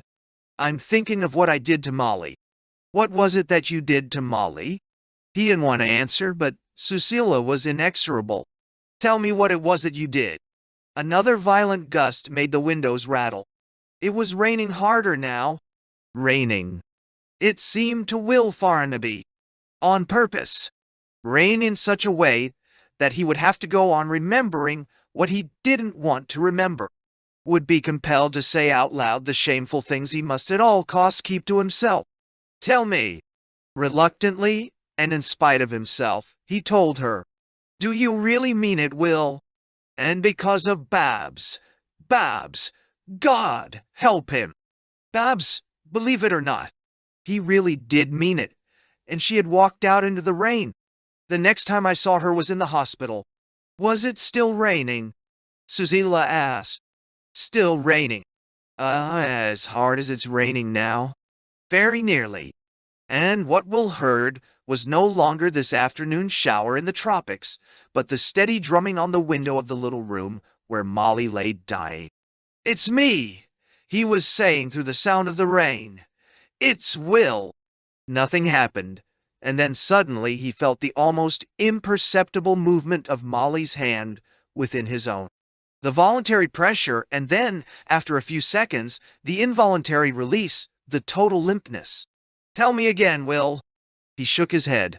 It was too painful, too humiliating. "Tell me again," she insisted. "It's the only way." Making an enormous effort, he started to tell the odious story yet once more. Did he really mean it? Yes, he really meant it. Meant to hurt, meant perhaps. Did one ever know what one really intended? To kill.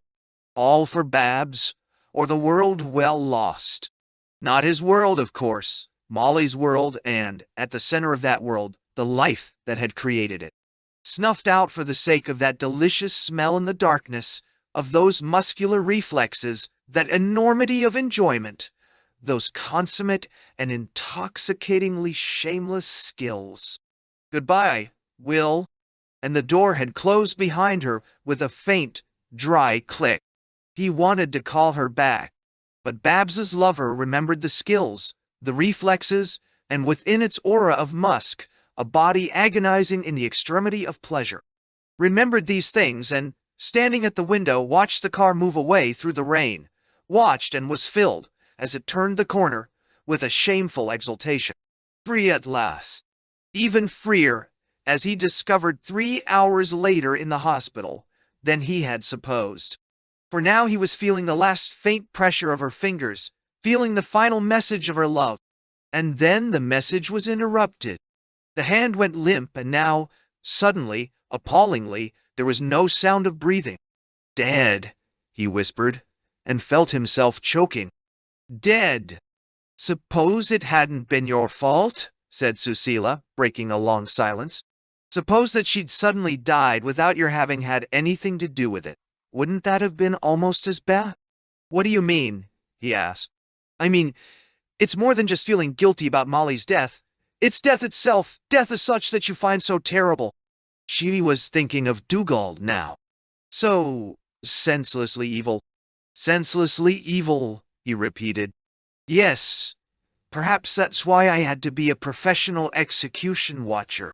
Just because it was all so senseless, so utterly bestial, following the smell of death from one end of the earth to the other. Like a vulture. Nice, comfortable people just don't have any idea what the world is like. Not exceptionally, as it was during the war, but all the time. All the time. And as he spoke, he was seeing, in a vision as brief and comprehensive and intensely circumstantial as a drowning man's, all the hateful scenes he had witnessed in the course of those paid pilgrimages to every hellhole and abattoir revolting enough to qualify as news. Negroes in South Africa. The man in the San Quentin gas chamber. Mangled bodies in an Algerian farmhouse. And everywhere mobs. Everywhere policemen and paratroopers. Everywhere those dark, skinned children. Stick-legged. Pot-bellied. With flies on their raw eyelids. Everywhere the nauseating smells of hunger and disease. The awful stench of death. And then suddenly, through the stench of death, mingled and impregnated with the stench of death, he was breathing the musky essence of Babs. Breathing the essence of Babs, and remembering his little joke about the chemistry of purgatory and paradise. Purgatory is tetraethylene diamine and sulfurated hydrogen. Paradise, very definitely, is simtrinitropsibutyltoluene with an assortment of organic impurities. Ha ha ha. Oh, the delights of social life. And then, quite suddenly, the odors of love and death gave place to a rank animal smell. A smell of dog. The wind swelled up again into violence, and the driving raindrops hammered and splashed against the panes. "Are you still thinking of Molly?" Susila asked. "I was thinking of something I'd completely forgotten," he answered. "I can't have been more than 4 years old when it happened, and now it's all come back to me. Poor Tiger." "Who was poor Tiger?" she questioned. "Tiger, his beautiful red setter. Tiger, the only source of light in that dismal house where he had spent his childhood. Tiger, dear, dear Tiger. In the midst of all that fear and misery, between the two poles of his father's sneering hate of everything and everybody, and his mother's conscious self-sacrifice. What effortless goodwill. What spontaneous friendliness. What abounding, barking, irrepressible joy. His mother used to take him on her knee and tell him about God and Jesus. But there was more God in Tiger than in all her Bible stories. Tiger, so far as he was concerned, was the incarnation. And then one day, the incarnation came down with distemper. What happened then? Susila asked. His basket's in the kitchen, and I'm there, kneeling beside it. And I'm stroking him, but his fur feels quite different from what it felt like before he was sick. Kind of sticky, and there's a bad smell. If I didn't love him so much, I'd run away. I couldn't bear to be near him. But I do love him. I love him more than anything or anybody. And while I stroke him, I keep telling him that he'll soon be well again. Very soon, tomorrow morning. And then all of a sudden he starts to shudder. And I try to stop the shuddering by holding his head between my hands. But it doesn't do any good. The trembling turns into a horrible convulsion. It makes me feel sick to look at it. And I'm frightened. I'm dreadfully frightened. Then the shuddering and the twitching die down, and in a little while, he's absolutely still. And when I lift his head and then let go, the head falls back, thump, like a piece of meat with a bone inside. Oh, Will's voice broke. The tears were streaming down his cheeks. He was shaken by the sobs of a 4-year-old, grieving for his dog, and confronted by the awful, inexplicable fact of death. With the mental equivalent of a click and a little jerk, his consciousness seemed to change gear. He was an adult again, and he had ceased to float. "I'm sorry." He wiped his eyes and blew his nose. Well, that was my first introduction to the essential horror. Tiger was my friend. Tiger was my only consolation. That was something, obviously, that the essential horror couldn't tolerate. And it was the same with my Aunt Mary. The only person I ever really loved and admired and completely trusted. And, Christ, what the essential horror did to her.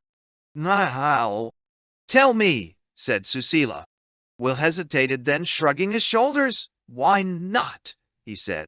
"Mary Frances Farnaby, my father's younger sister. Married at 18, just a year before the outbreak of the First World War, to a professional soldier. Frank and Mary, Mary and Frank. What harmony! What happiness!" He laughed. Even outside of Pala, there one can find occasional islands of decency.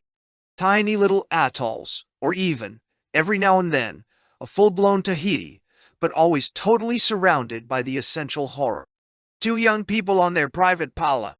Then one fine morning, it was August 4th, 1914, Frank went overseas with the expeditionary force, and on Christmas Eve Mary gave birth to a deformed child that survived long enough for her to see for herself what the can do when it really tries. Only God can make a microcephalous idiot. 3 months later, needless to say, Frank was hit by a piece of shrapnel and died in due course of gangrene. All that, Will went on after a little silence, was before my time. When I first knew her, in the 20s, Aunt Mary was devoting herself to the aged. Old people in institutions, old people cooped up in their own homes, old people living on and on as a burden to their children and grandchildren. Struldbrugs, Tithonus's, and the more hopeless the decrepitude, the more crotchety and querulous the character, the better. As a child, how I hated Aunt Mary's old people.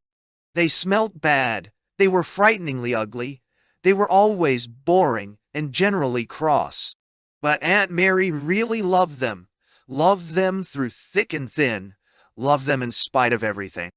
My mother used to talk a lot about Christian charity, but somehow one never believed what she said, just as one never felt any love in all the self-sacrificing things she was always forcing herself to do. No love, only duty. Whereas with Aunt Mary one was never in the slightest doubt. Her love was like a kind of physical radiation, something one could almost sense as heat or light. When she took me to stay with her in the country and later, when she came to town and I used to go and see her almost every day, it was like escaping from a refrigerator into the sunshine. I could feel myself coming alive in that light of hers, that radiating warmth. Then the essential horror got busy again. At the beginning she made a joke of it. "Now I'm an Amazon," she said after the first operation. "Nyandeo. Why an Amazon?" Susila asked. "The Amazons had their right breast amputated. They were warriors, and the breast got in the way when they were shooting with the long ball." "Now I'm an Amazon," he repeated, and with his mind's eye could see the smile on that strong aquiline face, could hear with his mind's ear the tone of amusement in that clear, ringing voice. But a few months later, the other breast had to be cut off. After that, there were the X-rays, the radiation sickness, and then, little by little, the degradation. Will's face took on its look of flayed ferocity. If it weren't so unspeakably hideous, it would be really funny. What a masterpiece of irony! Here was a soul that radiated goodness and love and heroic charity. Then, for no known reason, something went wrong. Instead of flouting it, a little piece of her body started to obey the second law of thermodynamics. And as the body broke down, the soul began to lose its virtue, its very identity. The heroism went out of her. The love and the goodness evaporated. For the last months of her life, she was no more the Aunt Mary I had loved and admired. She was somebody else. Somebody, and this was the ironist's final and most exquisite touch, almost indistinguishable from the worst and weakest of the old people she had once befriended and been a tower of strength to. She had to be humiliated and degraded, and when the degradation was complete, she was slowly, and with a great deal of pain, put to death in solitude. In solitude, he insisted, for of course nobody can help. Nobody can ever be present.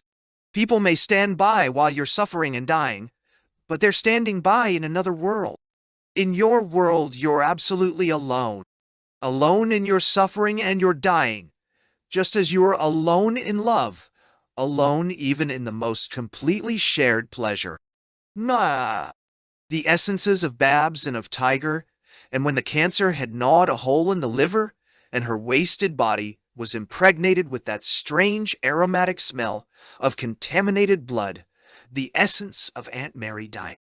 And in the midst of those essences, sickeningly or intoxicatedly aware of them, was an isolated consciousness, a child's, a boy's, a man's, forever isolated, irremediably alone. And on top of everything else, he went on, this woman was only 42. She didn't want to die. She refused to accept what was being done to her. The essential horror had to drag her down by main force. I was there. I saw it happening. No. And that's why you're the man who won't take yes for an answer. How can anyone take yes for an answer? He countered. Yes is just pretending, just positive thinking. The facts, the basic and ultimate facts, are always no. Spirit, no. Law, no. Sense, meaning, achievement, no. Tiger exuberantly alive and joyful and full of God. And then Tiger transformed by the essential horror into a packet of garbage, which the vet had to come and be paid for removing. And after Tiger, Aunt Mary Dolwall, maimed and tortured, dragged in the mud, degraded, and finally, like Tiger, transformed into a packet of garbage. Only this time, it was the undertaker who had removed it, and a clergyman was hired to make believe that it was all, in some sublime and Pickwickian sense, perfectly okay. 20 years later, another clergyman had been hired to repeat the same strange rigmarole over Molly's coffin. If after the manner of men I have fought with beasts at Ephesus, what advantageth it me, if the dead rise not? Let us eat and drink, for tomorrow we die. Messine, and Will uttered another of his hyena laughs. What impeccable logic, what sensibility, what ethical refinement. But you're the man who won't take yes for an answer, so why raise any objections? I oughtn't to, he agreed. But one remains an aesthete. One likes to have the no said with style. Let's eat and drink, for tomorrow we die. He screwed up his face in an expression of disgust. And yet, said Susila, in a certain sense the advice is excellent. Eating, drinking, dying, three primary manifestations of the universal and impersonal life. Animals live that impersonal and universal life without knowing its nature. Ordinary people know its nature but don't live it, and if ever they think seriously about it, refuse to accept it. An enlightened person knows it, lives it, and accepts it completely. He eats, he drinks, and in due course he dies. But he eats with a difference, drinks with a difference, dies with a difference. Yeah, and rises again from the dead? He asked sarcastically. That's one of the questions the Buddha always refused to discuss. Believing in eternal life never helped anybody to live in eternity. Nor, of course, did disbelieving. So stop all your proing and conning. That's the Buddha's advice, and get on with the job. Yeah? Which job? Everybody's job, enlightenment, which means, here and now, the preliminary job of practicing all the yogas of increased awareness. But I don't want to be more aware, said Will. I want to be less aware. Less aware of horrors like Aunt Mary's death and the slums of Rendang Lobo. Less aware of hideous sights and loathsome smells.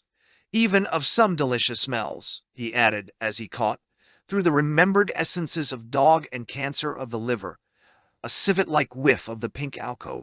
less aware of my fat income and other people's subhuman poverty, less aware of my own excellent health in an ocean of malaria and hookworm, of my own safely sterilized sex fun in the ocean of starving babies.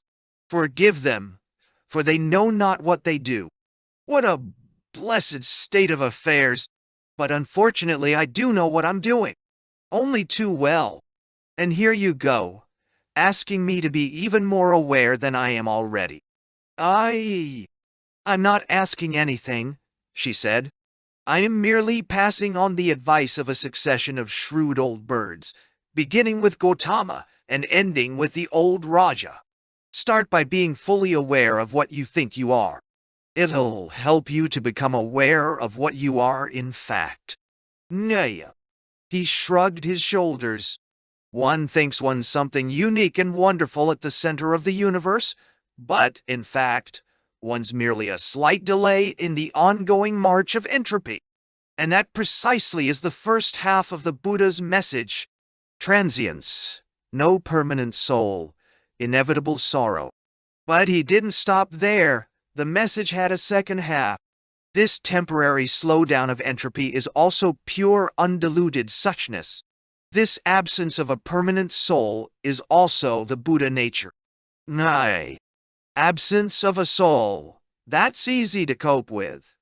But what about the presence of cancer, the presence of slow degradation? What about hunger and overbreeding and Colonel Deepa? Are they pure suchness? Of course. But, needless to say, it's desperately difficult for the people who are deeply involved in any of those evils to discover their Buddha nature. Public health and social reform are the indispensable preconditions of any kind of general enlightenment. Naya. But in spite of public health and social reform, people still die, even in Pala, he added ironically, which is why the corollary of welfare has to be dhyana, all the yogas of living and dying, so that you can be aware, even in the final agony, of who in fact, and in spite of everything, you really are. There was a sound of footsteps on the planking of the veranda, and a childish voice called, "Mother!" "Here I am, darling," Susila called back. The front door was flung open, and Mary Sarojini came hurrying into the room. "Mother," she said breathlessly, "they want you to come at once. It's Granny Lakshmi. She's—" Catching sight for the first time of the figure in the hammock, she started and broke off. "Oh, I didn't know you were here." Will waved his hand to her without speaking. She gave him a perfunctory smile, then turned back to her mother. "Granny Lakshmi suddenly got much worse," she said. "And Grandpa Robert is still up at the high-altitude station, and can't get through to him on the telephone. Did you run all the way? Except where it's really too steep." Susila put her arm round the child and kissed her, then very brisk and businesslike, rose to her feet. "It's Dougal's mother," she said. "Is she?" He glanced at Mary Sarojini, then back at Susila. "Was death taboo? Could one mention it before children?" "You mean, is she dying?" He nodded. "We've been expecting it, of course," Susila went on. "But not today. Today, she seemed a little better." She shook her head. "Well, I have to go and stand by, even if it is another world. And actually," she added, "it isn't quite so completely other as you think. I'm sorry we had to leave our business unfinished, but there'll be other opportunities. Meanwhile, what do you want to do? You can stay here, or I'll drop you at Dr. Roberts. Or you can come with me and Mary Sarojini." "No, as a professional execution watcher." "Not as a professional execution watcher," she answered emphatically. "As a human being, as someone who needs to know how to live, and then how to die. Needs it as urgently as we all do." "Needs it," he said, "a lot more urgently than most, but shan't be in the way. If you can get out of your own way, you won't be in anyone else." She took his hand and helped him out of the hammock. 2 minutes later, they were driving past the lotus pool, and the huge Buddha, meditating under the cobra's hood, past the white bull, out through the main gate of the compound. The rain was over. In a green sky, enormous clouds glowed like archangels.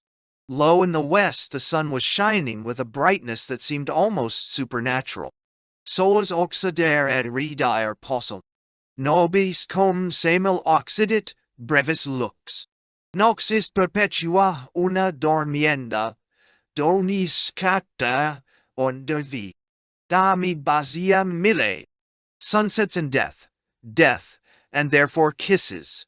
Kisses and consequently birth, and then death for yet another generation of sunset watchers.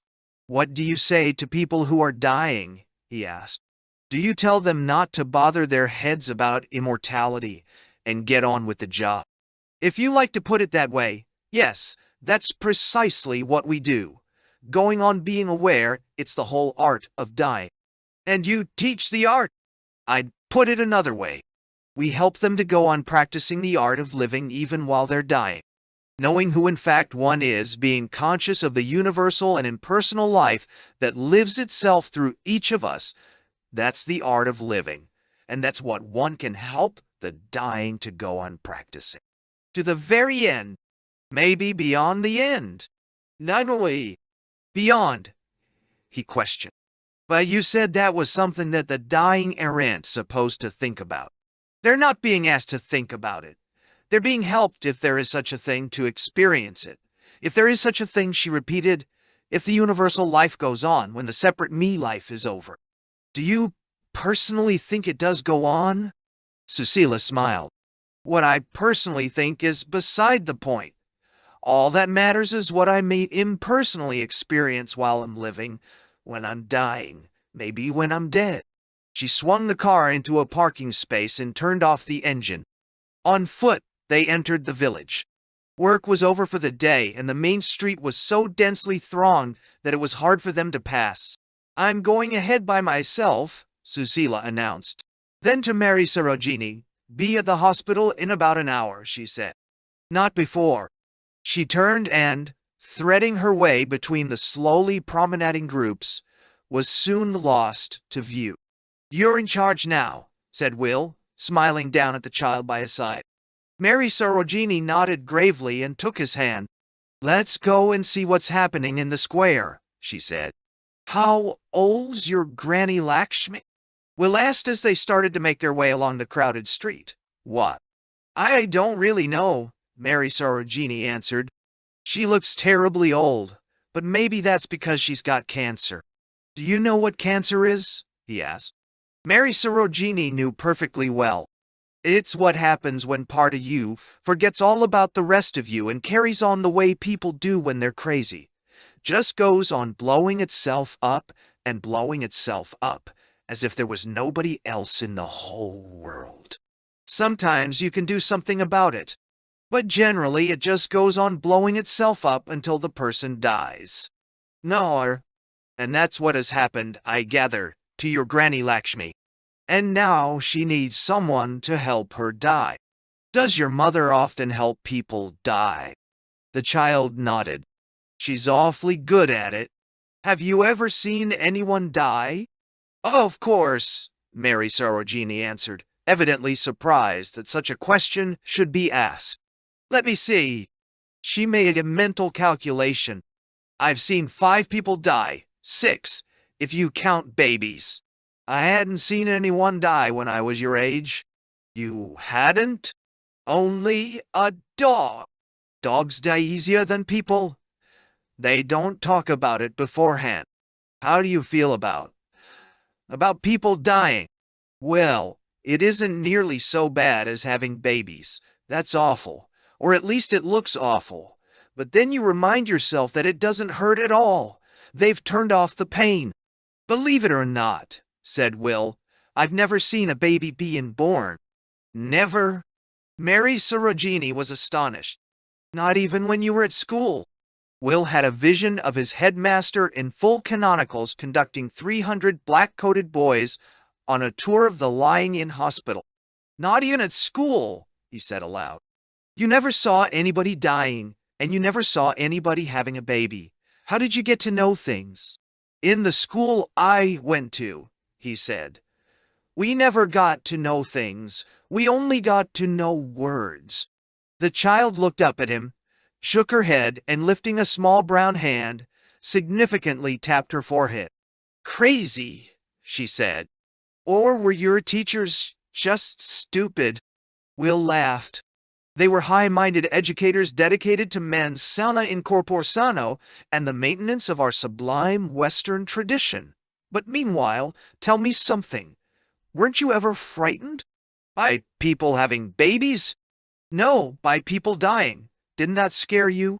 Well, yes, it did, she said after a moment of silence. So, what did you do about it? I did what they teach you to do. Tried to find out which of me was frightened and why she was frightened. And which of you was it? This one. Mary Sarojini pointed a forefinger into her open mouth. The one that does all the talking. Little Miss Gibber, that's what Vijaya calls her. She's always talking about all the nasty things I remember. All the huge, wonderful, impossible things I imagine I can do. She's the one that gets frightened. Well, why is she so frightened?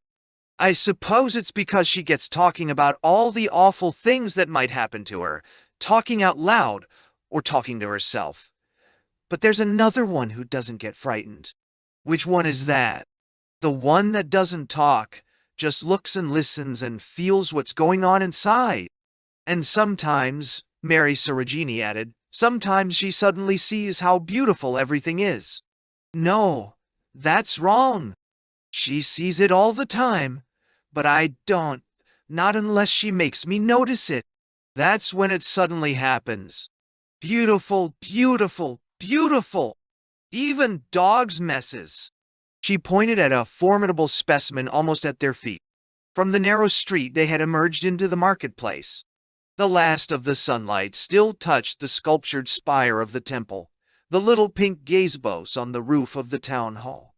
But here in the square there was premonition of twilight, and under the great banyan tree, it was already night. On the stalls between its pillars and hanging ropes, the market women had turned on their lights.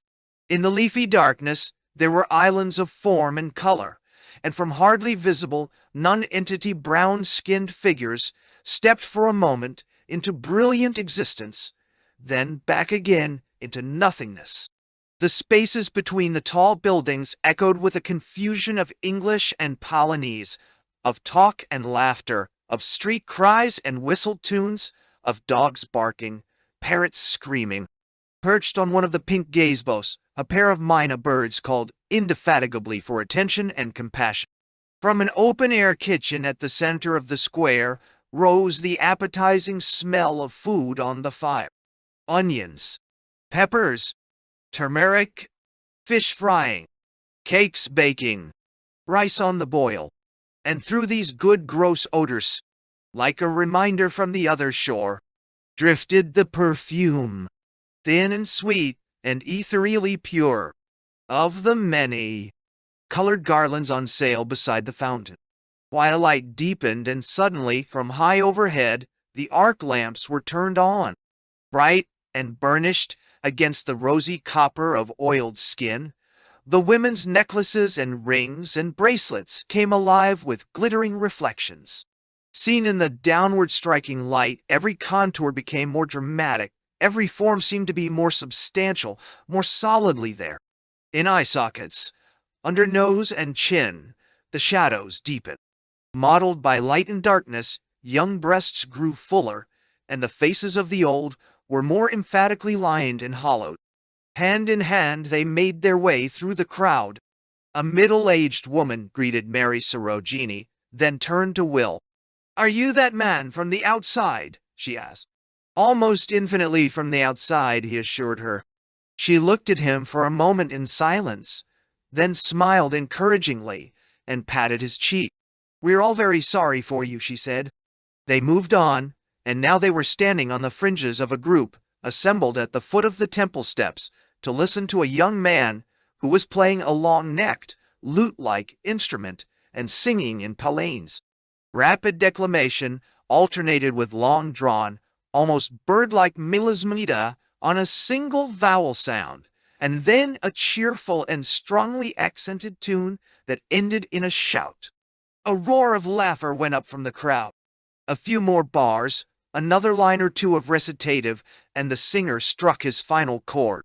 There was applause and more laughter, and a chorus of incomprehensible commentary. "What's it all about?" Will asked. "It's about girls and boys sleeping together," Mary Sarojini answered. "Oh, I see." He felt a pang of guilty embarrassment, but looking down into the child's untroubled face, he could see that his concern was uncalled for. It was evident that boys and girls sleeping together were as completely to be taken for granted as going to school or eating 3 meals a day, or dying. And the part that made them laugh, Mary Sarojini went on, was where he said the future Buddha won't have to leave home and sit under the Bodhi tree. He'll have his enlightenment while he's in bed with the princess. "Do you think that's a good idea?" Will asked. She nodded emphatically. "It would mean that the princess would be enlightened too." "You're perfectly right," said Will. "Being a man, I hadn't thought of the princess." The lute player plucked a queer unfamiliar progression of chords, followed them with a ripple of arpeggios, and began to sing, this time in English. "Everyone talks of sex. Take none of them seriously. Not whore nor hermit, neither Paul nor Freud. Love, and your lips, her breasts will change mysteriously into themselves the suchness and the void." The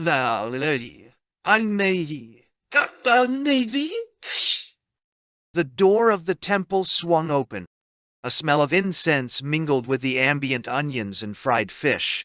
An old woman emerged and very cautiously lowered her unsteady weight from stair to stair. "Who were Paul and Freud?" Mary Sarojini asked as they moved away. Will began with a brief account of original sin and the scheme of redemption. The child heard him out with concentrated attention. "No wonder the song says, 'Don't take them seriously,'" she concluded. "After which," said Will, "we come to Dr. Freud and the Oedipus complex." "Oedipus?" Mary Sarojini repeated. "But that's the name of a marionette show. I saw it last week, and they're giving it again tonight. Would you like to see it? It's nice." "Nice," he repeated. "Nice? Even when the old lady turns out to be his mother and hangs herself? Even when Oedipus puts out his eyes?" "But he doesn't put out his eyes," said Mary Sarojini. "He does where I hail from. Not here. He only says he's going to put out his eyes, and she only tries to hang herself. They're talked out of it." "Who by?" "The boy and girl from Pala." "How do they get into the act?" Will asked. "I don't know. They're just there. Oedipus and Pala. That's what the play is called.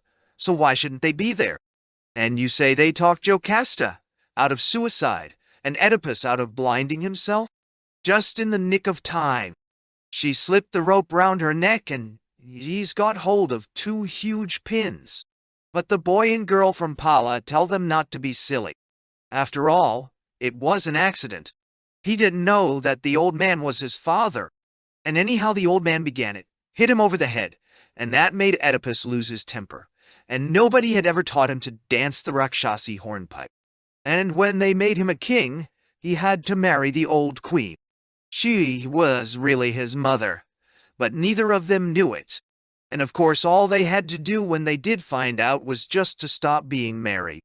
That stuff about marrying his mother being the reason why everybody had to die of a virus, all that was just nonsense, just made up by a lot of poor stupid people who didn't know any better. Now, Dr. Freud thought that all little boys really want to marry their mothers and kill their fathers. And the other way round for little girls, they want to marry their fathers.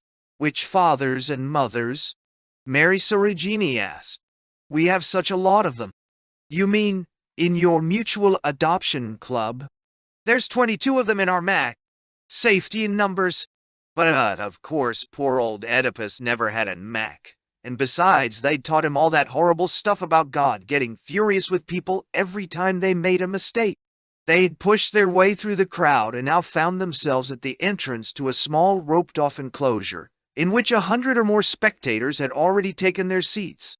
At the further end of the enclosure, The gaily painted proscenium of a puppet theater glowed red and gold in the light of powerful flood lamps. Pulling out a handful of the small change, with which Dr. Robert had provided him, Will paid for 2 tickets. They entered and sat down on a bench. A gong sounded. The curtain of the little proscenium noiselessly rose, and there, white pillars on a pea-green ground, was the facade of the royal palace of Thebes, with a much-whiskered divinity sitting in a cloud above the pediment. A priest exactly like the god, except that he was somewhat smaller and less exuberantly draped, entered from the right, bowed to the audience, then turned towards the palace and shouted, "Oedipus!" in piping tones that seemed comically incongruous with his prophetic beard. To a flourish of trumpets the door swung open, and crowned and heroically buskinned, the king appeared. The priest made obeisance. The royal puppet gave him leave to speak. "Give ear to our afflictions," the old man piped. The king cocked his head and listened. "I hear the groans of dying men," he said. "I hear the shriek of widows, the sobbing of the motherless, the mutterings of prayer and supplication." "Supplication," said the deity in the clouds. "That's the spirit." He patted himself on the chest. "They had some kind of a virus," Mary Sorrigini explained. "Like Asian flu, only a lot worse. We repeat the appropriate litanies," the old priest querulously piped. "We'll offer the most expensive sacrifices. We have the whole population living in chastity and flagellating itself every Monday, Wednesday, and Friday. But the flood of death spreads ever more widely, rises higher and ever higher. So help us, King Oedipus, help us."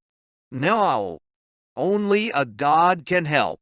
"Hear, hear," shouted the presiding deity. "But by what means?" "Only a god can say." "Correct," said the god in his basso profundo. "Absolutely correct. Creon, my wife's brother, has gone to consult the oracle. When he returns, as very soon he must, we shall know what heaven advises. What heaven bloody well commands." The basso profundo emended. "Were people really so silly?" Mary Sorrigini asked, as the audience laughed. "Really and truly," Will assured her. A phonograph started to play the Dead March in Sol. From left to right, a black-robed procession of mourners, carrying sheeted biers, passed slowly across the front of the stage. Puppet after puppet, and as soon as the group had disappeared on the right, it would be brought in again from the left. The procession seemed endless, the corpses innumerable. "Dead," said Oedipus, as he watched them pass. "And another dead. And yet another. That'll teach them," the basso profundo broke in. "I'll learn you to be a toad." Oedipus continued.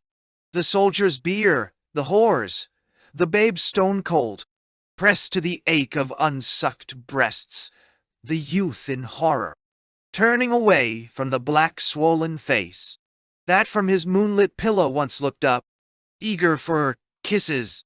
Dead, all dead, mourned by the soon to die and by the doom, borne with reluctant footing to the abhorred garden of cypresses, where one huge pit yawns to receive them, stinking to the moon. Nobben." While he was speaking, 2 new puppets, a boy and a girl in the gayest of Polonaise finery, entered from the right and, moving in the opposite direction to the black-robed mourners, took their stand, arm in arm downstage and a little left of center. "But we, meanwhile," said the boy when Oedipus had finished, "are bound for rosier gardens and the absurd, apocalyptic rite that in the mind calls forth from the touched skin and melting flesh the imminent infinite." "I'll be. What about me?" the basso profundo rumbled from the welkin. "You seem to forget that I'm wholly other." Endlessly the black procession to the cemetery still shuffled on. But now the Dead March was interrupted in mid-phrase. Music gave place to a single deep note, tuba and double bass, prolonged interminably. The boy in the foreground held up his hand. Listen, the drone, the everlasting burden. In unison with the unseen instruments, the mourners began to chant. Death, death, death, death, death. But life knows more than one note, said the boy. Life, the girl chimed in, can sing both high and low. And your unceasing drone of death serves only to make a richer music. A richer music, the girl repeated. And with that, tenor and treble, they started to vocalize a wandering arabesque of sound wreathed, as it were, about the long rigid shaft of the ground bass. The drone and the singing diminished gradually into silence. The last of the mourners disappeared, and the boy and girl in the foreground retired to a corner where they could go on with their kissing undisturbed. There was another flourish of trumpets, and, obese in a purple tunic, in came Creon, fresh from Delphi and primed with oracles. For the next few minutes the dialogue was all in Polonese, and Mary Sorogini had to act as interpreter.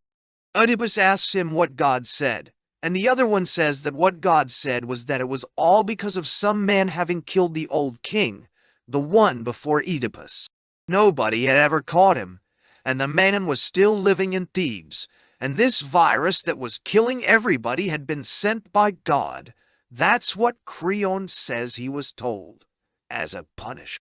I don't know why all these people who hadn't done anything to anybody had to be punished, but that's what he says God said. And the virus won't stop till they catch the man that killed the old king and send him away from Thebes. And of course, Oedipus says he's going to do everything he can to find the man and get rid of him. Hey. From his downstage corner the boy began to declaim, this time in English. God most himself when most sublimely vague. Talks, when his talk is plain, the ungodliest bosh. Repent, he roars, for sin has caused the plague. But we say, dirt, so wash. While the audience was still laughing, another group of mourners emerged from the wings and slowly crossed the stage. Karuna, said the girl in the foreground. Compassion. The suffering of the stupid is as real as any other suffering. Feeling a touch on his arm, Will turned and found himself looking into the beautiful, sulky face of young Murugan. I've been hunting for you everywhere, he said angrily, as though Will had concealed himself on purpose just to annoy him. He spoke so loudly that many heads were turned, and there were calls for quiet. You weren't at Dr. Roberts, you weren't at Cecila's, the boy nagged on, regardless of the protests. Quiet, quiet, quiet, came a tremendous shout from Basso Profundo in the clouds. Things have come to a pretty pass, the voice added grumblingly, when God simply can't hear himself speak. Hear, hear, said Will, joining in the general laughter. He rose and, followed by Murugan and Mary Sorogini, hobbled towards the exit. Didn't you want to see the end? Mary Sorogini asked, and turning to Murugan, you really might have waited, she said in a tone of reproof. Mind your own business. Murugan snapped. Will laid a hand on the child's shoulder. Luckily, he said, your account of the end was so vivid that I don't have to see it with my own eyes. And of course, he added ironically, His Highness must always come first. Murugan pulled an envelope out of the pocket of those white silk pajamas which had so bedazzled the little nurse, and handed it to Will. From my mother. And he added, It's urgent. How good it smells. Mary Sorogini commented, sniffing at the rich aroma of sandalwood that surrounded the Rani's missive. Will unfolded 3 sheets of heaven-blue notepaper embossed with 5 golden lotuses under a princely crown. How many underlinings! What a profusion of capital letters! He started to read. Ma petite voix, cher Farnaby, avait raison, as usual. I'd been told again and again what our mutual friend was predestined to do for poor little Paula, and, through the financial support which Paula will permit him to contribute to the crusade of the spirit for the whole world. So when I read his cable, which arrived a few minutes ago by way of the faithful Bahu and his diplomatic colleague in London, It came as no surprise to learn that Lord A has given you full powers, and it goes without saying, the wherewithal, to negotiate on his behalf, on our behalf, for his advantage is also yours, mine. And since in our different ways we are all crusaders, the spirits. But the arrival of Lord A.'s cable is not the only piece of news I have to report. Events, as we learned this afternoon from Bahu, are rushing towards the great turning point of Palanese history, rushing far more rapidly than I had previously thought to be possible. For reasons which are partly political, the need to offset a recent decline in Colonel D's popularity, partly economic, the burdens of defense are too onerous to be borne by Rendang alone, and partly astrological these days, say the experts, are uniquely favorable for a joint venture by Rams, myself, and Murugan, and that typical Scorpion, Colonel D. Yai. It has been decided to precipitate an action originally planned for the night of the lunar eclipse next November. This being so, it is essential that the three of us here should meet without delay to decide what must be done in these new and swiftly changing circumstances to promote our special interests, material and spiritual. The so-called accident which brought you to our shores at this most critical moment of time was, as you must recognize, manifestly providential. It remains for us to collaborate, as dedicated crusaders, with that divine power which has so unequivocally espoused our cause. So, come at once. Murugan has the motor car and will bring you to our modest bungalow, where I assure you, my dear Farnaby, you will receive a very warm welcome from bien sincerement votre, Fatima R. We'll fold it up, the three odorous sheets of scrawled blue paper, and replace them in their envelope. His face was expressionless, but behind this mask of indifference he was violently angry. Angry with this ill-mannered boy before him, so ravishing in his white silk pajamas, so odious in his spoiled silliness. Angry, as he caught another whiff of the letter, with that grotesque monster of a woman who had begun by ruining her son in the name of mother love and chastity, and was now egging him on in the name of God and an assortment of ascended masters to become a bomb, dropping spiritual crusader under the oily banner of Joe Aldehyde. Angry, above all, with himself for having so wantonly become involved with this ludicrously sinister couple. In heaven only knew what kind of a vile plot, against all the human decencies, that his refusal to take yes for an answer had never prevented him from secretly believing in, and how passionately longing for. "Well, shall we go?" said Murugan, in a tone of airy confidence. He was evidently assuming as axiomatic that when Fatima R. issued a command, obedience must necessarily be complete and unhesitating. Feeling the need to give himself a little more time to cool off, Will made no immediate answer. Instead, he turned away to look at the now distant puppets. Jocasta, Oedipus, and Creon were sitting on the palace steps, waiting, presumably, for the arrival of Tiresias. Overhead, Basso Profundo was momentarily napping. A party of black-robed mourners was crossing the stage. Near the footlights, the boy from Pala had begun to declaim in blank verse. "Light and compassion," he was saying. Light and compassion. How unutterably simple our substance. But these simple waited, age after age, for intricacies sufficient to know their one in multitude, their everything. Here now, their fact in fiction, waited and still, waits on the absurd, on incommensurables, seamlessly interwoven, ostrin with all, charity, truth with kidney function, beauty, with child bile sperm, and God with dinner, God, with dinner's absence or the sound of bells. Suddenly, 1, 2, 3, in sleepless ears.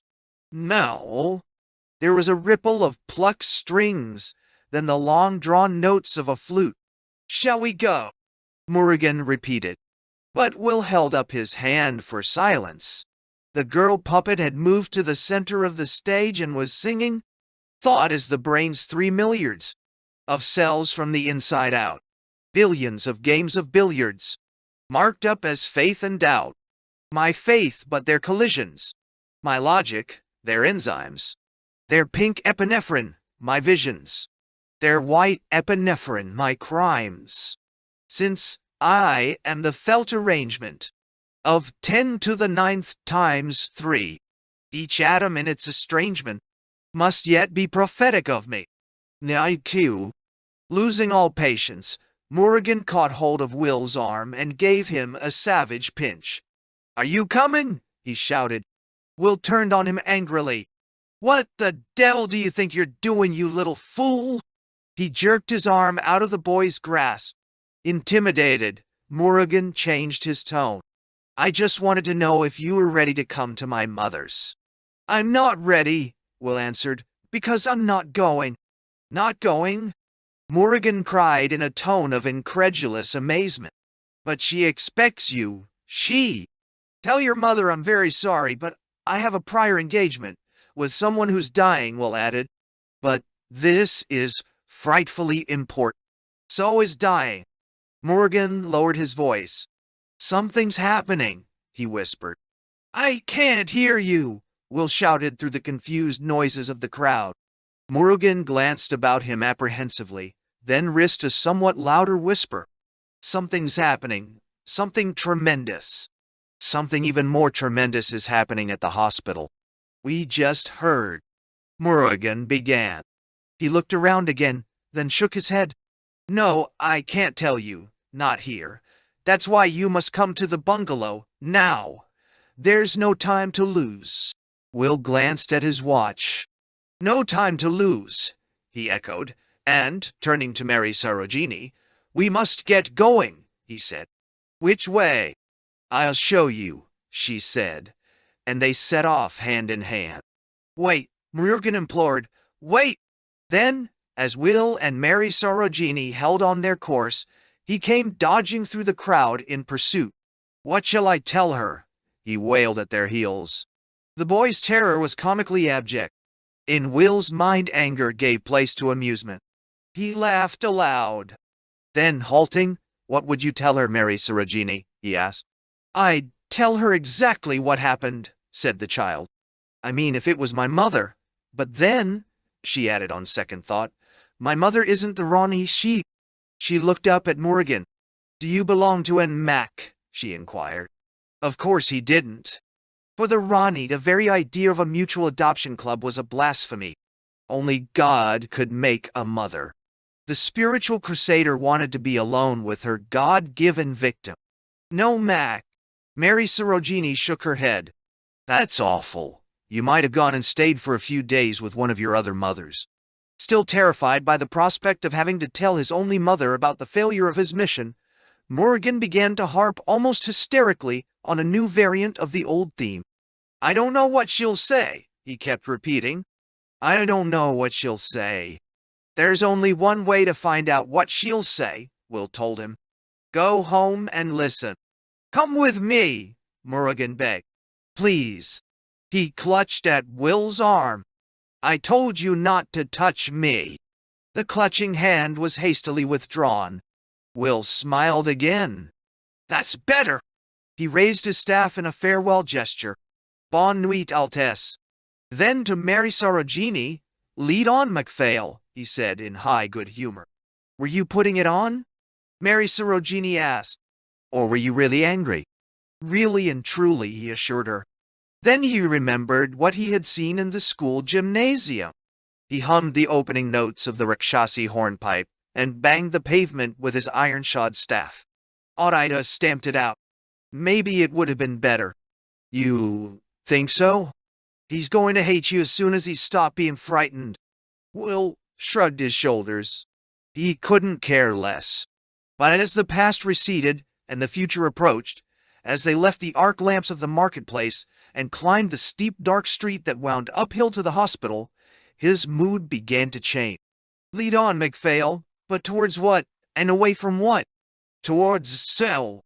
Yet another manifestation of all the no obdurate essential horror, and away from all the open pain of Bob, that blessed year of full freedom, which Joe Aldehyde had promised, and that it would be so easy, and since Pala was one doomed in any event, not so immoral or treacherous to earn, and not only away from the hope of freedom,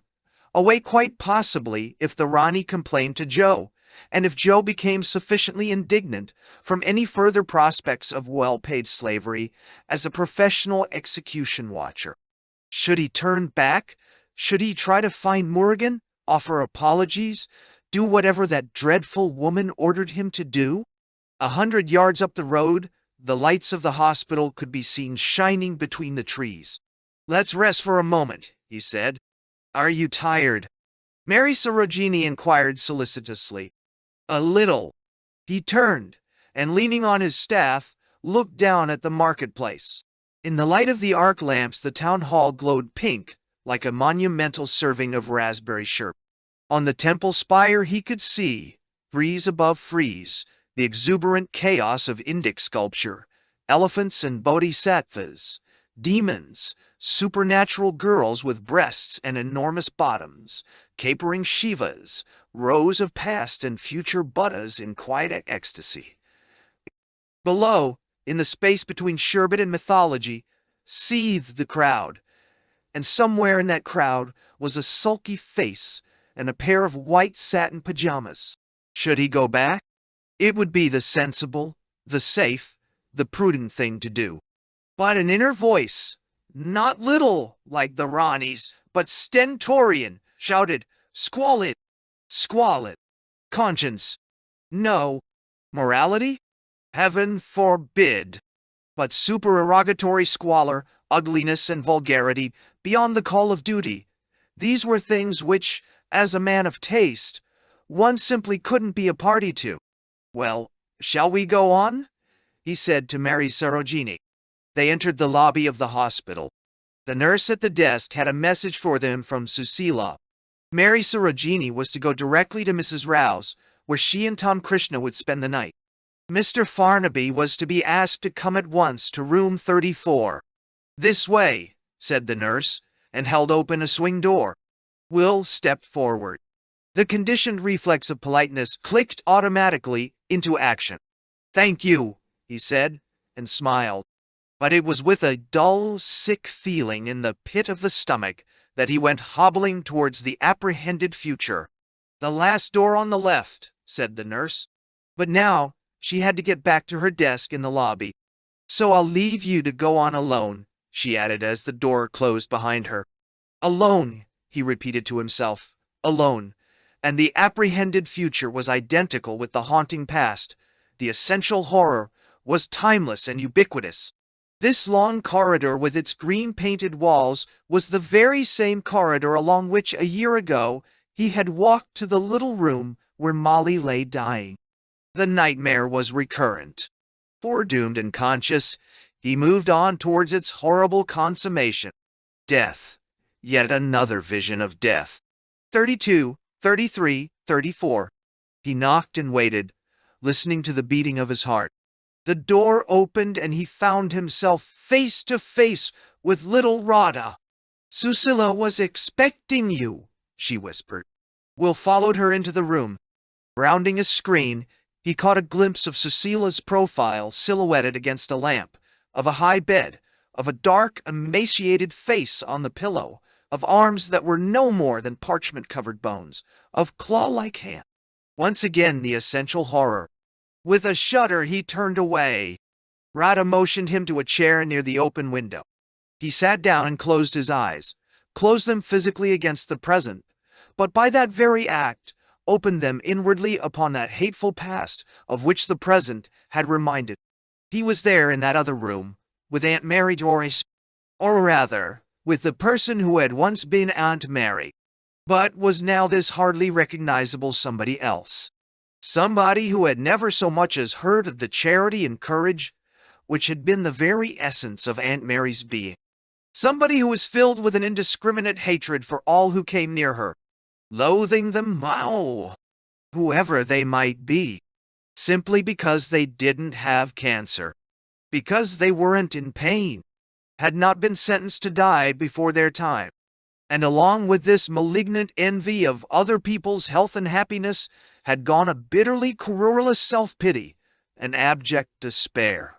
Why to me? Why should this thing have happened to me? He could hear the shrill complaining voice, could see that tear-stained and distorted face. The only person he had ever really loved or wholeheartedly admired. And yet, in her degradation, he had caught himself despising her. Despising, positively hating. To escape from the past, he reopened his eyes. Radha, he saw, was sitting on the floor, cross-legged and upright, in the posture of meditation. In her chair beside the bed, Susila seemed to be holding the same kind of focused stillness. He looked at the face on the pillow. That, too, was still with a serenity that might almost have been the frozen calm of death. Outside, in the leafy darkness, a peacock suddenly screamed. Deepened by contrast, the ensuing silence seemed to grow pregnant with mysterious and appalling meanings. Lakshmi. Susila laid a hand on the old woman's wasted arm. Lakshmi, she said again more loudly. The death-calm face remained impassive. You mustn't go to sleep. Not go to sleep. But, for Aunt Mary, sleep, the artificial sleep that followed the injections, had been the only respite from the self-lacerations of self-pity and brooding fear. Lakshmi! The face came to life. I wasn't really asleep, the old woman whispered. It's just my being so weak, I seem to float away. But you've got to be here, said Susila. You've got to know you're here, all the time. She slipped an additional pillow under the sick woman's shoulders and reached for a bottle of smelling salts that stood on the bed table.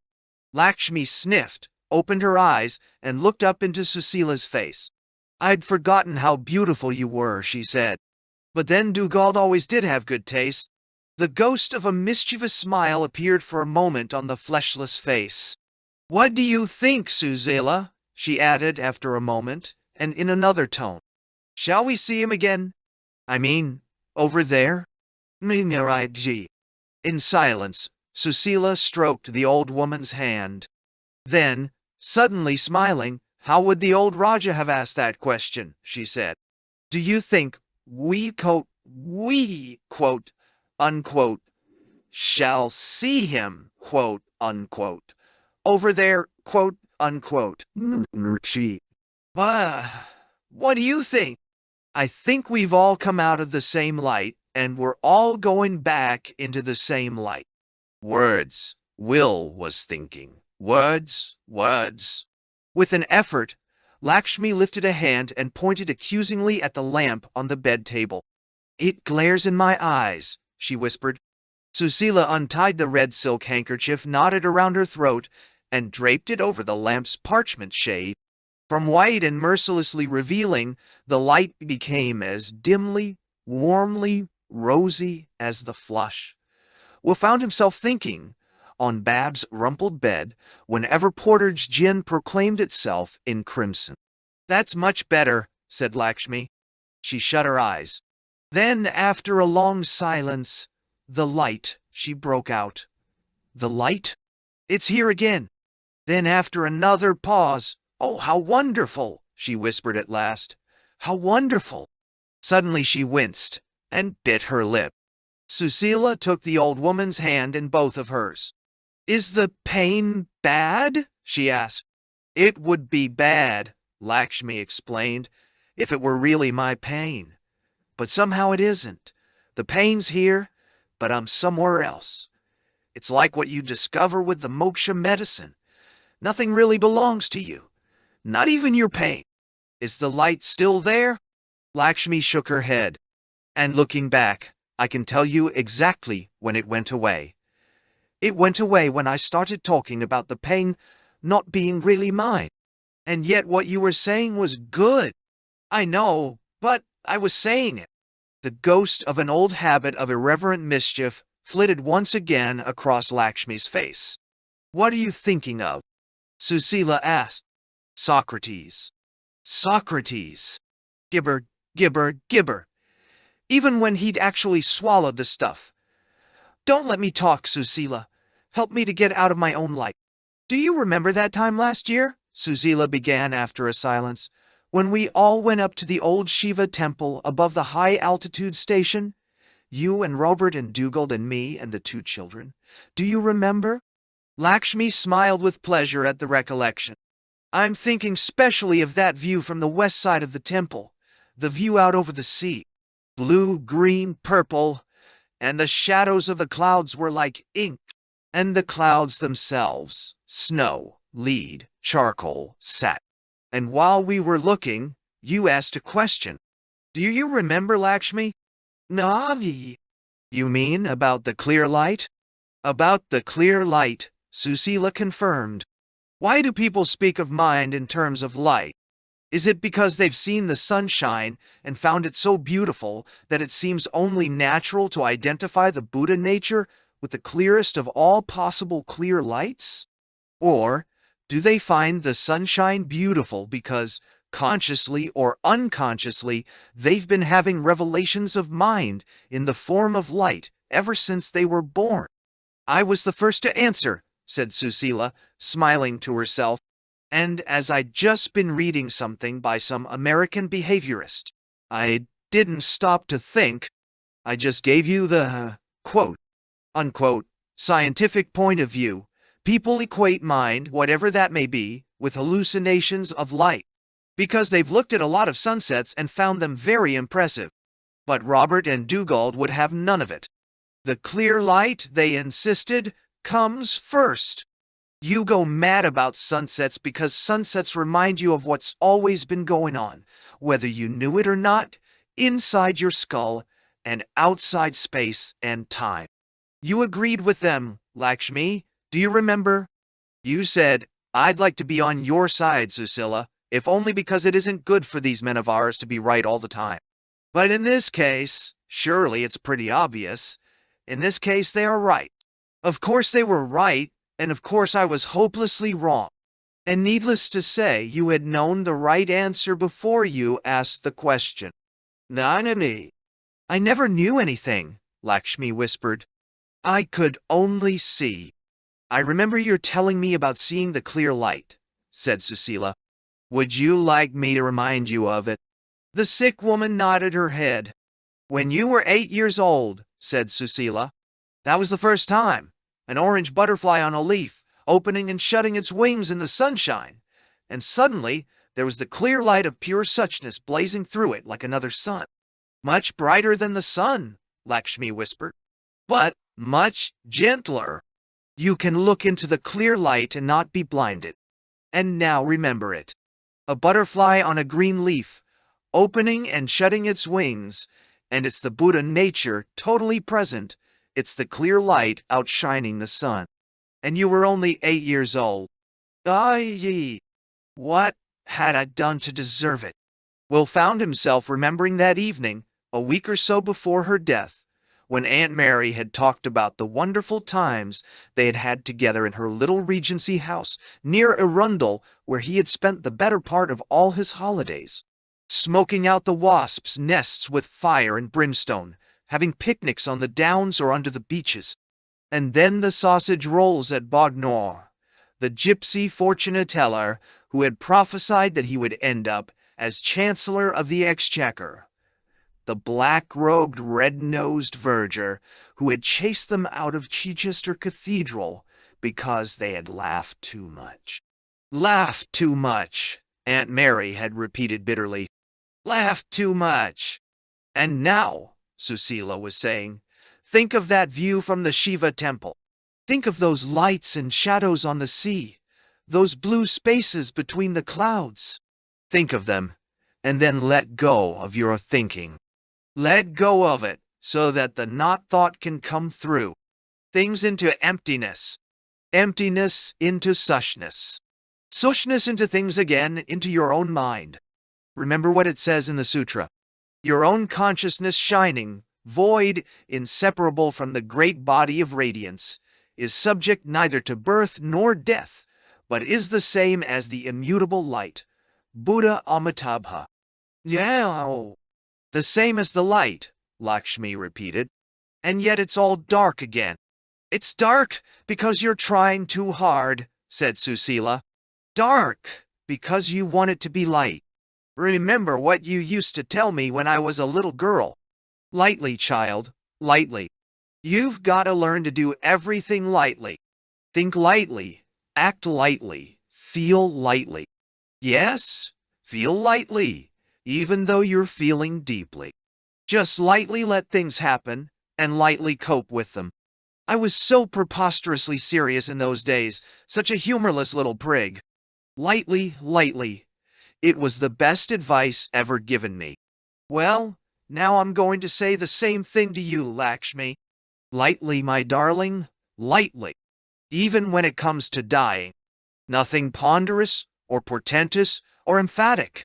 No rhetoric, no tremulous, no self-conscious persona putting on its celebrated imitation of Christ, or goatee, or Little Nell. And of course no theology, no metaphysics. Just the fact of dying, and the fact of the clear light. So throw away all your baggage and go forward. There are quicksands all about you, sucking at your feet, trying to suck you down into fear, and self-pity, and despair. That's why you must walk so lightly. Lightly, my darling. On tiptoes. And no luggage, not even a sponge bag. Completely unencumbered. Why, you? Completely unencumbered. Will thought of poor Aunt Mary sinking deeper and deeper with every step into the quicksands. Deeper and deeper until, struggling and protesting to the last, she had gone down, completely and forever, into the essential horror. He looked again at the fleshless face on the pillow and saw that it was smiling. The light, came the hoarse whisper, the clear light. It's here, along with the pain, in spite of the pain. And where are you? Susila asked. Over there, in the corner. Lakshmi tried to point, but the raised hand faltered and fell back, inert on the coverlet. I can see myself there, and she can see my body on the bed. Can she see the light? No, the light's here, where my body is. The door of the sick room was quietly open. Will turned his head and was in time to see Dr. Robert's small spare figure emerging from behind the screen into the rosy twilight. Susila rose and motioned him to her place beside the bed. Dr. Robert sat down and, leaning forward, took his wife's hand in one of his and laid the other on her forehead. It's me, he whispered. At last. A tree, he explained, had fallen across the telephone line. No communication with the high-altitude station except by road. They had sent a messenger in a car, and the car had broken down. More than 2 hours had been lost. But thank goodness, Doctor. Robert concluded, here I finally am. The dying woman sighed profoundly, opened her eyes for a moment, and looked up at him with a smile, then closed them again. I knew you'd come. Lakshmi, he said very soft. Lakshmi? He drew the tips of his fingers across the wrinkled forehead, again and again. My little love. There were tears on his cheeks, but his voice was firm, and he spoke with the tenderness, not of weakness, but of power. I'm not over there anymore, Lakshmi whispered. She was over there in the corner, Susila explained to her father-in-law, looking at her body here on the bed. But now, I've come back. Me in the pain, me in the light, me and you. All together. The peacock screamed again, and through the insect noises that in this tropical night were the equivalent of silence, Far off but clear came the sound of gay music, flutes and plucked strings, and the steady throbbing of drums. "Listen," said Dr. Robert. "Can you hear it? They're dancing." "Dancing," Lakshmi repeated. "Dancing." "Dancing so lightly," Susila whispered, "as though they had wings." The music swelled up again into audibility. "It's the courting dance," Susila went on. "The courting dance. Robert, do you remember? Could I ever forget?" Yes, Will said to himself. Could one ever forget?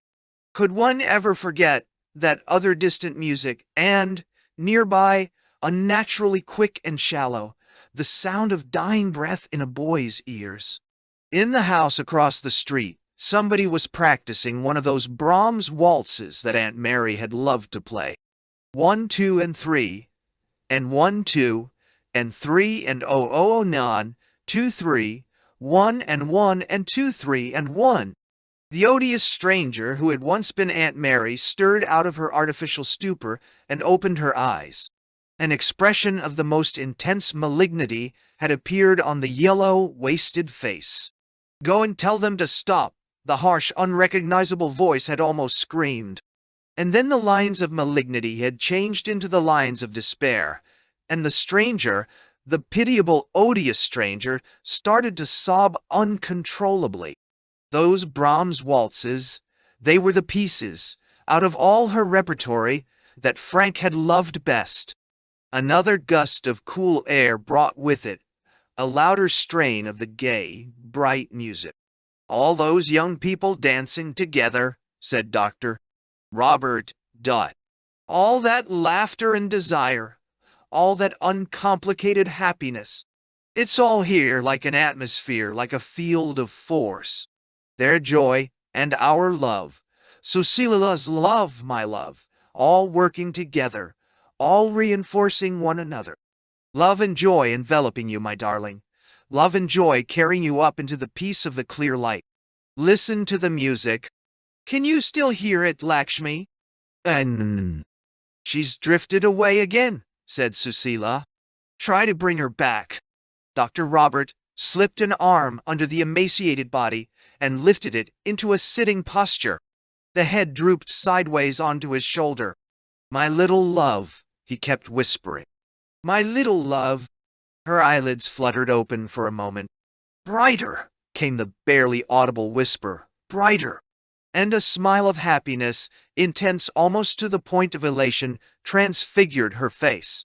"Through his tears, Doctor?" Robert smiled back at her. "So now you can let go, my darling." He stroked her gray hair. "Now you can let go." "Let go," he insisted. "Let go of this poor old body. You don't need it anymore. Let it fall away from you. Leave it lying here like a pile of worn-out clothes." "No." In the fleshless face, the mouth had fallen cavernously open, and suddenly the breathing became stertorous. "My love, my little love." Dr. Robert held her more closely. "Let go now, let go. Leave it here, your old worn-out body, and go on. Go on, my darling. Go on into the light, into the peace, into the living peace of the clear light." Susila picked up one of the limp hands and kissed it, then turned to little Radha. "Time to go," she whispered, touching the girl's shoulder. Interrupted in her meditation, Radha opened her eyes, nodded, and scrambling to her feet, tiptoed silently towards the door. Susila beckoned to Will, and together they followed her. In silence, the three of them walked along the corridor. At the swing door, Radha took her leave.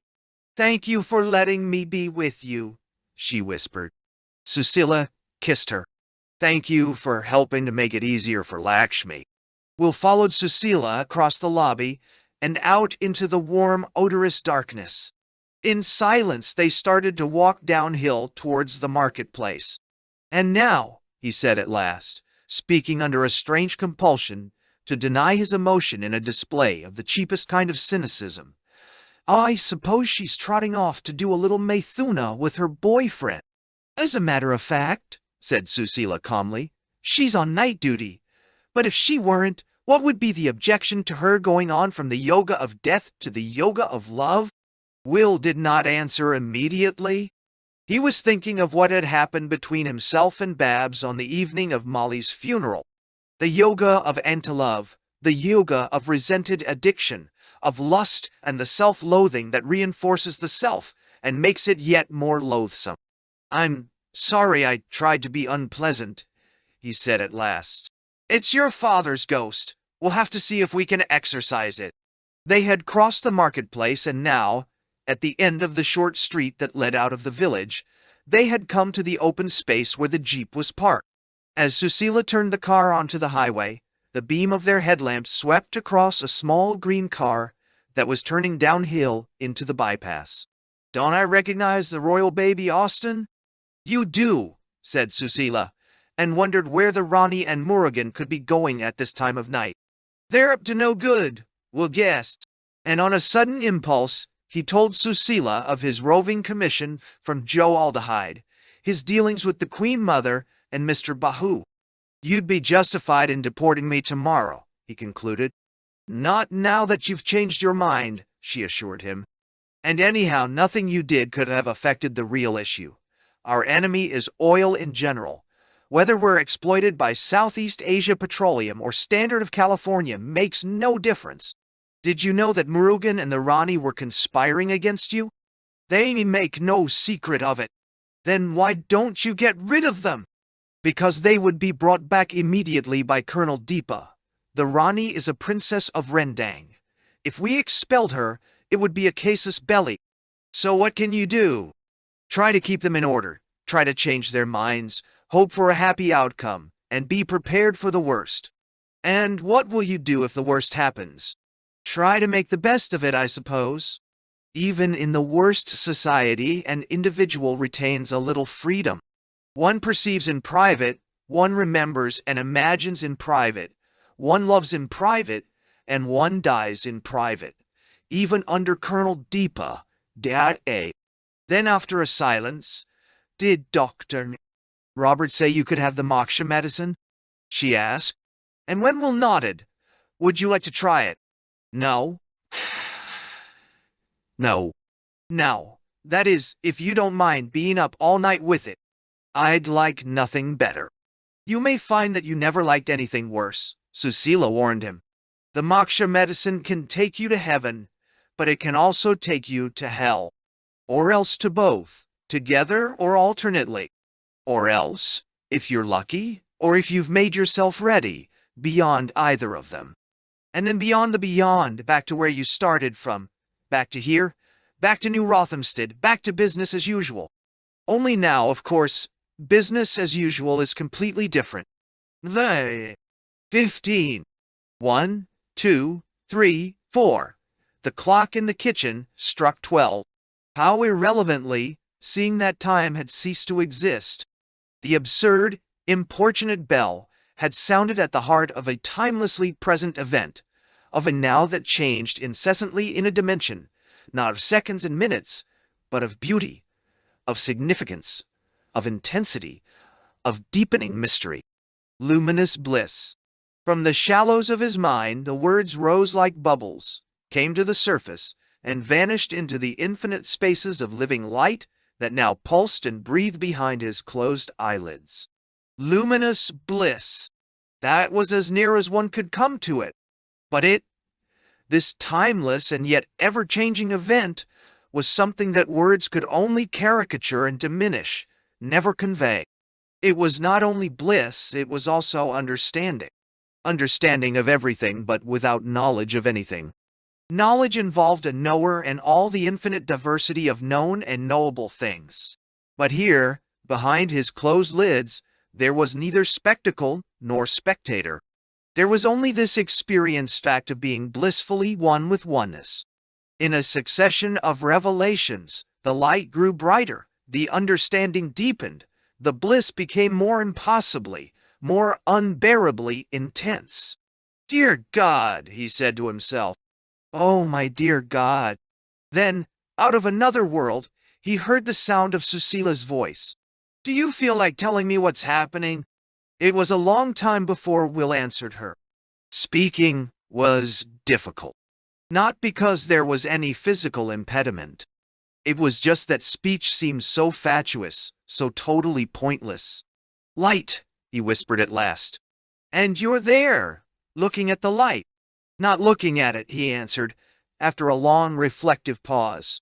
Being it, he repeated emphatically. Its presence was his absence. William Asquith Farnaby. Ultimately and essentially, there was no such person. Ultimately and essentially, there was only a luminous bliss, only a knowledgeless understanding, only union with unity in a limitless, undifferentiated awareness. This, self-evidently, was the mind's natural state. But no less certainly, there had also been that professional execution watcher. That self-loathing Babs a Dick. There were also 3,000 millions of insulated consciousnesses, each at the center of a nightmare world, in which it was impossible for anyone with eyes in his head, or a grain of honesty, to take yes for an answer. By what sinister miracle had the mind's natural state been transformed into all these devil's islands of wretchedness and delinquency? In the firmament of bliss and understanding, like bats against the sunset, there was a wild crisscrossing of remembered notions, and the hangovers of past feelings, bat thoughts of Plotinus and the Gnostics, of the one and its emanations, down into thickening horror, and then bat feelings of anger and disgust as the thickening horrors became specific memories of what the essentially non-existent William Asquith Farnaby had seen and done, inflicted and suffered. But behind and around, and somehow even within those flickering memories, was the firmament of bliss and peace and understanding. There might be a few bats in the sunset sky, but the fact remained that the dreadful miracle of creation had been reversed. From a preternaturally wretched and delinquent self, he had been unmade into pure mind in its natural state, limitless, undifferentiated, luminously blissful, knowledgelessly understanding. Light here, light now. And because it was infinitely here and timelessly now, there was nobody outside the light to look at the light. The fact was the awareness, the fact. From that other world, somewhere out there to the right, came the sound once more of Susila's voice. "Are you feeling happy?" she asked. A surge of brighter radiance swept away all those flickering thoughts and memories. There was nothing now except a crystalline transparency of bliss. Without speaking, without opening his eyes, he smiled and nodded. Eckhart called it God, she went on. Felicity so ravishing, so inconceivably intense, that no one can describe it. And in the midst of it, God glows and flames without ceasing. God glows and flames. It was so startlingly, so comically right that Will found himself laughing aloud. God like a house on fire, he gasped. God the 14th of July. And he exploded once more into cosmic laughter. Behind his closed eyelids, an ocean of luminous bliss poured upwards like an inverted cataract. Poured upwards from union into completer union, from impersonality into a yet more absolute transcendence of selfhood. God the 14th of July, he repeated, and from the heart of the cataract, gave vent to a final chuckle of recognition and understanding. What about the 15th of July? Susila questioned. What about the morning after? There isn't any morning after. She shook her head. It sounds suspiciously like nirvana. What's wrong with that? Pure spirit, 100% proof. That's a drink that only the most hardened contemplation guzzlers indulge in. Bodhisattvas dilute their nirvana with equal parts of love and work. This is better, Will insisted. You mean it's more delicious. That's why it's such an enormous temptation. The only temptation that God could succumb to. The fruit of the ignorance of good and evil. What heavenly lusciousness! What a super mango! God had been stuffing himself with it for billions of years. Then all of a sudden, up comes Homo sapiens. Out pops the knowledge of good and evil. God had to switch to a much less palatable brand of fruit. You've just eaten a slice of the original Super Mango so you can sympathize with him. Me. A chair creaked. There was a rustle of skirts, then a series of small busy sounds that he was unable to interpret. What was she doing? He could have answered that question by simply opening his eyes. But who cared, after all, what she might be doing? Nothing was of any importance except this blazing uprush of bliss and understanding. Super Mango to fruit of knowledge, I'm going to wean you, she said, by easy stages. There was a whirring sound. From the shallows, a bubble of recognition reached the surface of consciousness. Susila had been putting a record on the turntable of a phonograph, and now the machine was in motion. Johann Sebastian Bach, he heard her saying. The music that's closest to silence, closest, in spite of its being so highly organized, to pure 100% proof spirit. The whirring gave place to musical sounds. Another bubble of recognition came shooting up. He was listening to the Fourth Brandenburg Concerto. It was the same, of course, as the Fourth Brandenburg he had listened to so often in the past. The same and yet completely different. This Allegro, he knew it by heart, which meant that he was in the best possible position to realize that he had never really heard it before. To begin with, it was no longer he, William Asquith Farnaby, who was hearing it. The Allegro was revealing itself as an element in the great present event, a manifestation at one remove of the luminous bliss. Or perhaps that was putting it too mildly. In another modality, this Allegro was the luminous bliss. It was the knowledgeless understanding of everything apprehended through a particular piece of knowledge. It was undifferentiated awareness broken up into notes and phrases, and yet still all, comprehendingly itself. And of course, all this belonged to nobody. It was at once in here, out there, and nowhere. The music which, as William Asquith Farnaby, he had heard 100 times before, he had been reborn as an unnowned awareness, which was why he was now hearing it for the first time. Unnowned, the Fourth Brandenburg had an intensity of beauty, a depth of intrinsic meaning, incomparably greater than anything he had ever found in the same music when it was his private property. "Poor idiot!" came up in a bubble of ironic comment. The poor idiot hadn't wanted to take yes for an answer in any field but the aesthetic. And all the time he had been denying, by the mere fact of being himself, all the beauty and meaning he so passionately longed to say yes to. William Asquith Farnaby was nothing but a muddy filter, on the hither side of which human beings, nature, and even his beloved art had emerged bedimmed and bemired, less, other and uglier than themselves. Tonight, for the first time, his awareness of a piece of music was completely unobstructed. Between mind and sound, mind and pattern, mind and significance, there was no longer any babel of biographical irrelevances to drown the music or make a senseless discord. Tonight's Fourth Brandenburg was a pure datum. No, a blessed donum, uncorrupted by the personal history, the second-hand notions, the ingrained stupidities with which, like every self, the poor idiot, who wouldn't, and in art plainly couldn't, take yes for an answer, had overlaid the gifts of immediate experience. And tonight's Fourth Brandenburg was not merely an unannounced thing in itself. It was also, in some impossible way, a present event with an infinite duration. Or rather, and still more impossibly, seeing that it had 3 movements and was being played at its usual speed, it was without duration. The metronome presided over each of its phrases, but the sum of its phrases was not a span of seconds and minutes. There was a tempo, but no time. So, what was there?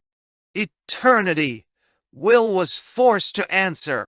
It was one of those metaphysical dirty words which no decent-minded man would dream of pronouncing even to himself, much less in public. Eternity, my brethren, he said aloud. Eternity, blah, blah. The sarcasm, as he might have known it would, fell completely flat. Tonight those 4 syllables were no less concretely significant than the 4 letters of the other class of tabooed words. He began to laugh. "What's so funny?" she asked. "Eternity," he answered. "Believe it or not, it's as real as shit." "Excellent," she said approvingly. He sat there motionlessly attentive, following with ear and inward eye the interwoven streams of sound, the interwoven streams of congruous and equivalent lights that flowed on timelessly from one sequence to another. And every phrase of this well-worn familiar music was an unprecedented revelation of beauty that went pouring upwards like a multitudinous fountain into another revelation as novel and amazing as itself. Stream within stream, the stream of the solo violin, the streams of the 2 recorders, the manifold streams of the harpsichord, and the little orchestra of assorted strings. Separate, distinct, individual, and yet each of the streams was a function of all the rest. Each was itself in virtue of its relationship to the whole of which it was a component. "Dear God," he heard himself whispering. In the timeless sequence of change, the recorders were holding a single long-drawn note. A note without upper partials, clear, pellucid, divinely empty. A note, the word came bubbling up, of pure contemplation. And here was another inspirational obscenity that had now acquired a concrete meaning and might be uttered without a sense of shame. Pure contemplation, unconcerned, beyond contingency, outside the context of moral judgments. Through the uprushing lights he caught a glimpse, in memory, of Radha's shining face as she talked of love as contemplation. Of Radha once again, sitting cross-legged, in a focused intensity of stillness, at the foot of the bed where Lakshmi lay dying. This long pure note was the meaning of her words, the audible expression of her silence. But always, flowing through and along with the heavenly emptiness of that contemplative fluting was the rich sound, vibration, within passionate vibration, of the violin. And surrounding them both, the notes of contemplative detachment and the notes of passionate involvement, was this network of sharp dry tones plucked from the wires of the harpsichord. Spirit and instinct, action and vision, and around them, the web of intellect. They were comprehended by discursive thought, but comprehended, it was obvious, only from the outside, in terms of an order of experience radically different from that which discursive thinking professes to explain. "It's like a logical positivist," he said. "What is?" "That harpsichord." Like a logical positivist, he was thinking in the shallows of his mind, while in the depths the great event of light and sound timelessly unfolded. Like a logical positivist, talking about Plotinus and Julie de Lespenas. The music changed again, and now it was the violin that sustained, how passionately, the long, drawn note of contemplation, while the 2 recorders took up the theme of active involvement and repeated it. The identical form imposed upon another substance, in the mode of detachment. And here, dancing in and out between them, was the logical positivist, absurd but indispensable, trying to explain, in a language incommensurable with the facts, what was all about. In the eternity that was as real as shit, he went on listening to these interwoven streams of sound, went on looking at these interwoven streams of light, went on actually being, out there, in here and nowhere, all that he saw and heard. And now, abruptly, the character of the light underwent a change. These interwoven streams, which were the first fluid differentiations of an understanding on the further side of all particular knowledge, had ceased to be a continuum. Instead, there was, all of a sudden, this endless succession of separate forms, forms still manifestly charged with the luminous bliss of undifferentiated being, but limited now, isolated, individualized.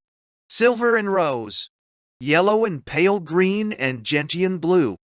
An endless succession of luminous spheres came swimming up from some hidden source of forms and, in time with the music, purposefully constellated themselves into arrays of unbelievable complexity and beauty, an inexhaustible fountain that sprayed out into conscious patternings, into lattices of living stars.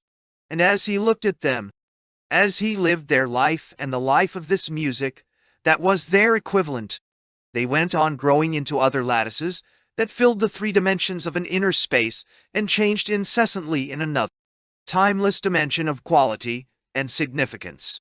"What are you hearing?" Susila asked. "Hearing what I see," he answered, "and seeing what I hear." "And how would you describe it?" "What it looks like," Will answered after a long silence. "What it sounds like is the creation, only it's not a one-shot affair. It's non-stop, perpetual creation. Perpetual creation, out of nowhere into something somewhere. Is that it?" "That's it. You're making progress." If words had come more easily, and, when spoken, had been a little less pointless, Will would have explained to her that knowledgeless understanding and luminous bliss were a damn sight better than even Johann Sebastian Bach. "Making progress," Susila repeated. "But you've still got a long way to go. What about opening your eyes?" Will shook his head emphatically. "It's time you gave yourself a chance of discovering what's what." What is this?" he muttered. "It isn't," she assured him. "All you've been seeing and hearing and being is only the first what.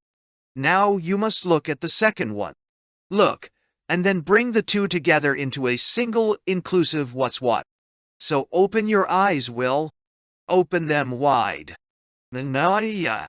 "All right," he said at last, and reluctantly, with an apprehensive sense of impending misfortune, he opened his eyes. The inner illumination was swallowed up in another kind of light. The fountain of forms. The colored orbs in their conscious arrays and purposefully changing lattices gave place to a static composition of uprights and diagonals, of flat planes and curving cylinders, all carved out of some material that looked like living agate, and all emerging from a matrix of living and pulsating mother of pearl, doll. Like a blind man newly healed and confronted for the first time by the mystery of light and color, he stared in uncomprehending astonishment. And then, at the end of another 20 timeless bars of the fourth Brandenburg, a bubble of explanation rose into consciousness. He was looking, Will suddenly perceived, at a small square table, and beyond the table at a rocking chair, and beyond the rocking chair at a blank wall of whitewashed plaster. The explanation was reassuring, for, in the eternity that he had experienced between the opening of his eyes and the emergent knowledge of what he was looking at, the mystery confronting him had deepened from inexplicable beauty to a consummation of shining alienness that filled him, as he looked, with a kind of metaphysical terror. Well, this terrifying mystery consisted of nothing but 2 pieces of furniture and an expanse of wall. The fear was allayed, but the wonder only increased. How was it possible that things so familiar and commonplace could be this? Obviously it wasn't possible, and yet there it was. His attention shifted from the geometrical constructions in brown agate to their pearly background. Its name, he knew, was wall, but in experienced fact it was a living process. A continuing series of transubstantiations, from plaster and whitewash into the stuff of a supernatural body, into a god. Flesh that kept modulating, as he looked at it, from glory to glory, out of what the word bubbles had tried to explain away as mere calcimine. Some shaping spirit was evoking an endless succession of the most delicately discriminated hues, at once faint and intense, that emerged out of latency and went flushing across the god body's divinely radiant skin. Wonderful, wonderful! And there must be other miracles, new worlds to conquer and be conquered by. He turned his head to the left, and there, appropriate words had bubbled up almost immediately, was the large marble-topped table at which they had eaten their supper. And now, thick and fast, more bubbles began to rise. This breathing apocalypse called table might be thought of as a picture by some mystical cubist, some inspired Juan Gris with the soul of Traherne and a gift for painting miracles with conscious gems and the changing moods of water lily petals. Turning his head a little further to the left, he was startled by a blaze of jewelry. And what strange jewelry!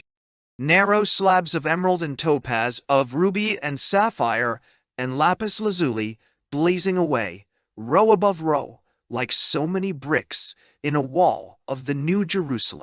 Then, at the end, not in the beginning, came the word. In the beginning were the jewels, the stained glass windows, the walls of paradise. It was only now, at long last, that the word bookcase presented itself for consideration. Will raised his eyes from the book jewels and found himself at the heart of a tropical landscape. Why? Where? Then he remembered that, when, in another life, he first entered the room, he had noticed over the bookcase a large bad watercolor. Between sand dunes and clumps of palms, a widening estuary, receding towards the open sea. And above the horizon, enormous mountains of cloud towered into a pale sky. Feeble came bubbling up from the shallows, the work only too obviously of a not very gifted amateur. But that was now beside the point, for the landscape had ceased to be a painting, and was now the subject of the painting. A real river, real sea, real sand glaring in the sunshine, real trees against a real sky. Real to the nth, real to the point of absoluteness. And this real river mingling with a real sea was his own being engulfed in God. God between quotation marks? Inquired an ironical bubble. Or God, in a modernist, Pickwickian sense? Will shook his head. The answer was just plain God, the God one couldn't possibly believe in, but who was self-evidently the fact confronting him. And yet this river was still a river, this sea the Indian Ocean, not something else in fancy dress. Unequivocally themselves, but at the same time unequivocally God. Where are you now? Susila asked. Without turning his head in her direction, Will answered, In heaven, I suppose, and pointed at the landscape. In heaven still? When are you going to make a landing down here? Another bubble of memory came up from the silted shallows. Something far more deeply interfused, whose dwelling is the light of something or other. But Wordsworth also talked about the still sad music of humanity. Luckily, said Will, there are no humans in this landscape. Not even any animals, she added, with a little laugh. Only clouds and the most deceptively innocent-looking vegetables. That's why you'd better look at what's on the floor. Will dropped his eyes. The grain on the floorboards was a brown river, and the brown river was an eddying, ongoing diagram of the world's divine light.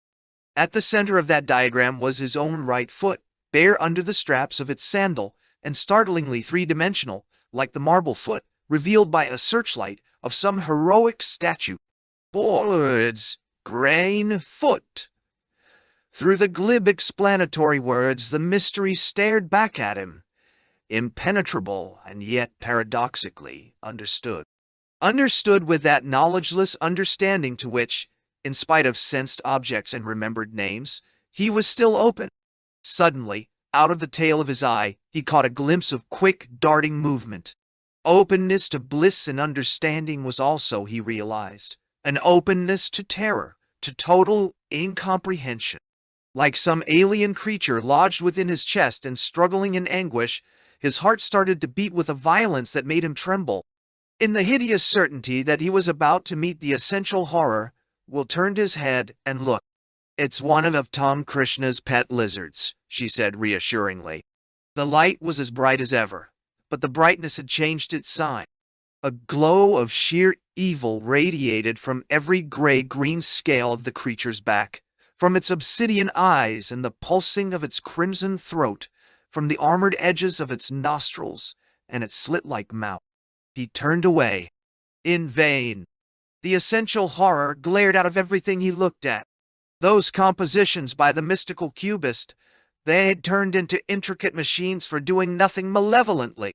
That tropical landscape, in which he had experienced the union of his own being with the being of God, it was now simultaneously the most nauseating of Victorian oleographs and the actuality of hell.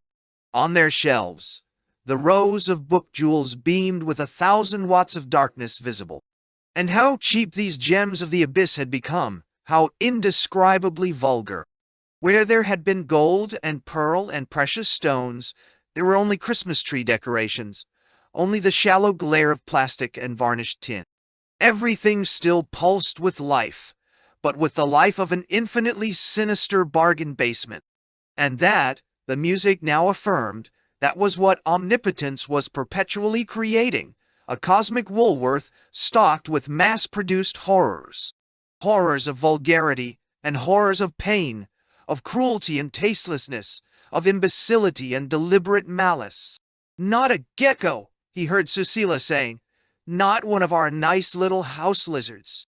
A hulking stranger from outdoors, one of the bloodsuckers. Not that they suck blood, of course. They merely have red throats and go purple in the face when they get excited. Hence that stupid name. Look. There he goes. Ah! Will looked down again. Preternaturally real. The scaly horror with its black blank eyes, its murderer's mouth, its blood-red throat pumping away, while the rest of the body lay stretched along the floor, as still as death, was now within 6 inches of his foot. He's seen his dinner, said Susila. Look over there to your left, on the edge of the matting. He turned his head. Gongylus gongyloids, she went on. Do you remember? Yes, he remembered. The praying mantis that had settled on his bed. But that was in another existence. What he had seen then was merely a rather odd-looking insect. What he saw now was a pair of inch-long monsters, exquisitely grisly, in the act of coupling. Their bluish pallor was barred and veined with pink, and the wings that fluttered continuously, like petals in a breeze, were shaded at the edges with deepening violet. A mimicry of flowers. But the insect forms were undisguisable, and now even the flowery colors had undergone a change. Those quivering wings were the appendages of 2 brightly enameled gadgets in the bargain basement, 2 little working models of a nightmare, 2 miniaturized machines for copulation. And now one of the nightmare machines, the female, had turned the small flat head, all mouth and bulging eyes, at the end of its long neck, had turned it, and, dear God, had begun to devour the head of the male machine. First a purple eye was chewed out, then half the bluish face. What was left of the head fell to the ground. Unrestrained by the weight of the eyes and jaws, the severed neck waved wildly.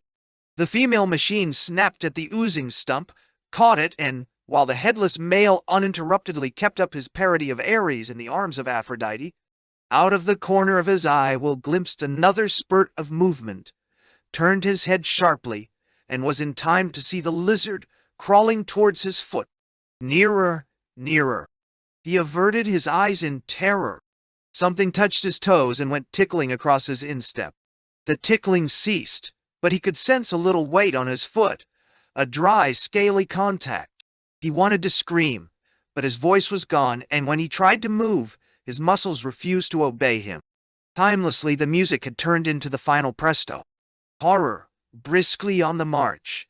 Horror in rococo fancy dress leading the dance. Utterly still, except for the pulse in its red throat. The scaly horror on his instep lay staring with expressionless eyes at its predestined prey. Interlocked, the 2 little working models of a nightmare quivered like wind-blown petals, and were shaken spasmodically by the simultaneous agonies of death and copulation. A timeless century passed. Bar after bar, the gay little dance of death went on and on.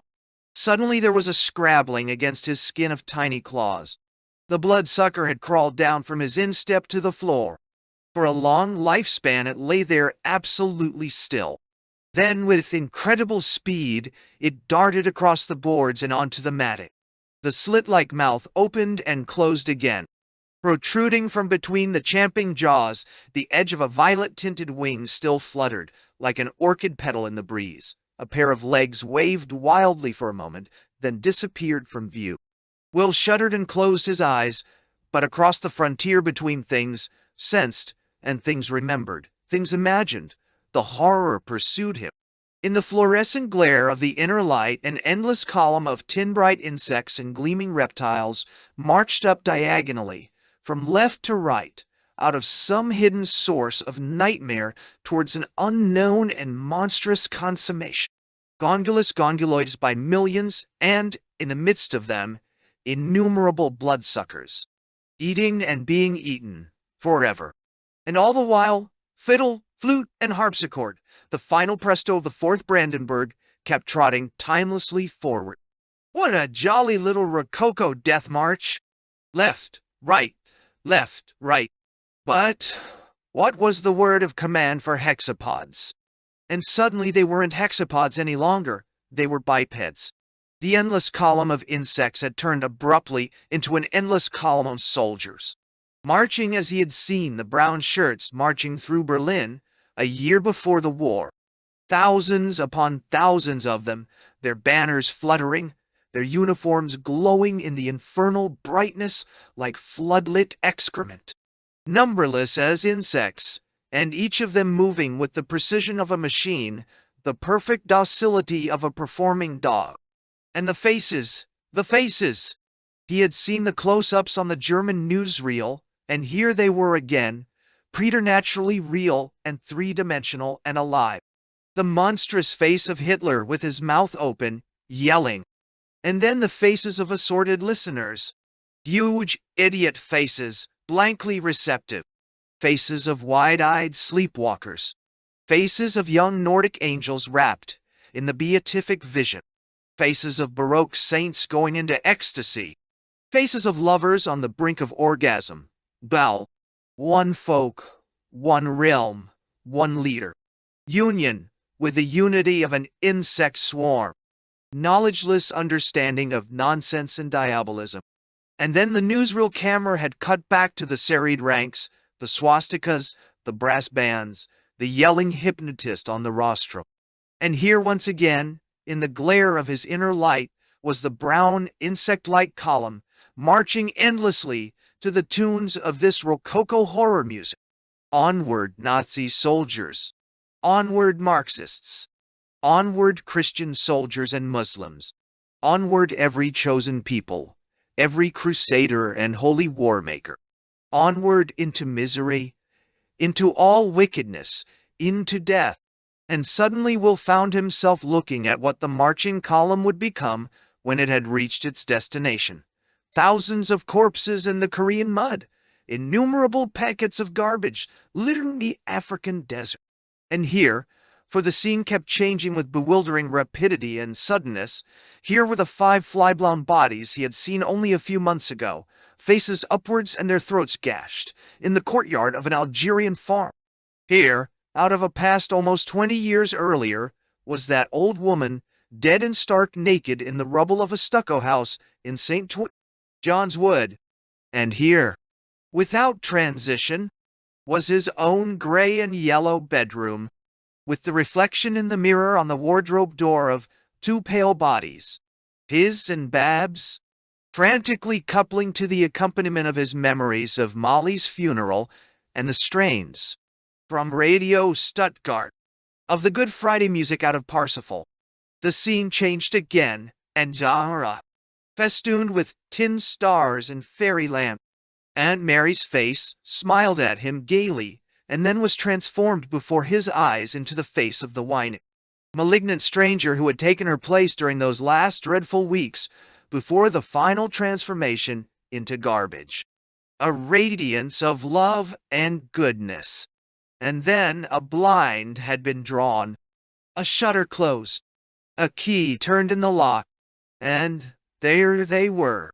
She in her cemetery, and he in his private prison, sentenced to solitary confinement and one unspecified fine morning, to death. The agony in the bargain basement. The crucifixion among the Christmas tree decorations. Outside or in, with the eyes open or with the eyes closed, there was no escape. No escape, he whispered, and the words confirmed the fact, transformed it into a hideous certitude that kept opening out, opening down, into depth below depth of malignant vulgarity, hell beyond hell of utterly pointless suffering. And this suffering, it came to him with the force of a revelation, this suffering was not merely pointless, it was also cumulative, it was also self-perpetuating. Surely enough, frightfully enough, as it had come to Molly and Aunt Mary and all the others, death would come also to him. Would come to him, but never to this fear, this sickening disgust, these lacerations of remorse and self-loathing. Immortal in its pointlessness, suffering would go on forever. In all other respects one was grotesquely, despicably finite. Not in respect to suffering. This dark little inspissated clot that one called was capable of suffering to infinity, and in spite of death, the suffering would go on forever. The pains of living and the pains of dying, the routine of successive agonies in the bargain basement, and the final crucifixion in a blaze of tin and plastic vulgarity, reverberating, continuously amplified, they would always be there. And the pains were incommunicable, the isolation complete. The awareness that one existed was an awareness that one was always alone. Just as much alone in Babs's musky alcove as one had been alone with one's ear-rock or one's broken arm, as one would be alone with one's final cancer, alone when one thought it was all over, with the immortality of suffering. He was aware, all of a sudden, that something was happening to the music. The tempo had changed. Rallentando. It was the end. The end of everything for everyone. The jaunty little death dance had piped the marchers on and on to the edge of the cliff, and now here it was, and they were tottering on the brink. Rallentando, rallentando.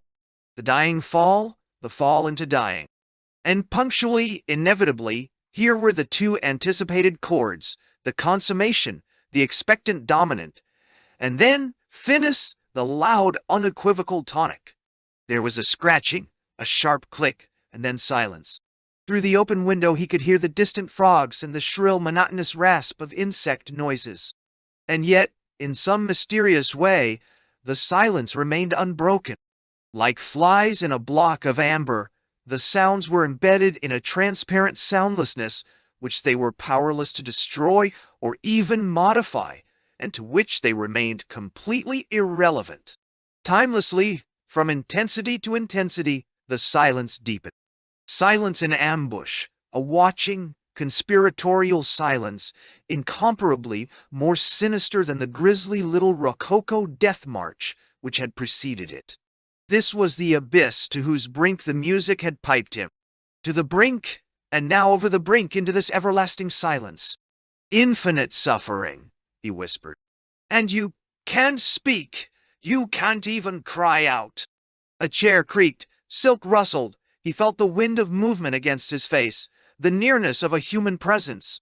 Behind his closed lids, he was somehow aware that Susila was kneeling there in front of him. An instant later, he felt her hands touching his face, the palms against his cheeks, the fingers on his temples. The clock in the kitchen made a little whirring noise, then started to strike the hour. 1, 2, 3, 4. Outside in the garden, a gusty breeze whispered intermittently among the leaves. A cock crowed, and a moment later, from a long way off, came an answering call, and almost simultaneously another, and another. Then, an answer to the answers, and more answers in return. A counterpoint of challenges challenged, of defiances defied. And now a different kind of voice joined in the chorus. Articulate but inhuman. Attention! It called through the crowing and the insect noises. Attention! Attention! Attention! Nine you! Attention, Susila repeated, and as she spoke, he felt her fingers starting to move over his forehead. Lightly, lightly, from the brows up to the hair, from either temple to the midpoint between the eyes. Up and down, back and forth, soothing away the mind's contractions, smoothing out the furrows of bewilderment and pain. Attention to this. And she increased the pressure of her palms against his cheekbones, of her fingertips above his ears. To this, she repeated. Toe, now. Your face between my two hands. The pressure was relaxed. The fingers started to move again across his forehead. Attention. Through a ragged counterpoint of crowing, the injunction was insistently repeated. Attention, attention, atten. The inhuman voice broke off in mid-word. Attention to her hands on his face? Or attention to this dreadful glare of the inner light? To this uprush of tin and plastic stars and through the barrage of vulgarity? To this packet of garbage that had once been Molly? To the whorehouse looking-glass? To all those countless corpses in the mud, the dust, the rubble? And here were the lizards again, and gondolas, gongoloids by the million. Here were the marching columns, the rapt, devoutly listening faces of Nordic angels. Attention! The mynah bird began to call again from the other side of the house. Attention! Will shook his head. Attention to what? To this. And she dug her nails into the skin of his forehead. This! Here and now. And it isn't anything so romantic as suffering and pain. It's just the feel of fingernails. And even if it were much worse, it couldn't possibly be forever, or to infinity. Nothing is forever. Nothing is to infinity. Except, maybe, the Buddha nature. Zain. She moved her hands, and the contact now was no longer with nails but with skin. The fingertips slid down over his brows and, very lightly, came to rest on his closed eyelid. For the first wincing moment, he was mortally afraid. Was she preparing to put out his eyes? He sat there, ready at her first move to throw back his head and jump to his feet. But nothing happened. Little by little, his fears died away. The awareness of this intimate, unexpected, potentially dangerous contact remained. An awareness so acute, and because the eyes were supremely vulnerable, so absorbing that he had nothing to spare for the inner light or the horrors and vulgarities revealed by it. Pay attention, she whispered. But it was impossible not to pay attention. However, gently and delicately, her fingers had probed to the very quick of his consciousness. And how intensely alive, he now noticed, those fingers were. What a strange tingling warmth flowed out of them. It's like an electric current, he marveled. But luckily, she said, the wire carries no messages. One touches, and, in the act of touching, one's touched. Complete communication, but nothing communicated. Just an exchange of life, that's all. Then, after a pause, do you realize, Will, she went on, that in all these hours we've been sitting here, all these centuries in your case, all these eternities, you haven't looked at me once? Not once. Are you afraid of what you might see? I said, bah. He thought over the question, and finally nodded his head. Maybe that's what it was, he said. Afraid of seeing something I'd have to be involved with, something I might have to do something about.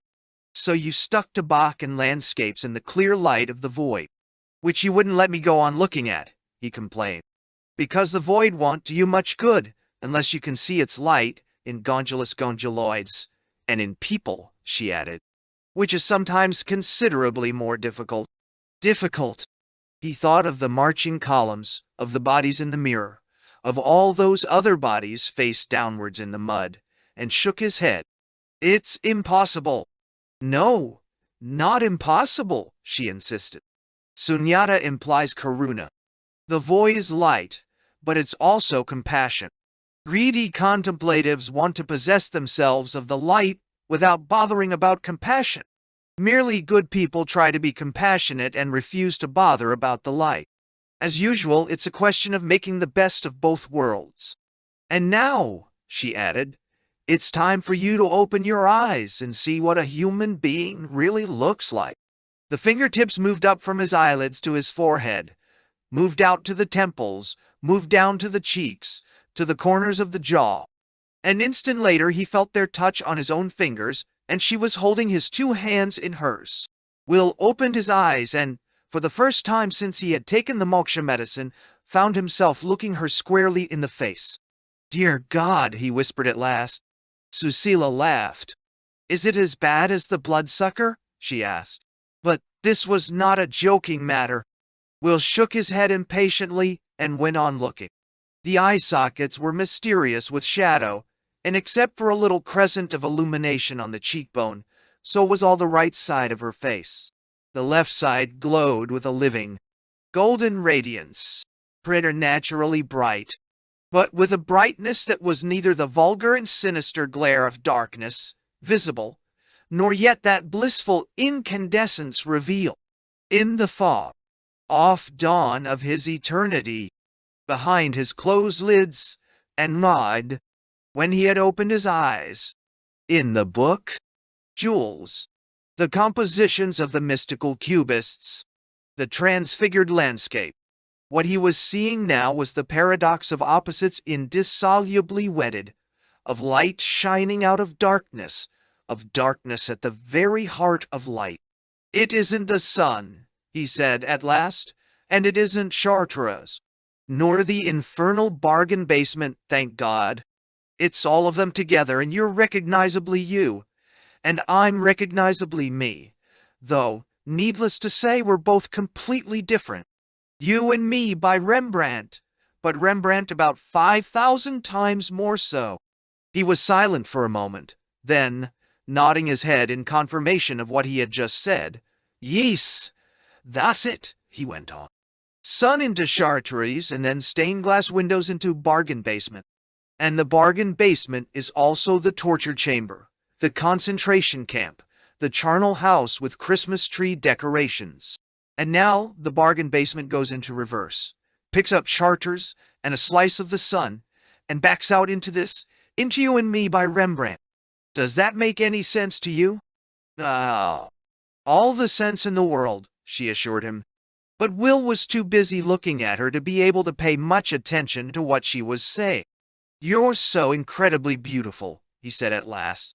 "But it wouldn't matter if you were incredibly ugly. You'd still be a Rembrandt, but 5,000 times more so." "Beautiful, beautiful," he repeated. "And yet I don't want to sleep with you." "No, that isn't true. I would like to sleep with you. Very much indeed. But it won't make any difference if I never do. I shall go on loving you in the way one's supposed to love people if one's a Christian." "Love," he repeated, "love. It's another of those dirty words. In love, make love. Those are all right. But plain love, that's an obscenity I couldn't pronounce. But now. He smiled and shook his head. "Believe it or not, now I can understand what it means when they say, 'God is love.' What manifest nonsense! And yet it happens to be true. Meanwhile, there's this extraordinary face of yours." He leaned forward to look into it more closely. "As though one were looking into a crystal ball," he added, incredulously. "Something new all the time. You can't imagine." "No, pa." But she could imagine. "Don't forget," she said, "I've been there myself." "Did you look at people's faces?" She nodded. "At my own in the glass. And of course at Dougal's. Goodness, that last time we took the moksha medicine together. He started by looking like a hero out of some impossible mythology, of Indians in Iceland, of Vikings in Tibet. And then, without warning, he was Maitreya Buddha. Obviously, self-evidently, Maitreya Buddha. Such a radiance. I can still see. Nahomi."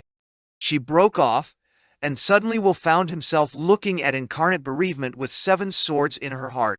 reading the signs of pain in the dark eyes. About the corners of the full-lipped mouth, he knew that the wound had been very nearly mortal, and, with a pang in his own heart, that it was still open, still bleeding. He pressed her hands.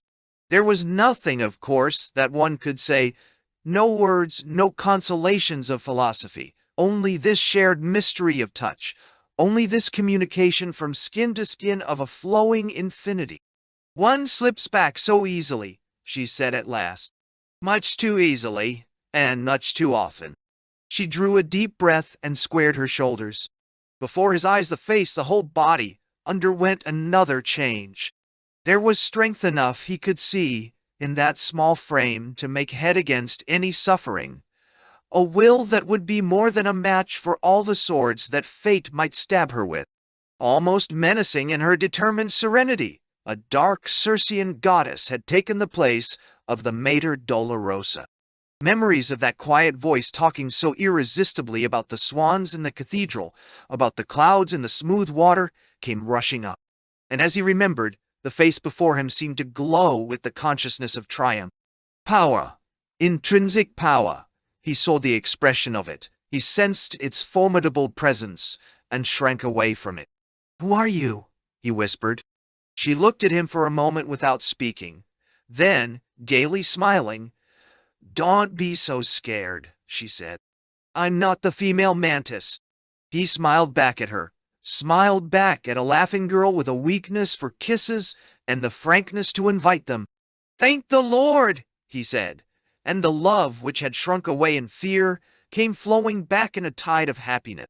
"Thank him for what?" "For having given you the grace of sensuality." She smiled again. "So that cat's out of the bag."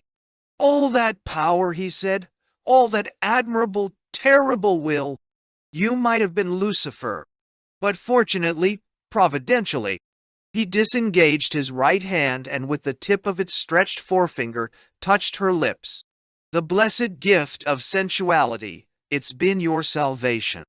"Half your salvation," he qualified, remembering the gruesomely loveless frenzies in the pink alcove. "One of your salvations. Because, of course, there's this other thing, this knowing who in fact you are." He was silent for a moment. "Mary with swords in her heart," he went on, "and Circe, and Nine de Lenclos, and now, who? Somebody like Juliana of Norwich or Catherine of Genoa. Are you really all these people?" No. "Plus an idiot," she assured him. "Plus a rather worried and not very efficient mother. Plus a bit of the little prig and daydreamer I was as a child. Plus, potentially the old dying woman who looked out at me from the mirror the last time we took the moksha medicine together."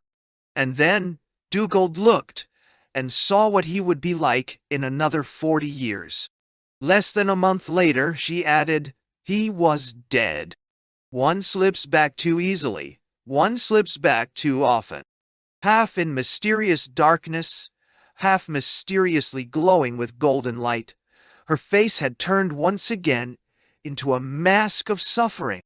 Within their shadowy orbits, the eyes, he could see, were closed. She had retreated into another time and was alone, somewhere else, with the swords in her open wound. Outside, the cocks were crowing again, and a second mynah bird had begun to call, half a tone higher than the first, for compassion. "Karuna! Attention! Attention! Karuna!" Will raised his hand once more and touched her lips. "Do you hear what they're saying?" It was a long time before she answered. Then, raising her hand, she took hold of his extended finger and pressed it hard against her lower lip. "Thank you," she said, and opened her eyes again. "Why, thank me. You taught me what to do. And now it's you who have to teach your teacher." Like a pair of rival gurus, each touting his own brand of spirituality. "Karuna! Attention!" shouted the mynah birds. Then, as they drowned out one another's wisdom in overlapping competition, Runatan Shkaratan Shan, proclaiming that he was the never, impotent owner of all females, the invincible challenger of every spurious pretender to maleness. A cockerel in the next garden shrilly announced his divinity. A smile broke through the mask of suffering. From her private world of swords and memory, Susila had returned to the present. "Cock-a-doodle-doo," she said. "How I love him. Just like Tom Krishna when he goes around asking people to feel his muscles. And those preposterous mynah birds, so faithfully repeating the good advice they can't understand. They're just as adorable as my little bantam." "And what about the other kind of biped?" he asked. "The less adorable variety." For all answer, she leaned forward, caught him by the forelock, and pulling his head down, kissed him on the tip of his nose. "And now it's time you moved your legs," she said. Climbing to her feet, she held out her hand to him. He took it, and she pulled him up from his chair. "Negative crowing and parroted anti-wisdom," she said. "That's what some of the other kind of bipeds go in for." "What's to guarantee that I shan't return to my vomit?" he asked. "You probably will," she cheerfully assured him. "But you'll also probably come back again to this." There was a spurt of movement at their feet. Will laughed.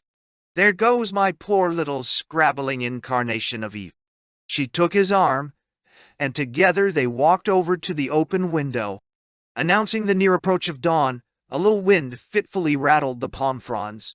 Below them, rooted, invisibly, in the moist, acrid, smelling earth, was a hibiscus bush, a wild profusion of bright glossy leaves and vermilion trumpets, evoked from the double darkness of night and overarching trees by a shaft of lamplight from within the room.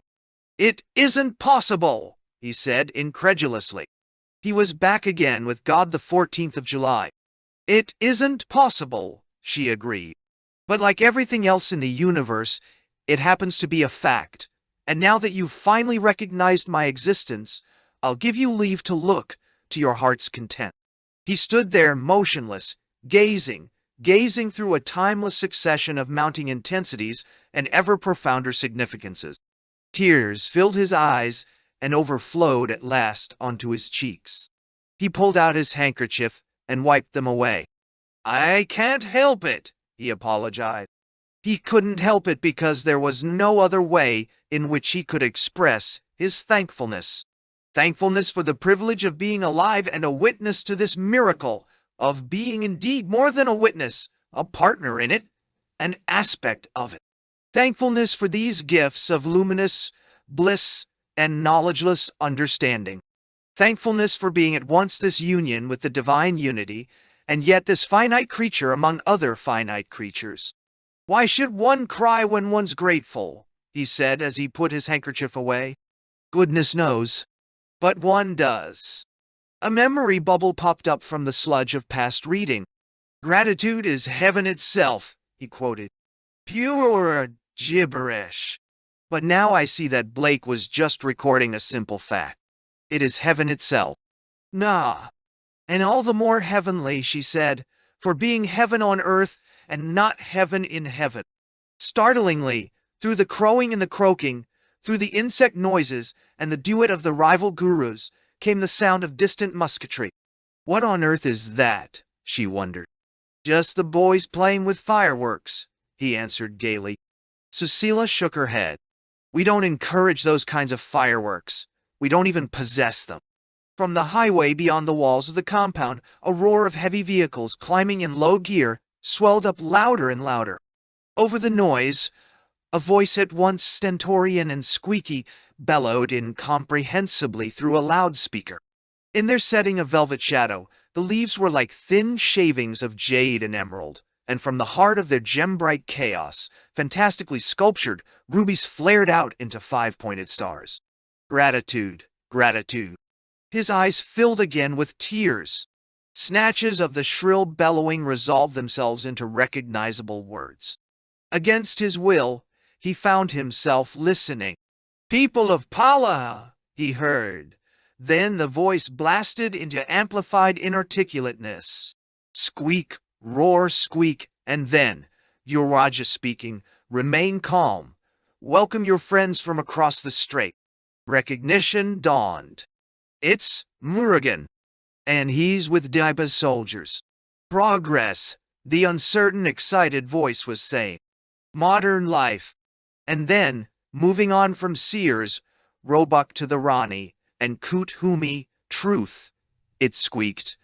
Values, genuine spirituality, oil? Look, said Susila. Look, they're turning into the compound, visible in a gap between two clumps of bamboos. The beams of a procession of headlamps shone for a moment on the left cheek of the great stone Buddha by the lotus pool and passed by, hinted again at the blessed possibility of liberation, and again passed by. The throne of my father, bawled the gigantically amplified squeak, joined to the throne of my mother's ancestors. Two sister nations marching forward, hand in hand, into the future, to be known henceforth as the United Kingdom of Rendang and Pala, the United Kingdom's first Prime Minister, that great political and spiritual leader, Colonel Deepa. 90 The procession of headlamps disappeared behind a long range of buildings, and the shrill bellowing died down into incoherence. Then the lights re-emerged, and once again the voice became articulate. Reactionaries, it was furiously yelling. Traitors to the principles of the permanent revolution. In a tone of horror, "They're stopping at Dr. Roberts' bungalow," Susila whispered. The voice had said its last word. The headlamps and the roaring motors had been turned off. In the dark, expectant silence, the frogs and the insects kept up their mindless soliloquies. The mynah birds reiterated their good advice. Attention! Karuna, Dada. Will looked down at his burning bush and saw the suchness of the world, and his own being blazing away with the clear light that was also, how obviously now, the clear light that Bayernroe, like everyone else, he had always chosen to be blind to, the compassion to which he had always preferred his tortures, endured or inflicted, in a bargain basement, his squalid solitudes, with the living Babs or the dying Molly in the foreground, with Joe Aldehyde in the middle distance, and, in the remoter background, the great world of impersonal forces and proliferating numbers, of collective paranoias and organized diabolism. And always, everywhere, there would be the yelling or quietly authoritative hypnotists, and in the train of the ruling suggestion givers, always and everywhere, the tribes of buffoons and hucksters, the professional liars, the purveyors of entertaining irrelevances, conditioned from the cradle, unceasingly distracted, mesmerized systematically, their uniformed victims would go on obediently marching on, always and everywhere, killing and dying with the perfect docility of trained poodles. And yet, in spite of the entirely justified refusal to take yes for an answer, the fact remained and would remain always, remain everywhere. The fact that there was this capacity, even in a paranoiac, for intelligence, even in a devil worshipper for love. The fact that the ground of all being could be totally manifest in a flowering shrub, a human face. The fact that there was a light, and that this light was also compassion. There was the sound of a single shot, then a burst of shots from an automatic rifle. Susila covered her face with her hands. She was trembling uncontrollably. He put an arm round her shoulders and held her close. The work of 100 years destroyed in a single night. And yet the fact remained, the fact of the ending of sorrow, as well as the fact of sorrow. The starters screeched. Engine after engine roared into action. The headlamps were turned on, and after a minute of noisy maneuvering, the cars started to move slowly back along the road by which they had come. The loudspeaker brayed out the opening bars of a martial and at the same time lascivious hymn tune, which was recognized as the national anthem of Rende. Then the Wurlitzer was switched off, and here once again was Murugan. "This is your Raja speaking," the excited voice proclaimed. After which, da capo, there was a repetition of the speech about progress, values, oil, true spirituality. Abruptly, as before, the procession disappeared from sight and hearing. A minute later it was in view again, with its wobbly countertenor bellowing the praises of the newly united kingdom's first prime minister. The procession crawled on, and now, from the right this time, the headlamps of the first armored car lit up the serenely smiling face of enlightenment. For an instant only, and then the beam moved on. And here was the Tathagata for the second time. The third, the fourth, the fifth. The last of the cars passed by. Disregarded in the darkness, the fact of enlightenment remained. The roaring of the engines diminished, the squeaking rhetoric lapsed into an inarticulate murmur, and as the intruding noises died away, out came the frogs again, out came the uninterruptible insects, out came the mynah birds. Karuna! Karuna! And a semitone lower, attention.